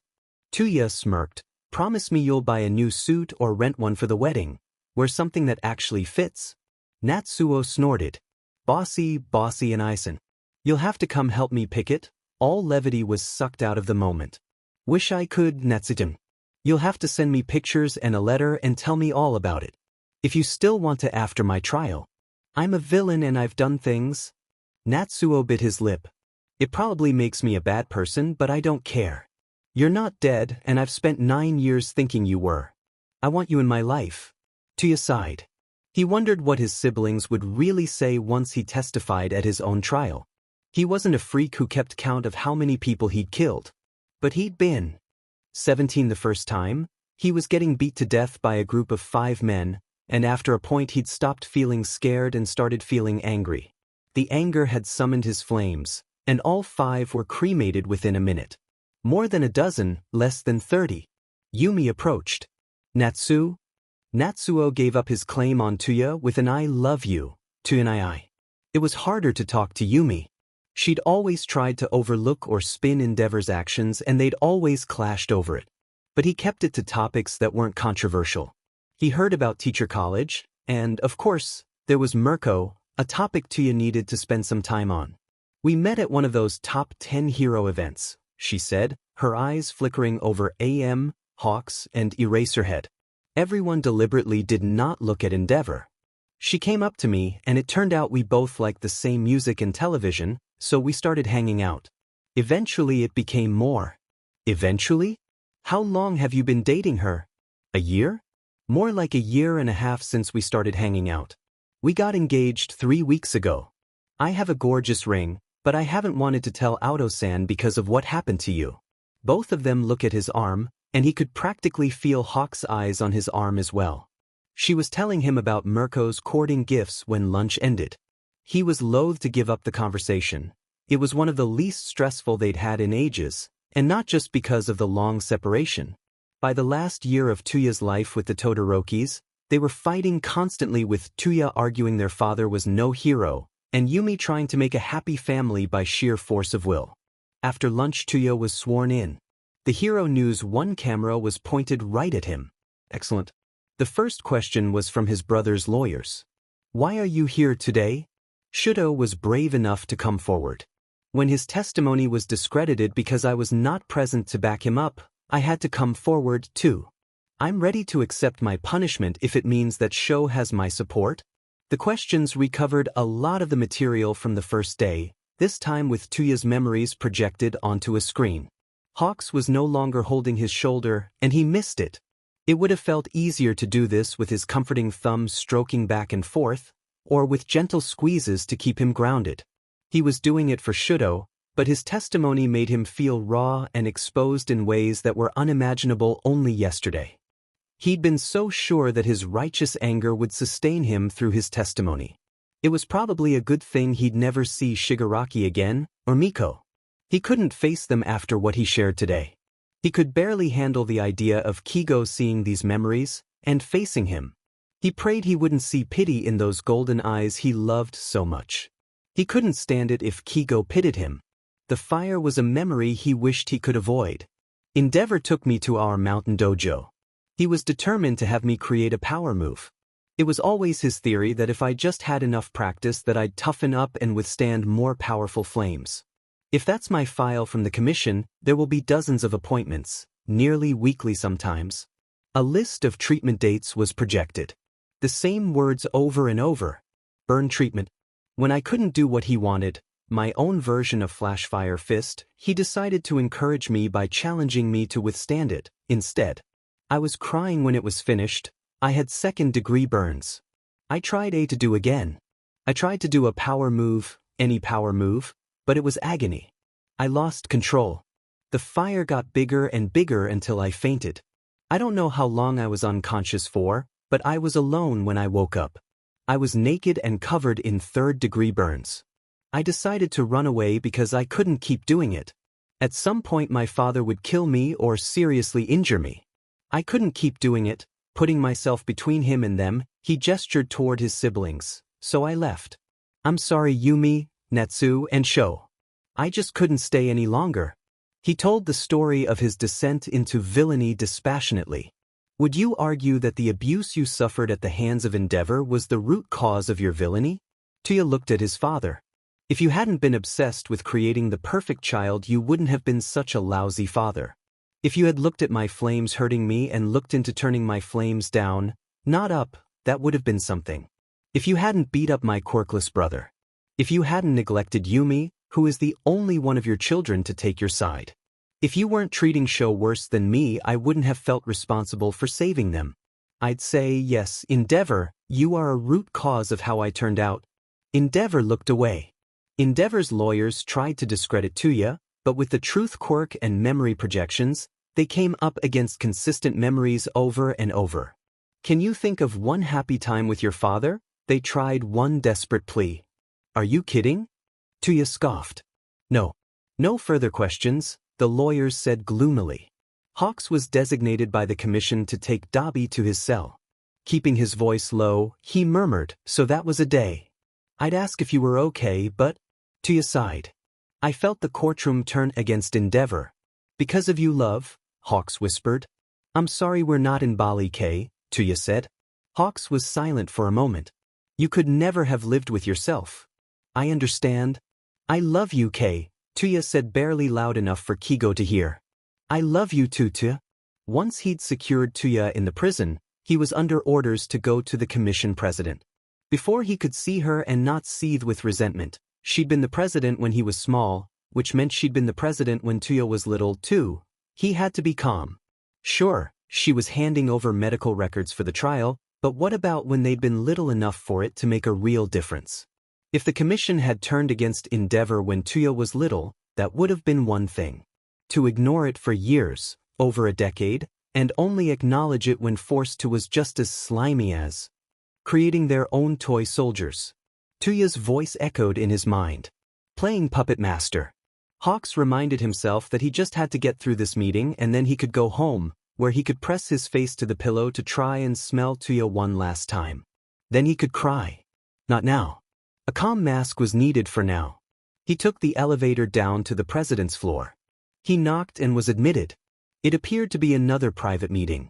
The president gave him a look of annoyance. I thought you were going to infiltrate the league, not get your contact to surrender to you. Hawks shrugged. I was as shocked as you were when he did it. And he said he'd go walk to Best Genus Agency and surrender there, so since he was obsessed with turning himself in, I decided I might as well get the collar. The president sighed. Yes, well, if you'd brought him here or to Tartarus, we could have detained him without public knowledge. We weren't going to support Endeavor in the trial, and his odds of success without our lawyers were pretty low, but then you dropped a bomb on our careful plans. We are denouncing Endeavor tomorrow and stripping his title and hero license based on today's testimony. Her tone turned snippy. Congratulations, number 2. Hawks gave her an shucks grin. Thanks, Madam President. I'll try to make you proud. Do you have access to anyone else in the league? No. They said there was a big job I'd have to do and then I'd be in. Hawks said. I went to check Dabi's phone, but he said he'd incinerated it. I can try to prowl the shadows again, but I doubt Shigaraki will ever let me in after arresting Dabi. Would they let you in if, oops, an accident in transportation happens, and you were able to free Dabi? Hawks thought for a moment. Let me talk to Dabi in private tomorrow on the way to the courthouse. Have me fly him? Anything for a few more stolen moments. Fine. We'll reconvene tomorrow night. You should be ready to testify in his trial. Maybe in this one. She looked at him oddly. Dabi let the kids go, didn't he? He froze, then realized it was going to get out sooner or later. Yeah, he let them go, and it makes sense now why. He told me where to find them, but threatened to keep me out of the league if I told. This soft spot is something we can exploit. Hawks swallowed at the sight of Dabi in the drab green of a prison uniform. Hawks-san, the warden said. He'd spent last night sobbing in what, after weeks together, he considered their bed. He'd cried for Toya, everything Toya had experienced. He cried for himself. Any dream he'd had that the commission was doing what was best for hero society had been burned to ash. And he'd cried for them. Maybe they'd never had a future, but they'd had a present, and now it was past. The uniform was a harsh reminder that he'd handed his soulmate over to the enemy. Are you ready, Todoroki-san? Hawks was relieved his voice didn't betray any of the swirling emotions just below the surface. You mean inmate 24601 hero? Toya said it with a smirk. Please confirm you are wearing quirk dampening cuffs? Toya held up his wrists. The original cuffs had been replaced with bracelets that served the same purpose, but allowed freedom of movement. When was his last quirk dampening pill? He hated this. He hated all of it. The warden checked her tablet. 6 a.m. He won't need the next until 6 p.m. How is his behavior? No complaints. He requested a book, but was otherwise silent. Smart. Very smart. But I think we're ready to go then. Hawks signed the tablet, accepting responsibility for Dabi. They were accompanied through the halls and staircases by guards. On the roof of the prison, Hawks swept Toya into a bridal carry. Are you ready, Todoroki-san? As I'll ever be, Toya replied. Hawks launched them into the sky. They landed shortly after on a random rooftop. Kigo put Toya down, then pulled him in for a tight embrace. Kigo inhaled the scent of prison soap that didn't mask the familiar scent of smoke, although it was fainter, possibly because of the quirk dampeners. Toya carted a hand in Hawk's hair. They stayed like that for a moment. Birdie, don't we have to be somewhere? Toya's soft voice sounded in his ear. I have to make you an offer first. The commission would like to arrange your escape to better facilitate my acceptance into the league. Kigo gave a bitter laugh. Thoughts? Did they say how they were planning to brainwash me that I'd do that? Toya crossed his hands over his chest. They think they can use your siblings against you to keep you in line. Hard pass. The big job they wanted you to do to get into the league was to deliver Best Jeanist in a body bag. I refuse to let you closer to the league. Toya shook his head. I don't trust the commission, and the fact that they only acted on my private accusations when my brother made the same accusations publicly shows exactly how little I should trust an offer from them. Kigo sighed. Yeah, that's what I thought you'd say. Fuck it, it was an excuse to get you alone for this, anyway. He pushed Toya against the wall next to the rooftop door and crashed their lips together. Hands and lips were everywhere. Their bodies were pressed so tight together that a secret couldn't have passed between them. They pulled apart gasping and hungry. Where's a good love hotel when you need one? Toya joked. We owe Shigaraki a thank you for that. Kigo snorted, his head falling forward onto Toya's chest. His alarm went off. 15 minutes until we have to be there. Just enough time, then, Toya said with a wicked look in his eyes. Toya watched his siblings enter the courthouse. He turned to Kigo. Guess it's our turn, Kei. Ready for today, lovebird? Who's that? Kei pointed at a woman being escorted up the stairs. Toya glanced over his shoulder, then froze. That's my mother. Memories swirled. How one day she'd be loving, and the next she'd be distant. The way she was clearly more comfortable around Natsuo and Fuyumi. That she'd loved his white hair, and in hindsight he could see her getting more affectionate the less he looked like his father. But he also remembered the day he'd heard Shoto's high-pitched scream and how it had gone on and on and on. He remembered sneaking out to the hospital and he'd seen her in harsh restraints. To say his feelings about his mother were complicated was to undersell them.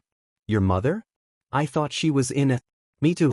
Oddly enough, his motion sickness didn't seem to apply when Hawks was carrying him and holding him close. However, he was worried about what Ray's presence might mean. Why wasn't she there yesterday if she was going to be there today? All Might and Eraserhead were waiting at the courtroom doors. Eraser? Toya acknowledged them. Todoroki-sen, replied. Before we go inside, I want to say I truly regret that your attempts to speak out went the way they did. I regret that Hero Society reveres an abuser and the commission did nothing to stop it, Toya countered. I don't need or want your pity. If this was setting the tone for the day, it would be unbearable. Fun. Hopefully the judge would still let his siblings be near him and talk to him again, at least. The three heroes led him into the courtroom. Toya. He hadn't heard that voice in 10 or 11 years. Despite that, he recognized it. Rei was standing near his siblings, along with a nurse and an orderly.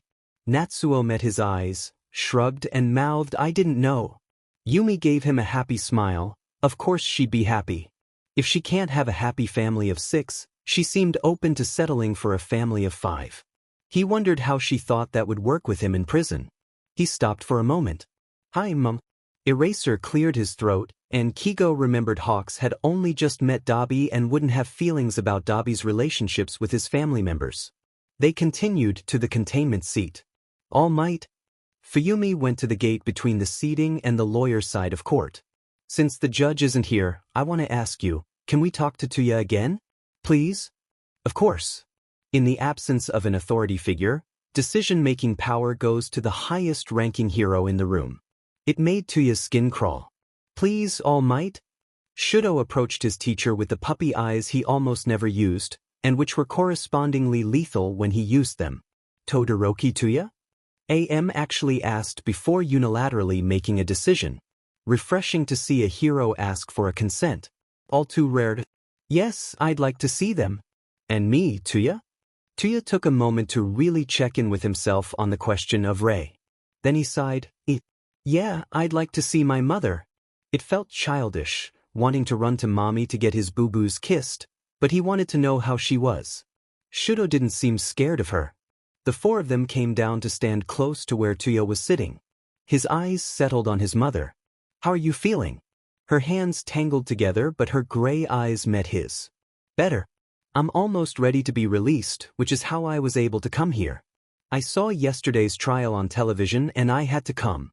"Tuchan." Her voice broke on his name. "Tuchan." When was the last time he'd heard that nickname? Was this what Natsuo had felt yesterday when he called him Natsu-chan? Maybe it was for the best that he couldn't cry, so much for the big, bad villain if he breaks apart at a childhood nickname. It must have been before she left. Before Sho's scar had been inflicted upon him. 10 years. "Oka-san," he whispered. "I'm glad you're getting better." She was, however, one more person on the list of people he wouldn't entrust Shoto to. He wanted her to be free to live her life, but he just didn't trust her not to see Sho's fire as Enji's fire. Knew from his own experiences that he reacted more strongly to anyone with Endeavor's build or with fire. He carried scars, and he knew she did too, possibly more extensive and more painful than he'd ever know. Sho deserved somewhere to heal where people wouldn't potentially react negatively to his fire. He'd only just started using it because of his own issues with fire and their father. Their mother wouldn't be a good guardian. She told him about life in the hospital and how she'd been rebuilding relationships with his siblings. "I want that with you too, Toya," she said. "Well, we'll see what jail will and won't allow." "They let me have a book last night," he said. She brightened. "You always loved to read with me when you were little, and then on your own when you were older. Not as much as you love drawing, but you always loved it." It made him feel a small warmth kindle in his chest when she reminisced about his love of art. She'd remembered. He smiled. "Well, they don't let you request art supplies." "I'm reading one you always liked? Jane Eyre?" She nodded. "You'll have to share your thoughts with me when you're done." He nodded. "When are they stripping Endeavor of his title and license? Can we watch?" Natsuo said it loudly enough to be heard by Enji, which made Toya smirk over at his biological father. Shoto smirked too, already looking it up. "It's happening now, just stream Hero News 1. Kigo took out his phone and looked it up. Toya half expected AM to tut-tut him or something, but AM was also pulling out his phone. It made sense that every hero would want to see this. It was unprecedented to strip a top 50, much less top 10 hero of their title and license. Kigo casually positioned his phone so that he could argue that he was watching both the prisoner and the news, but really so that Toya could watch and enjoy. A moment later, he realized Shoto was holding his phone towards Toya while Sho watched on Natsu's phone. This is Akari Sawamura, reporting live from the HPSC headquarters. In just a moment, Commission officials are, in light of the evidence in the UA versus Todoroki Enji case, going to do something unprecedented and strip a top 10 hero of their title and license. Todoroki Toya, until yesterday known as one of the top members of the League of Villains, the villain Dabi, gave compelling witness testimony yesterday under both a truth quirk and a truth projection quirk. He swore, under oath, about the abuses he suffered in his father's quest to force his fire quirk into something that would turn Todoroki Toya into a pro-hero that would take the #1 rank away from All Might. Todoroki Toya turned himself in specifically to support his younger brother, Todoroki Shoto, the minor plaintiff in the custody case being tried. Todoroki Toya is back in court today, although we don't know if he'll be testifying. Cameras will only be allowed in if the adult testifying wants them there. Endeavor has never been known for kindness, although he has been the hero for many citizens. The abuse his children suffered, though, has turned the tide against Endeavor. As of last night, all of the corporate sponsors Endeavor was contracted with have dropped him. Social media last night had #EndEndeavor and #BelieveDabi trending across platforms and apps. Here we go, that's the commission president and other officials. I believe the president is about to speak. Todoroki Enji has tarnished the label of hero. In light of the recently proven allegations, we condemn Todoroki Enji and strip him of his hero license and title. He will be required to take quirk suppressants. What? Enji had jumped to his feet. Quirk suppressant twinsies, Toya said and smirked when his father's face paled. He'd missed a few seconds of the stream, but it was worth it to see his father's face. Making our top 3 heroes All Might, Hawks, and Best Genist. All 3 have impeccable service records. We will be launching an investigation into every individual involved who failed the Todoroki children. You can be assured that there will be a top-to-bottom investigation, and we will purge the HPSC of anyone who prioritizes a hero before a child. We have already been contacted by multiple villains' lawyers asking to retry their cases, or revisiting accusations of abusive behavior when it came to Endeavor. We failed Japan by not taking these accusations seriously, and we will do better going forward. There will be no questions at this time. Toya wondered how many people would pick up the fact that just because villains want to revisit their accusations against Endeavor, the HPSC never actually said they would. They said they'd do better going forward. Enji had one lawyer by the front of his shirt. This is your fault. The judge had entered while they were all distracted. She got everyone's attention with a bang of her gavel, her voice taking on a sharp tone. Todoroki-san, please let go of your lawyer or I'll be forced to request that you be the one in the court-canceling seat instead of Todoroki Toya. I'm not ready to have Hell Spider, or whatever you call it, released in my courtroom. Once everyone was seated, the judge spoke. Yesterday we spent the majority of the day hearing Todoroki-san's testimony, she said with a nod towards Toya. Today we'll hear from Todoroki Shoto. Toya cringed every time his brother recounted a training session or a beating. Had he been at a museum? Was he playing with Natsu and Yumi? Hell, was he taking a damn nap? Gone? Logically he understood that he couldn't have prevented every training session. Couldn't have prevented every abuse. But emotionally, he felt so much guilt and recrimination that he felt like he was suffocating in it. If he'd been suffocating before, he was on his last gasp of oxygen hearing all the ways his father had tried to force his little brother to use his fire. If he could have summoned fire, Toya would have grabbed his father and let loose his hottest flames until he cremated fucking Enji. Just for clarity, why wouldn't you use your fire? So many reasons. But the biggest were that my Nii-sen died learning how to use fire, and more to the point, that my father training Toya is what killed Toya. My mother poured boiling water on my left side because it looked like my father for a moment. In my shoes, would you want to have anything to do with your fire? When they broke for lunch, his siblings and mother brought him a bento. They shared memories, watching Miyazaki movies on the couch while Enji was gone heroing among others, and renewing connections. As the others were throwing away trash and returning to their seats, Toya turned to Sho's teacher. Eraser. A word? What?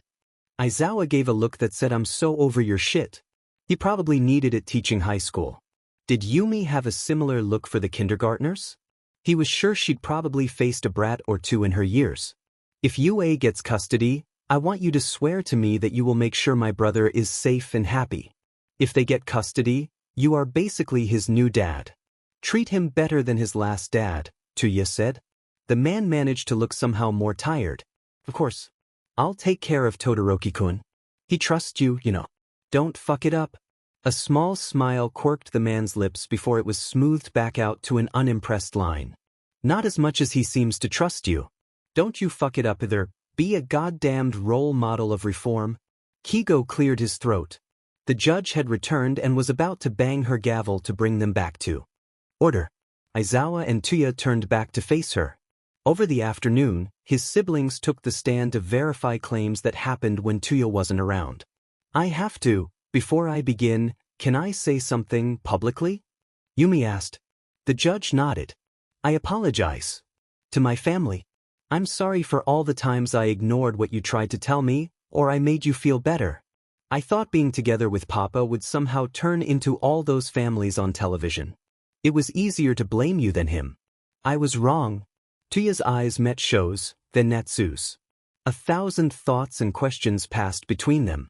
Both Shoto and Natsuo looked as hopeful but uncertain as Toya felt. But for all of them it looked like maybe enough but not nearly soon enough. They loved their sister, but none of them seemed eager to jump up and hug her. In the late afternoon the plaintiffs called first AM then Aizawa to testify about Shoto and Yue. Toya felt a burst of big brotherly pride when they talked about how Sho had grown personally, academically, and from a quirk perspective. He felt relieved when he heard Aizawa dispassionately describe both the pros and cons of his quirk and how training methods would help him grow, but not too fast. All Might was very All Might. Why young Todoroki this and plus ultra that. The judge turned to Enji's table. We are ready for you. Call your first witness. We call the winged hero, Hawks, to the stand. Fuck me, Hawks muttered. If only I could, pretty bird. How pathetic was it that Kigo took comfort from the very careful brush of fingers as he walked past Toya's hand. This was their life now, eye contact and the occasional brush of hands. Before we project anything, there are several investigations that may touch upon my arrest of Todoroki Toya that are sensitive. Can we rely upon verbal confirmation of truth-telling in my case? Despite just learning they'd put too much faith in the last number 2, they turned around and did it again. Luckily what he'd said was true enough that they bought it. Kigo sighed and wondered if any part of Hero Society was worth trying to hold on to. Can you tell us about your first encounter with Endeavor? Yes. My father was a thief, and Endeavor arrested him. I was 6 or 7. And did you look up to Endeavor? You've described him as your personal hero throughout your career, have you not? Kigo let a vicious smile curl his lips. Yeah, and then I learned he's a piece of shit who doesn't deserve to have ever been called a hero, and now I'd like to sign up for the Fuck You, Endeavor Club. The 4 Todoroki children all laughed, Natsuo and Toya the loudest. Kigo thought he'd get along with Natsuo, except for the part where he's the hero who arrested his Nii-san. No further questions? Endeavor's exhausted lawyers said. We rest? This is a very clear-cut decision for me to make. Todoroki Enji, I hereby terminate your parental rights, effectively immediately. Further, I am authorized by the Supreme Court of Japan to sentence you to 4 counts of child abuse, with each count carrying a penalty of 10 years. You will be remanded to Tartarus today. I grant you a full custody of Todoroki Shoto. Todoroki Toya, you will be transported back to your cell. I have been informed that there are any number of agencies waiting to talk to you. Thank you for turning yourself in. Japan is safer because of it. Kigo wanted to roll his eyes. The judge raised her gavel, and a commission official raised their hand. If you don't mind, we would like to propose our program for young heroes as an alternative to UA. We can ask one of our UA alumni to share about their experiences versus Hawks, who is a graduate of commission training. Hawks couldn't help it. His hand gripped Toya's shoulder so tight he worried about bruising. The judge cocked her head. I'm willing to hear from Hawks. If needed, I'll ask a UA alumni to testify. Hawks retook the stand, and felt a sense of déjà vu. I'd like to request a camera. After all the commission has had to face this week, I'd like to do my best to inform the public about the HPSC. I also consent to having my memories shown. When the camera was allowed in, Hawks took a deep breath. The judge indicated he could speak. Toya had cracked the foundation of the HPSC and Hero Society. He had truly turned Kigo, or maybe just lifted the blinders. But now, Hawks was ready to turn it into rubble. My name is Takami Kigo, although I haven't used it since the commission bought me from my parents when I was 6 or 7. They named me the Winged Hero, Hawks, and told me Kigo was no longer my name. I was given a room with a white sheet and a black blanket. There was a desk. We weren't allowed any objects or art in the rooms. We were never even allowed to hang out in each other's rooms. While there were certainly advantages to being raised by the commission, I can speak 6 languages and read 8, and I have a black belt in judo as well as having been trained to use fierce wings to its fullest ability. But they trained me in the most painful and difficult ways. Memories flashed of being locked in a dark room until he could use fierce wings to find the key, except there had never been a key. They had wanted to see how long he could stand it before banging on the door and crying for help. And when the little boy did, sobbing, promising to do better, promising to be better, apologizing over and over that he just couldn't complete what he didn't know was an impossible task. That wasn't even the worst memory he could conjure. The commission official spoke up. We have no further questions. The judge looked at them. I do. Please continue, Hawks. Kigo very deliberately did not look at Toya. They punished me for not informing them of a soulmate mark, and then harassed me until I consented to a procedure to remove it. He shared about his debut. Everyone saw the president belittle him for wanting to catch a purse thief, and how scared he was trying to capture the villain who'd hurt Ryuko. Then everyone saw Rumi telling him they'd never put out a hero alert, but told him he was on his own whether he could contain the villain or not. The president not only ignored Todoroki Toya's abuse until Todoroki-kun made his accusations, but suddenly they're producing medical records and stripping Endeavor of his hero license because of bad PR. PR was also the only factor in telling me that Todoroki-kun was my priority when rescuing the abducted students. She outlined a plan to compensate Bakugo's parents if I had to leave him behind. The judge's lips thinned while viewing Hawk's memories of that day. He skillfully employed a torture resistance tactic and kept all memories of Toya neatly cut off from that day. He'd feel bad, except this would keep Shoto out of the commission's hands. And if he could do that, I'm sorry, Your Honor, but I can't recommend the commission. They do not look at the children in their care as people but weapons. We are supposed to be the ultimate obedient children. I certainly never had a choice in anything. I considered being a rescue hero and join a team like the Wild Pussycats, but that was unacceptable. I didn't want to model, but that's unacceptable. Hand Todoroki-kun over the commission now, and you might as well be handing them the puppet strings for the rest of his life. I have to recommend that Todoroki-kun should remain at UA. The judge nodded. I agree. Eraserhead, All Might, please escort your student home. Can I hug Toya?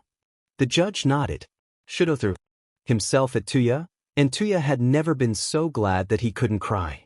He'd never let some commission asshole see him cry.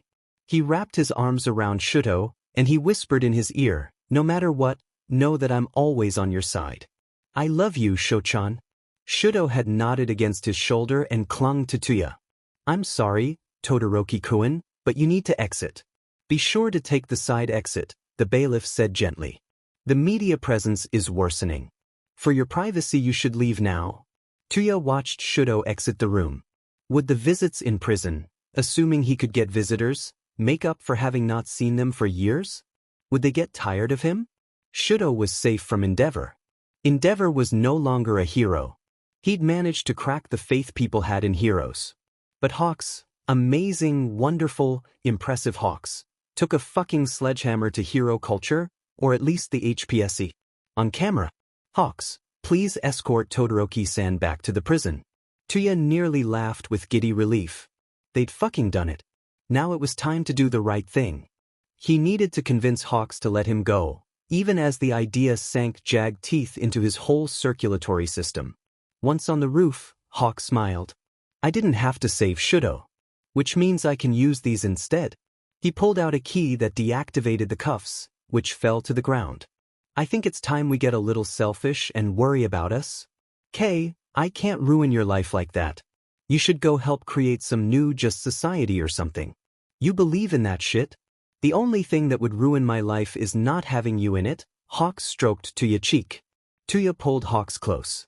They stood there, hugging, 1,000 unsaid things passing between them.